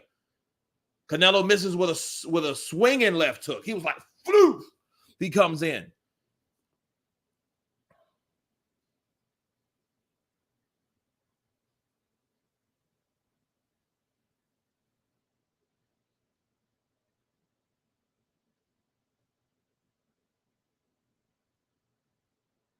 Munguia's going down to that body. He's trying to shoot that jab right in the solar plexus of Canelo. And Munguia comes in with a 1-2-3. Now, Canelo has a high guard. He just eats a solid jab to the body by Munguia. Munguia, now he takes a little break, takes a walk around the park. Canelo tries to come in. Canelo's not really good at cutting off the ring. Remember that. He waits for you to come to him. Now, Munguia, he grabs on when Canelo tries to hold some traction. Oh, wait a minute. Something just happened. Munguia says that he hit him on the break. And Munguia says, hey, what are you doing? Get his way. Okay, now Canelo just threw a left hook and a right hand. Now stuff gets fired off. Good right to the body by Canelo. They trade jabs. Oh, good left hook from Munguia. I think they traded left hooks. And Munguia comes in with a 1-2-3 combination after that. Munguia goes to grab. Canelo shoves him off. Jab. Left hook.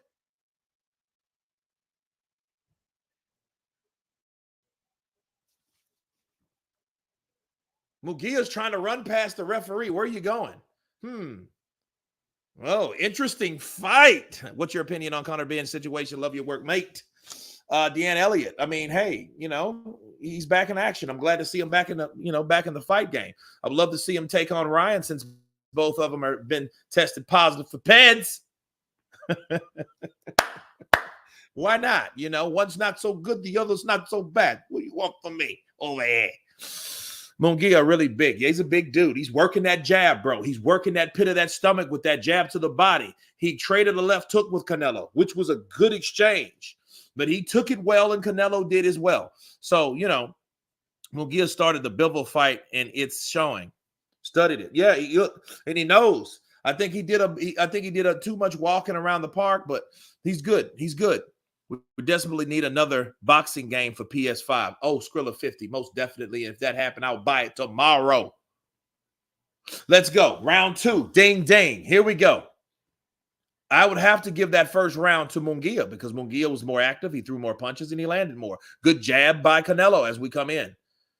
Canelo throws a left hook. He misses. Munguia's coming in. Good punch to the body by Munguia.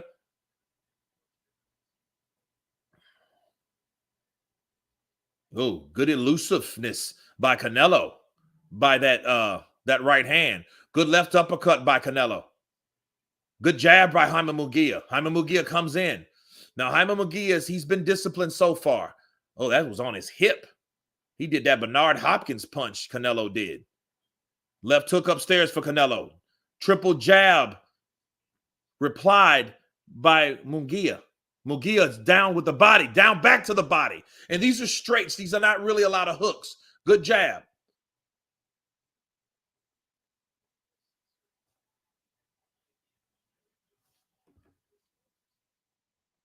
Good right uppercut by Canelo on the inside.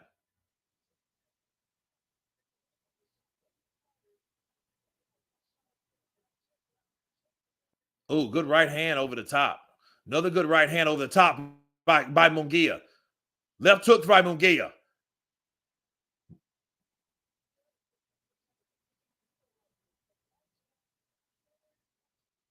Ooh, good left hook to the body. Solar plexus by Canelo. I knew Munguia, he felt that. That mouth is open. There's that mouth, people. That mouth is open. Bad habit. Bad habit. Ooh, good left hook by Canelo. He misses with the right hand. Munguia is constantly with this sniper jab. It's a stiff jab. Then he has to throw it. It's not a good punch by Jaime Munguia. And here's the thing. This is what happens when you take it to him. This is what we thought Jermell Charlo was going to do. Oh, good left hook by Munguia. Munguia's reaching in. He's with these jabs. And he's throwing these long punches. That's what's going to get him in trouble, though, because if he overcommits and he misses and Canelo's in the right position, he's gonna counter the right uppercut, left hook.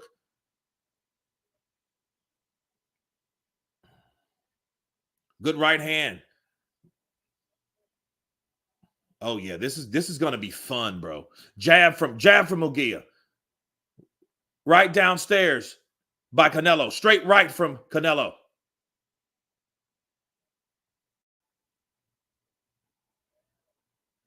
One-two from Canelo. Munguia comes back with his own 1-2. I don't think it landed, though. Hey, this is some competitive stuff. Nello left eye looks swollen. It could be. Boom, good right hand. Boom, left to the body. Nice. Bop, bop. Beautiful combination.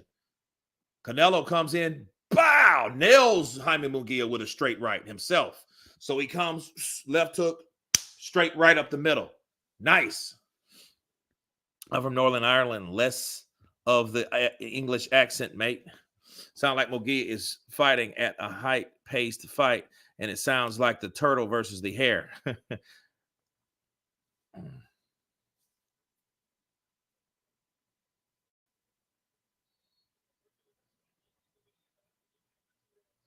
Here we go. And you got to understand, Canelo Alverez has a lot on the line. Here we go. These guys were up off the seat before the bell even rang. That tells you they're ready. Round 3. Good jab. Knocks Canelo off balance a bit.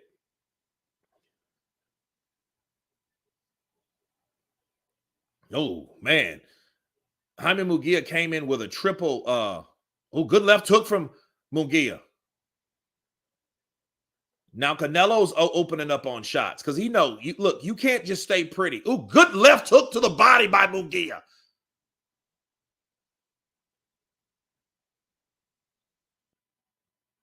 Right hand and left hook to the body from Canelo.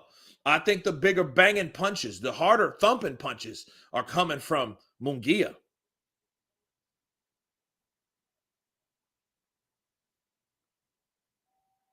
Ooh, good left, right hand counter from Canelo.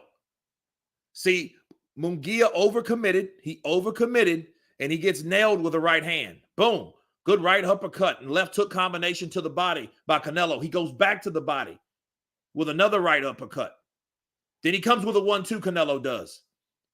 Munguia starts with a jab to the body. Then he comes with a left hook right hand combination. Triple jab by Munguia. He misses with the right hand. Good jab from Munguia. And see, good left hook from Canelo. Partially landed. Good overhand right for Canelo. They trade jabs. Overhand right for Canelo. There's another couple jabs. 2 jabs lands for Canelo. That knocks Munguia back. Munguia comes back with a couple of other jabs to the face.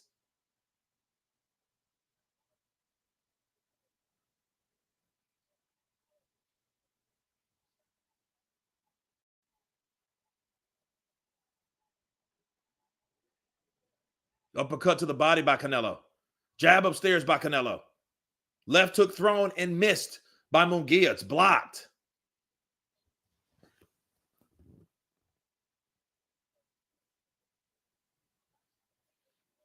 Munguia needs to go to the body because he had Canelo in the ropes. Right hook to the hip by Munguia.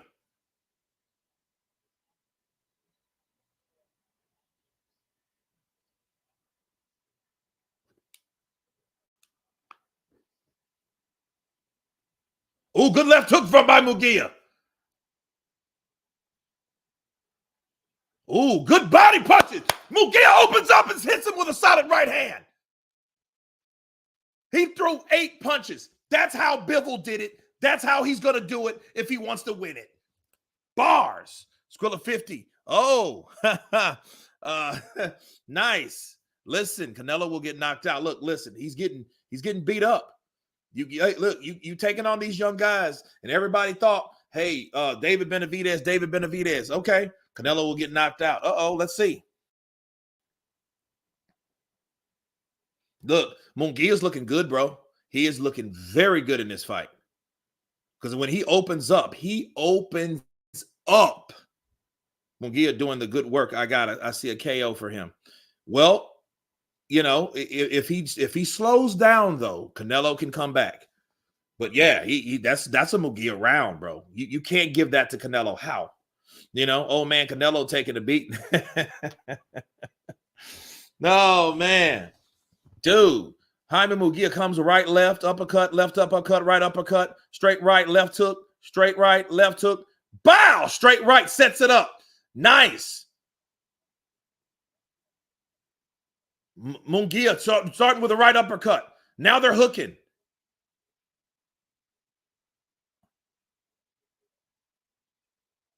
Left hook lands for Canelo. They're in the middle of the ring, bro. Double jab for Munguia.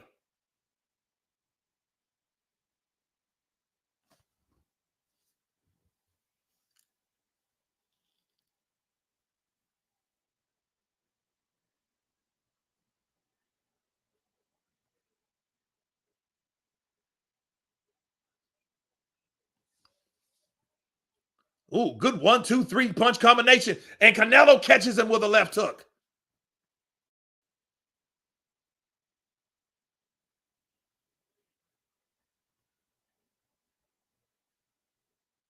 Ooh, good 1-2 by Canelo.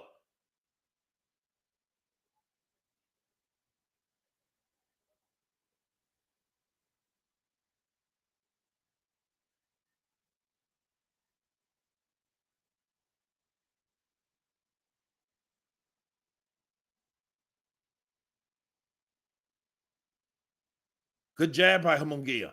Good jab by Canelo. 1-2 by Canelo.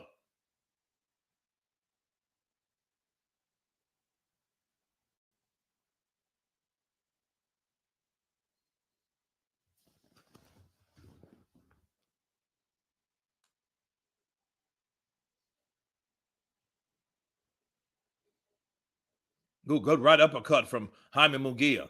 Jaime Munguia, work the body. Work the body. Overhand right from Munguia. He's afraid to commit to that left hook to the body, though. That's the punch he should be working on. Double jab from Munguia. Canelo pushes him back in the middle of the ring with his jab. Right, small little right uppercut from Canelo. Oh, he just rubbernecked the right hand. He landed that right hand. Munguia did. Oh, good right hand from Canelo. He comes back with a couple right uppercuts after the straight right lands. Oh, down goes Munguia. What did I tell you? Right uppercut, left hook combination. That's what I'm talking about. You cannot leave yourself open and throw punches and bunches, and you think Canelo's not going to take advantage. I told you guys that. Down he goes. Is this the first time in his career? Is this the first time in his career? Look at it. Left hook lands. Right hand lands for Canelo. Jab lands. Munguia. Is he still game? 1-2 lands for Canelo. He overcommitted with that right hand, bro. That you got to be, you have to be careful with that. You have to be careful with that. You think Canelo is a bombastic simpleton, a blown up, overfavored hype job? No, the man can fight.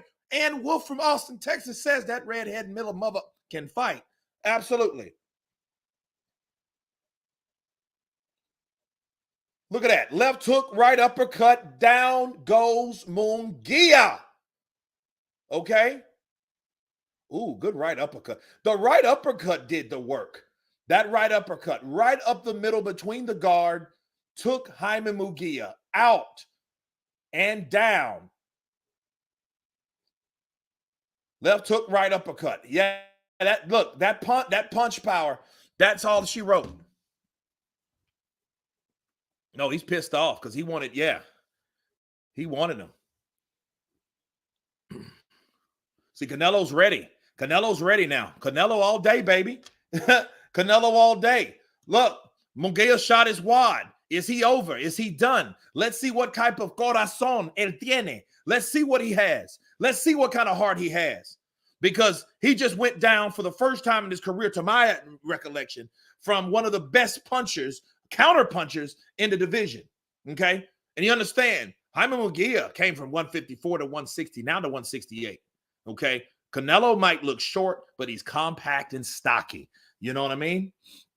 So that, and he knew. And obviously you get in there with Canelo, you're going to see some stuff.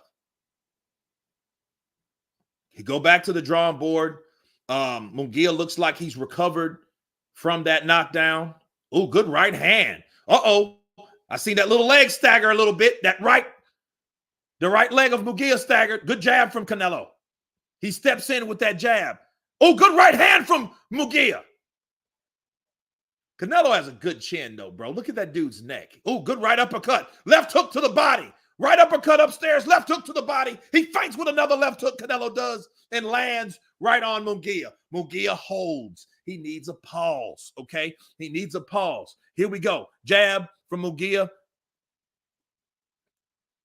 Munguia now throws a left hook, right uppercut combination. He throws a left hook downstairs, left hook upstairs.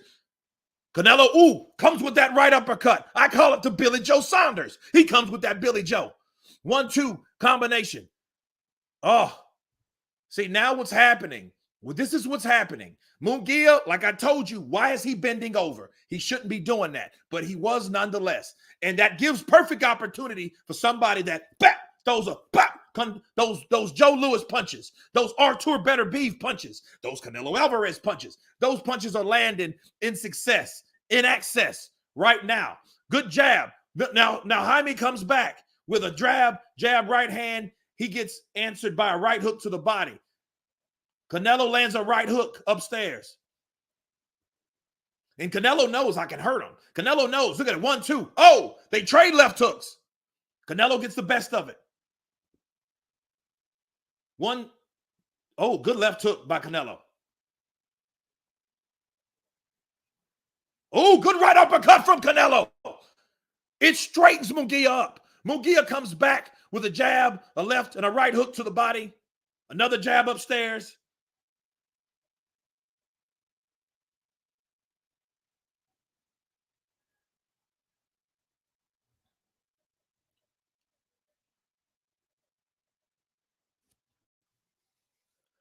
Munguia's missing with the jabs, and that round is over. Canelo can get the KO within a round or two, unless Munguia and dig deep. Well, here's the thing: if he digs deep, okay, if he digs deep, he may run out of gas. If you run out of gas, that may be your ass, okay? Because Canelo Alvarez is not playing. Look at that 1-2. Look, oh, though that jab missed from Munguia. So Munguia was reaching in, but Canelo was already in position to land that shot. And see, this is what I think now. I think, people, listen to me very carefully. I think Canelo Alvarez is showing Oscar De La Hoya he is fighting Munguia, fighting through Munguia to get to Oscar De La Hoya. Okay, he's trying to show Oscar De La Hoya up. He's mad at De La Hoya. This is his expression towards De La Hoya. He's taking it out on Munguia. That's what's happening in this fight. He's taking that on Munguia. See, he wants to. This is going to be a bad night of fighting. It looked good the first few rounds. Until look at that left hook he threw. He wanted to knock Munguia's head clean off. If you'd have hit Munguia with that shot, oh my God, it would have been over. Good jab from Canelo.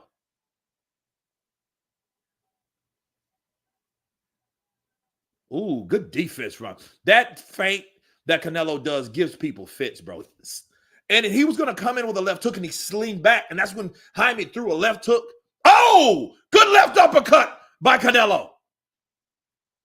That knocked Munguia back, bro. He's making Munguia pay for what Oscar De La Hoya did to him. No, did he? So here we go. Jab from, oh, good left hook from Canelo. See, Munguia doesn't have the movement Bivol has. Bivol was able to. Bivol had that tiptoe Manny Pacquiao stuff going. Oh, good right. Good right from Canelo.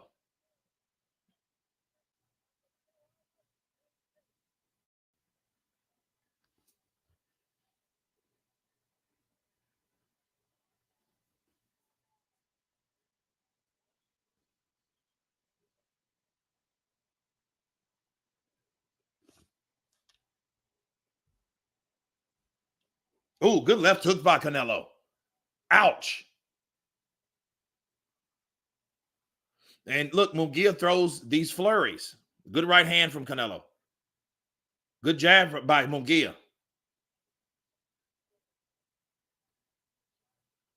Ooh, good right hand. Good punch placement. Good right hand from Munguia. Munguia comes back with a right hand as he answers Canelo's right hand. Ooh, good right uppercut, left hook to the body. Good left hook to the body finally from Munguia.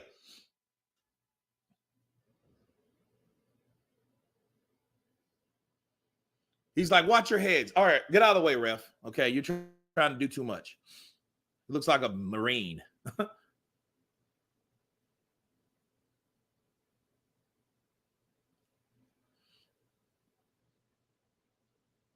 Good jab from Canelo. They're still in the middle of the ring. Ooh, good right uppercut from Munguia.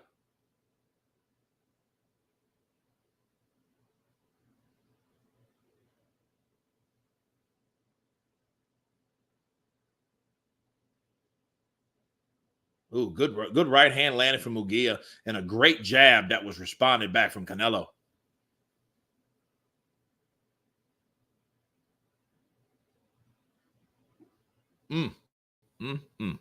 Munguia keeps leaning over that front foot. It's only a matter of time if he gets taken out with that uppercut. Sound Stream 101. Absolutely. Absolutely. See, look at this. Jab. Bow! Left hook. That's the shot that made him that made him frog back. And that really didn't land like it should have. He didn't get a lot of leverage on where it landed on his glove. Okay? Because he didn't have time. He didn't have enough space to turn it over at that time. Oh, oof. Oh, that straight right rattled him. Bow! Oh, yes. No. Yes. Yeah, Canelo has a chin, though. But, I mean, you know, you have to understand also, Canelo rubbernecks punches. So, you know, if he gets hit He's going to know when to go and how to go with the punch. You got to know what that's like, you know.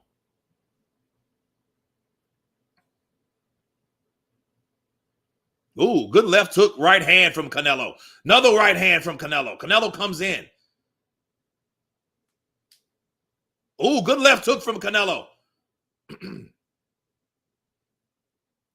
Like I told you guys, it takes fights like this to make Canelo look good.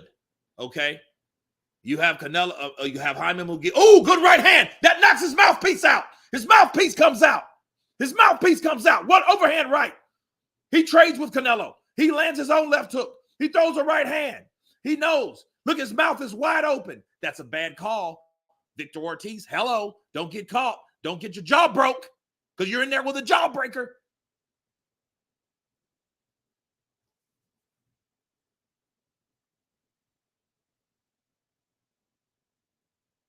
Double jab from Munguia.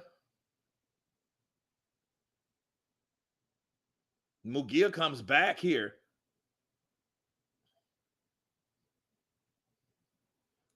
With some combinations. Oh, good right hand from Munguia. Munguia comes back. Munguia showing that corazon. Come on. Come on.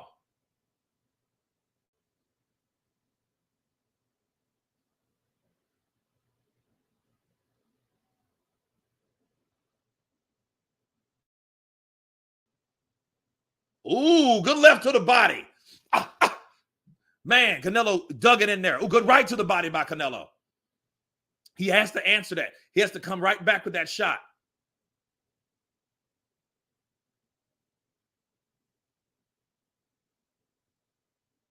Ooh, good right and a left hook. And look, that knocks him right back out of the combination. Look at Canelo. Canelo comes with another one, too, that knocks him farther back into the middle of the ring. Ooh, good right hand from Canelo.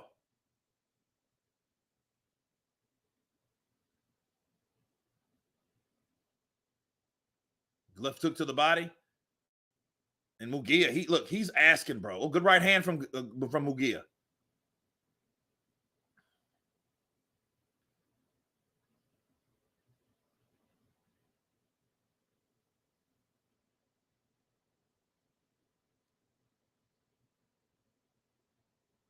Good left hook, a little sneaky left hook to the body by Canelo. Good right uppercut to the body by Canelo. Oh, 1-2, left hook lands for Canelo. Then another left hook lands for Canelo. Then he steps back. He looks like he's getting into the middle of the ring. If I'm Munguia, I'm working the body if I know I'm having trouble hitting that face. Yeah. Look, hammer scratch. He ain't going out without a fight. Counterpunch to you, sir. Canelo left hook is finding Jaime's chin every time he throws it now. Just about. Sometimes, you know, those lunging left hooks, he's spared because Jaime Munguia remembers defense and he's able to defend himself by moving the hell out of the way of that shot. Okay. Bars. Munchie dug down deep, though, that round and tapped into some Aztec spirit. Aztec warrior. No snapping Munguia's punches. Yeah, they're not looking the same. And see, he's not going to the body. He's trying to match punch for punch. That left hook right there. Ooh, he felt that. It dropped his gloves and everything. It didn't drop him. If you hit somebody in the body and he drops his gloves, that made a statement. That made an impact. Okay, here we go. Round 8. Wow, it's already round 8. I thought it was round 6. We've warped 2 rounds. Good double jab from Munguia.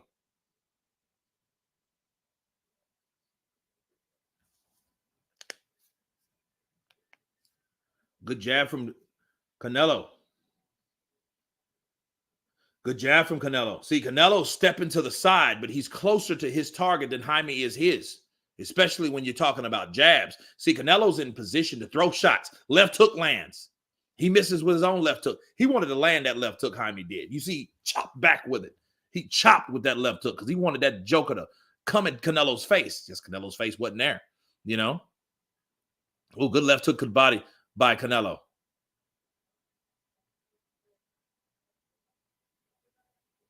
Oscar is going to cry himself to sleep after this.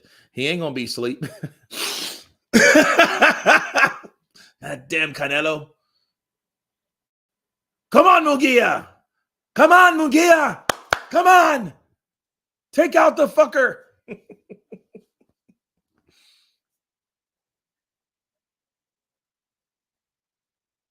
Oh.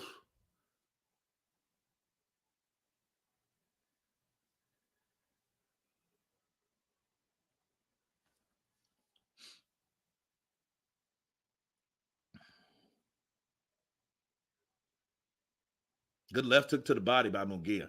Yeah, both of these guys are going south of the border, isn't it? So they got to get back with it. Come on, let's go. Let's go. 1 minute left in round number 8.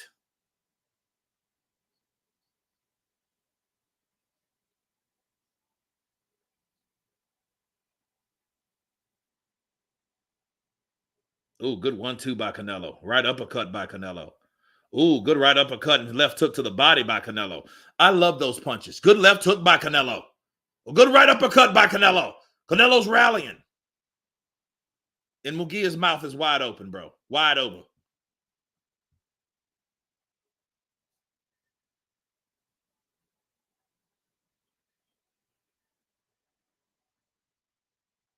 Good right hand by Munguia. Good right hand by Canelo.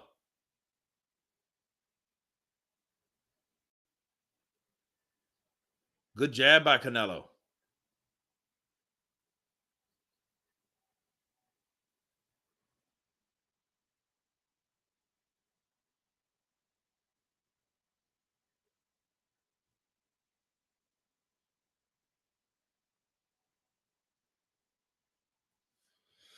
Okay, round 8 is in the books. It looks like they're both getting tired right now. That's what I see. Munguia had a good round there, to be fair, but the power of Canelo shots are on. Canelo.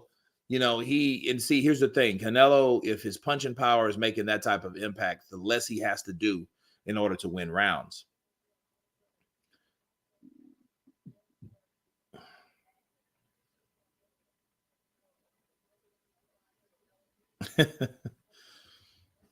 Munguia is going to be pissing blood after this fight.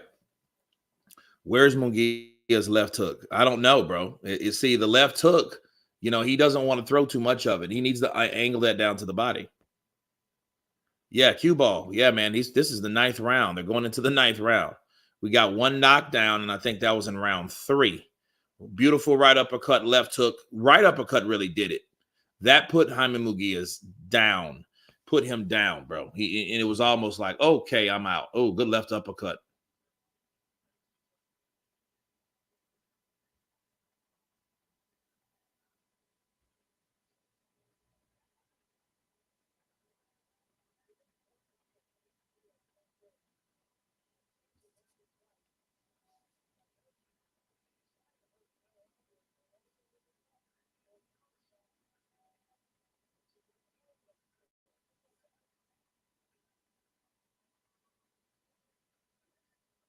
Good right uppercut from Jaime Munguia. Now he's starting to throw left hooks down to the body, which he should have been doing the whole time. Good left hook from Munguia. Munguia's that close. He should be throwing punches.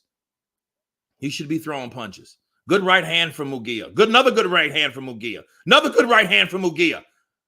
Canelo comes back with a 1-2.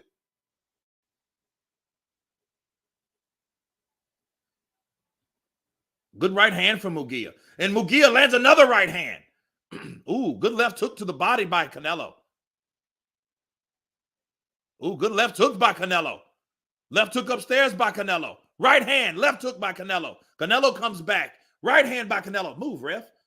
And he's Munguia's tired, bro. He's tired. Left hook to the body. No, wait a minute. That's not low. That was not low, Canelo. Bro, that was not low. That wasn't even a Daniel Dubois.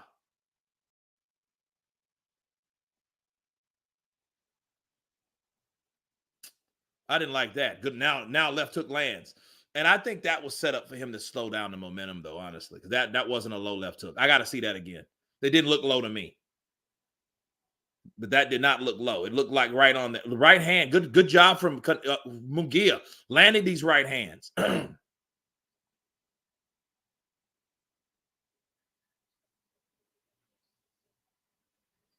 Munguia, look, and then look, Canelo pushes Munguia into the corner.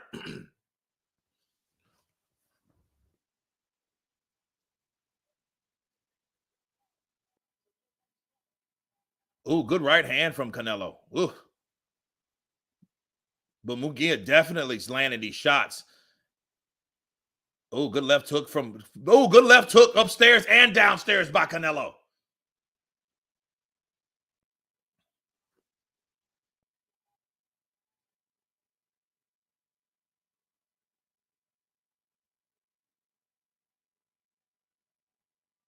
Ref, you didn't have to do that. They could have done that themselves. Yeah, look. Canelo gave him a little nod because he knew. Yay, Jamie ain't Jamie. Jamie came back, bro. Okay, so we got a one June 15th. We got Benavidez versus Volchnik. We got Davis versus Martin. That's June. That's September. Jesus. That's Saturday, June 15th. So we will have that here as well. Okay.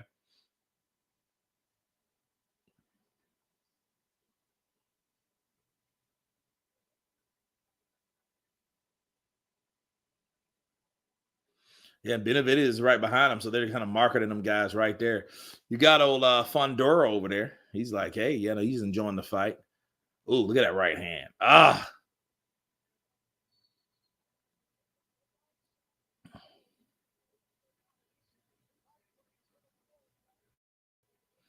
Yeah, Munguia won that round, but then you have highlights from Canelo. Yeah, see, they didn't even want to show they didn't even want to show the punch that's supposed to have been low, and because it wasn't low.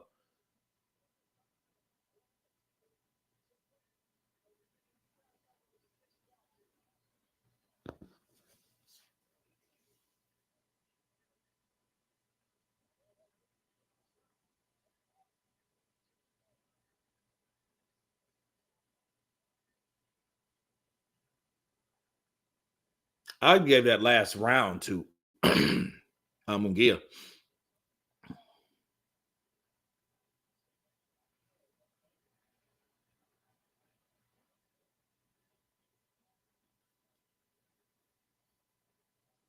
Yeah, this is championship rounds. Ooh, good right hand from Munguia. He landed a right hand and a left hook.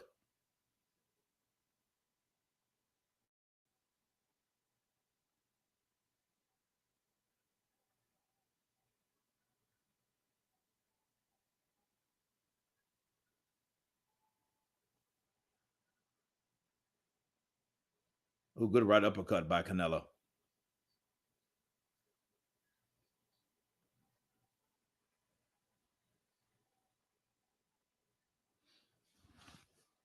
Ooh, good right uppercut by Canelo. He overcommitted with that right hand, and that's what happens.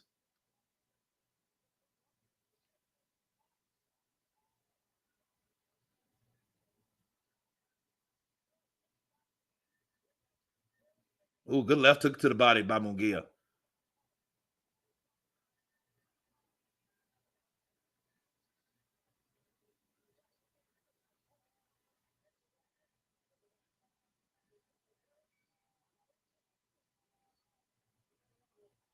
Good jab by Canelo. Good left hook to the body by Munguia.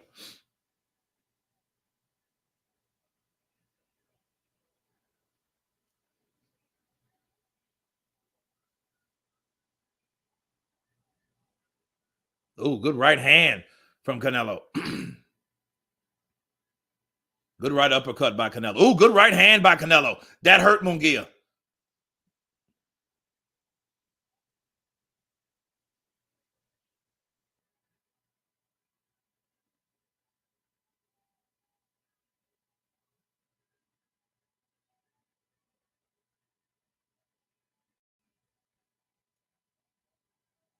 Ooh, good right hand by Canelo.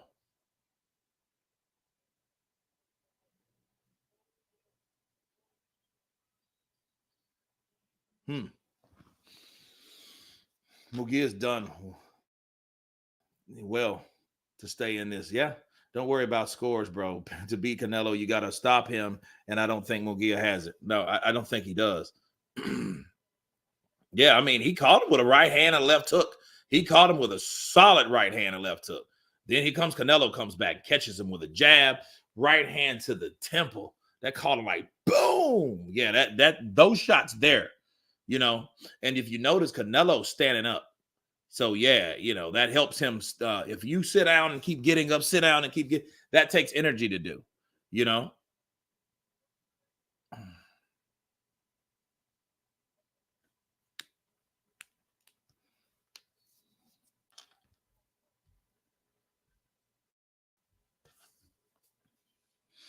Okay, here we go. Round 11.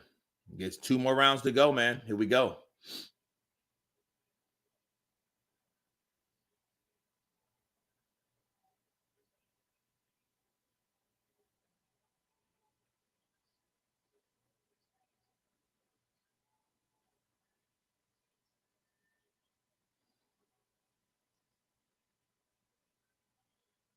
Good jab by Canelo. And see, Munguia only throws the jab when he's trying to engage. He should learn how to throw the jab where he's at because he has the reach. It's only 1 inch, but he still has the reach, okay? And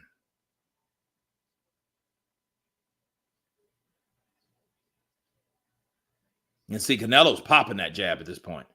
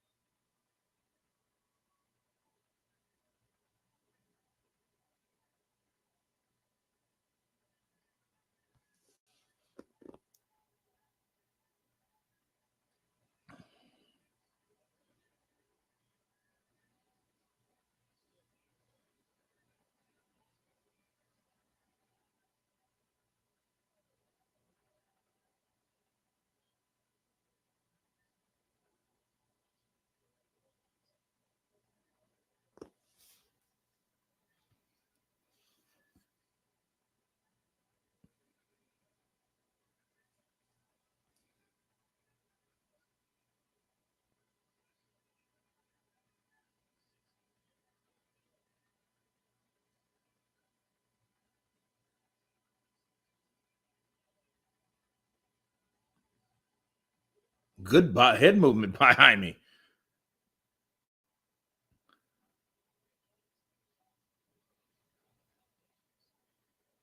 40 seconds left.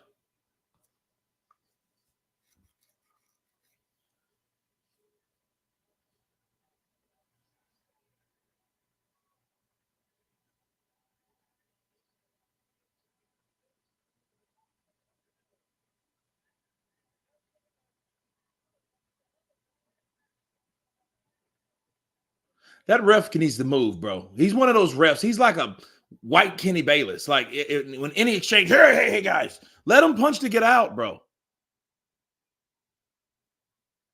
Oh, good right hand and left hook combination from Canelo.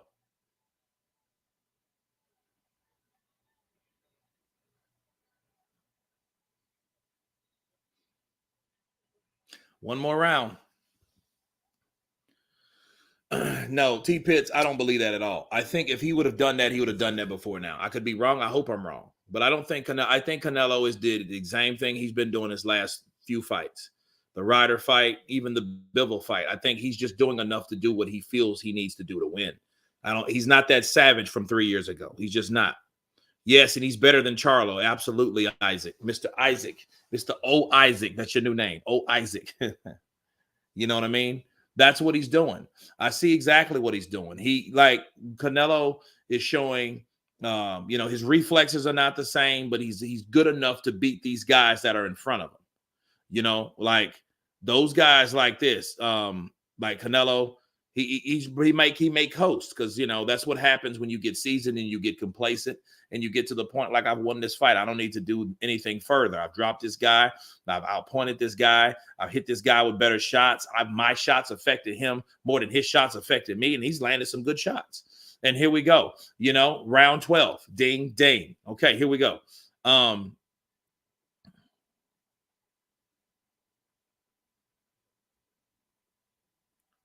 And see, what I like about Munguia, I have a mad respect for him now, because he's coming in to win. He's coming in. Look at this, is 12th round. Oh, good lunging left hook for Canelo.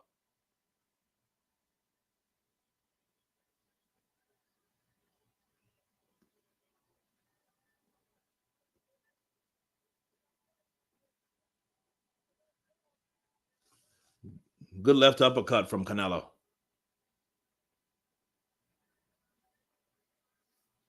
That's Mexican style. What Jaime Munguia is doing, he's on the inside. He's fighting just like Julio Cesar Chavez Sr. was fighting Oscar De La Hoya. Coming in, chopping in punches, going to the body, uppercuts, right hands, left hooks. Okay, very little jabs, because you're too close. He ain't got time for that shit. That's how it is. That's what Jaime's doing. Jaime should have been doing that. And maybe Jaime would have been doing that if he wouldn't have got hurt. He would, but he had to respect the punch and power, because the punch and power put him down. So he's going to, Canelo made him respect it. So he had to, kind of make his way. But he knows, this is my last. Leave it all in the ring. Leave it all in the ring. And see, Jaime's fighting Canelo off of him to keep him from getting KO'd. But I don't think Canelo's trying to do that. I don't think that's been Canelo for a long time. Canelo, if he finishes, sees that you're hurt, he's going to get you out of there. But if he knows that you're coasting, yeah, he's just going to coast with you. Okay, that's what I see. See, look at that. This is 1 minute left. Okay, and Canelo, he's coming back with shots, left hooks. He's coming over the top of the jab or the missed hook. So he counters Munguia's jab or left hand to come with a left hook. There he goes. Left hook, right hand lands for Canelo. Munguia holds on. And see, Canelo knows he has it. Left hook lands for Canelo.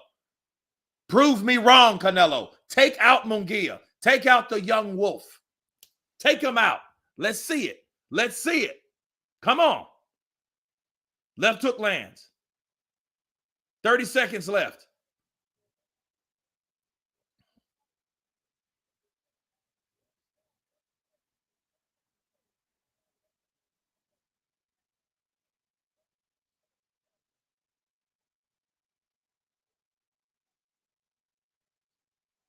Oh, good right hand, left, right by Canelo. 10 seconds left. In the middle of the ring. Right uppercut from Canelo. Left hook from Canelo. Get him! 5 seconds left. Come on. Right hand lands for Canelo. And there you have it. Done. Like I said, Canelo did a fully balanced fight. Got the knockdown. That's the rising action in the fight. That's what people are going to remember. Boop, boop. That's what people are going to remember right there. They're going to remember that right uppercut, left hook combination. Really, it was the right that took him down.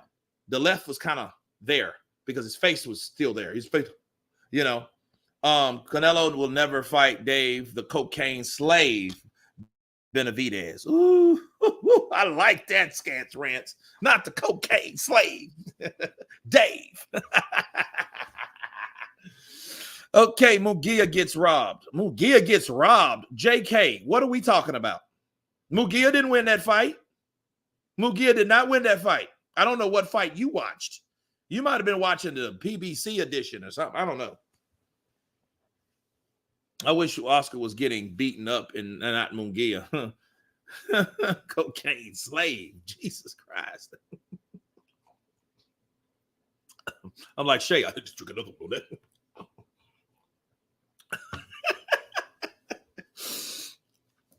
Then Jamie got beat. Yeah, Kurt, the uppercut took him down. Yeah. Absolutely. Got to be trolling. Yeah, you got to have. Look, Jaime's going to get robbed. What? Yo fui robaste en esta pelea.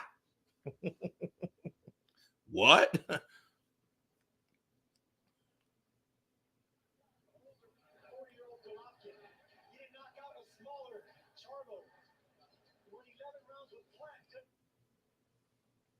He's calling somebody out. See, Munguia did good, bro. And now it was his fourth round. He throws, look, left hook. Oh, he started with a left hook. Bop, bop. Yeah, it was that. Yeah, he didn't see that coming. Cheers, Kurt. Munguia was just not ready for him. He's just not a better fighter than Canelo. He's just not. You know, eventually when he raises opposition, he's not. I mean, can he be better than a lot of other fighters? Probably so. You know what I mean? He's here at 168, so let's see what he can do. Booga shuga. Booga shuga. I would imagine Canelo punching Benavidez would sound like them rubber ducky toys.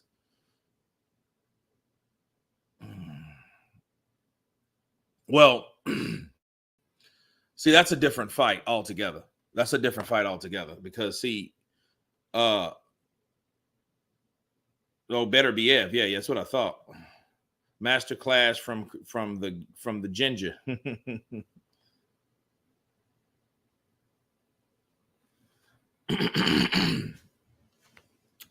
Yeah, let's see.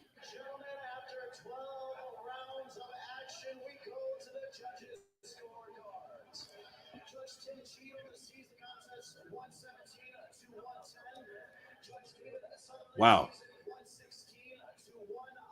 Ooh.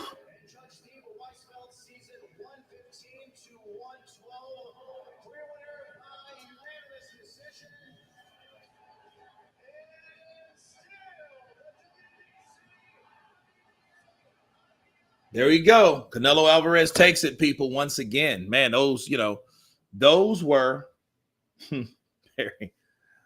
those were some good rounds from Canelo. Canelo is still showing that he's credible.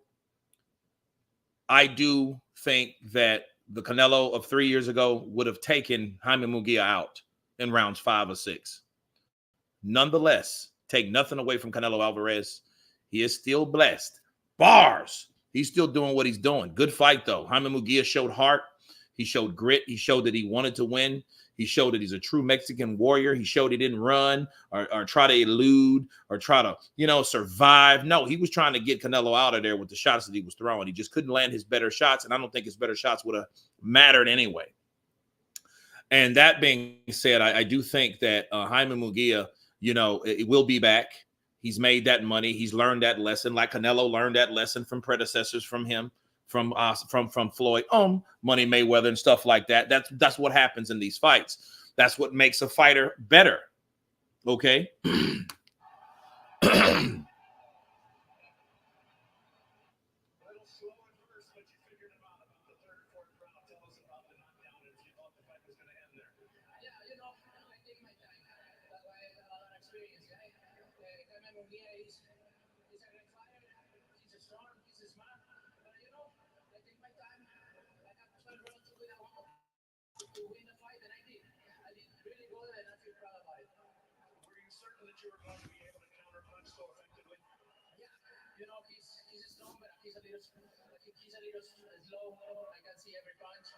Ooh. He said he was slow. He's a little slow.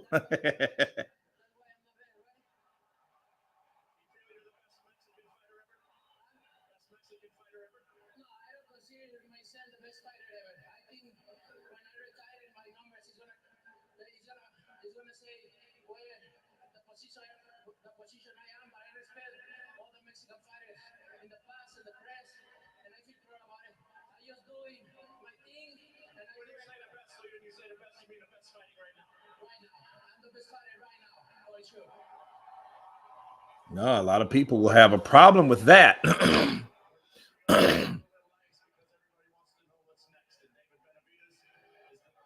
He's there.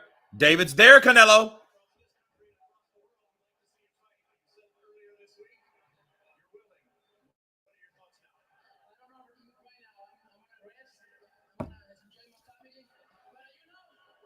Oh.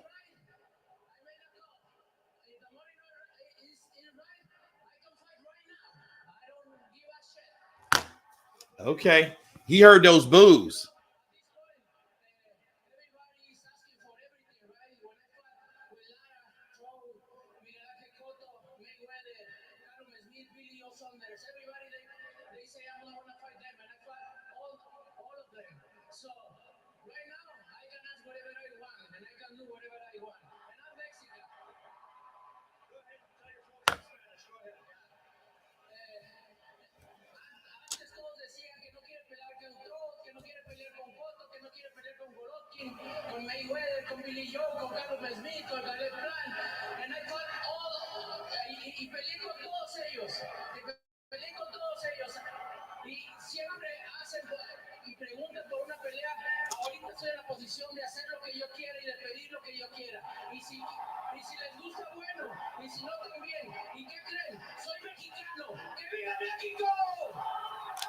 Okay. Well, the next will be Kambosos versus Lomachenko, or maybe Monday with the Inouye fight. If it's Monday, I need to check the. I'm Central Time here in the United States, so I gotta see what time it airs. But no, yeah, Canelo, he basically heard those boos, and he was like, you know what, yeah, you know, oh, but if the money's right, Monday.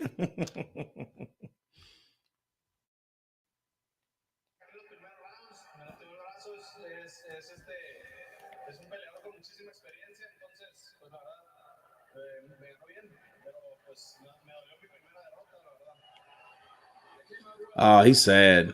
Oh, he's sad, man. He's upset. He can't even hold his mouth back. Ay, qué pena, hijo. Pero no preocupe, para el próximo pelea estoy mucho mejor.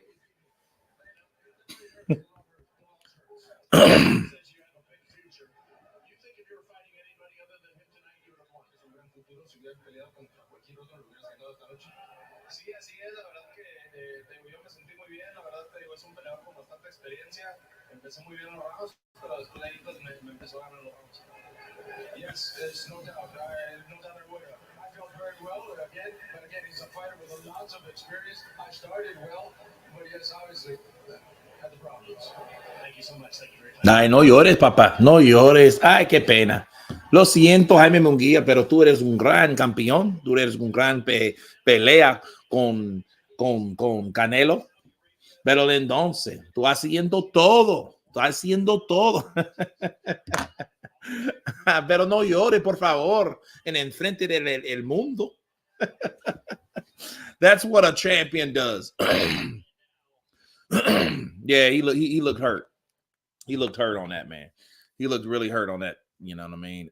But he tried. He did his best. I said in Spanish that you'll be better on the next one. You know, you fought a good fighter with Canelo, you know, and yeah. But that's what happens when Munguia fights 40-year-old bums. Loma's going to smoke Kambosos. I could look forward to it, Mr. Schultz. I look forward to it. Slorm Raptor, good Spanish. Kurt Design coming soon. Just need to know, do you want me to color it or leave it black or white so you can do it? It depends. Let me see it black and white first. You know, let's see how it looks. It may look good enough for, you know, by itself. I want to see it. If you still got my email, I'm looking forward to it. I was looking up for. I'm like, man, what happened? You know, Patrick Barrett.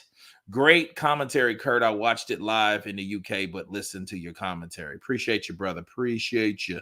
I appreciate it. I feel the same way Canelo versus DB that I do about Tank versus Haney.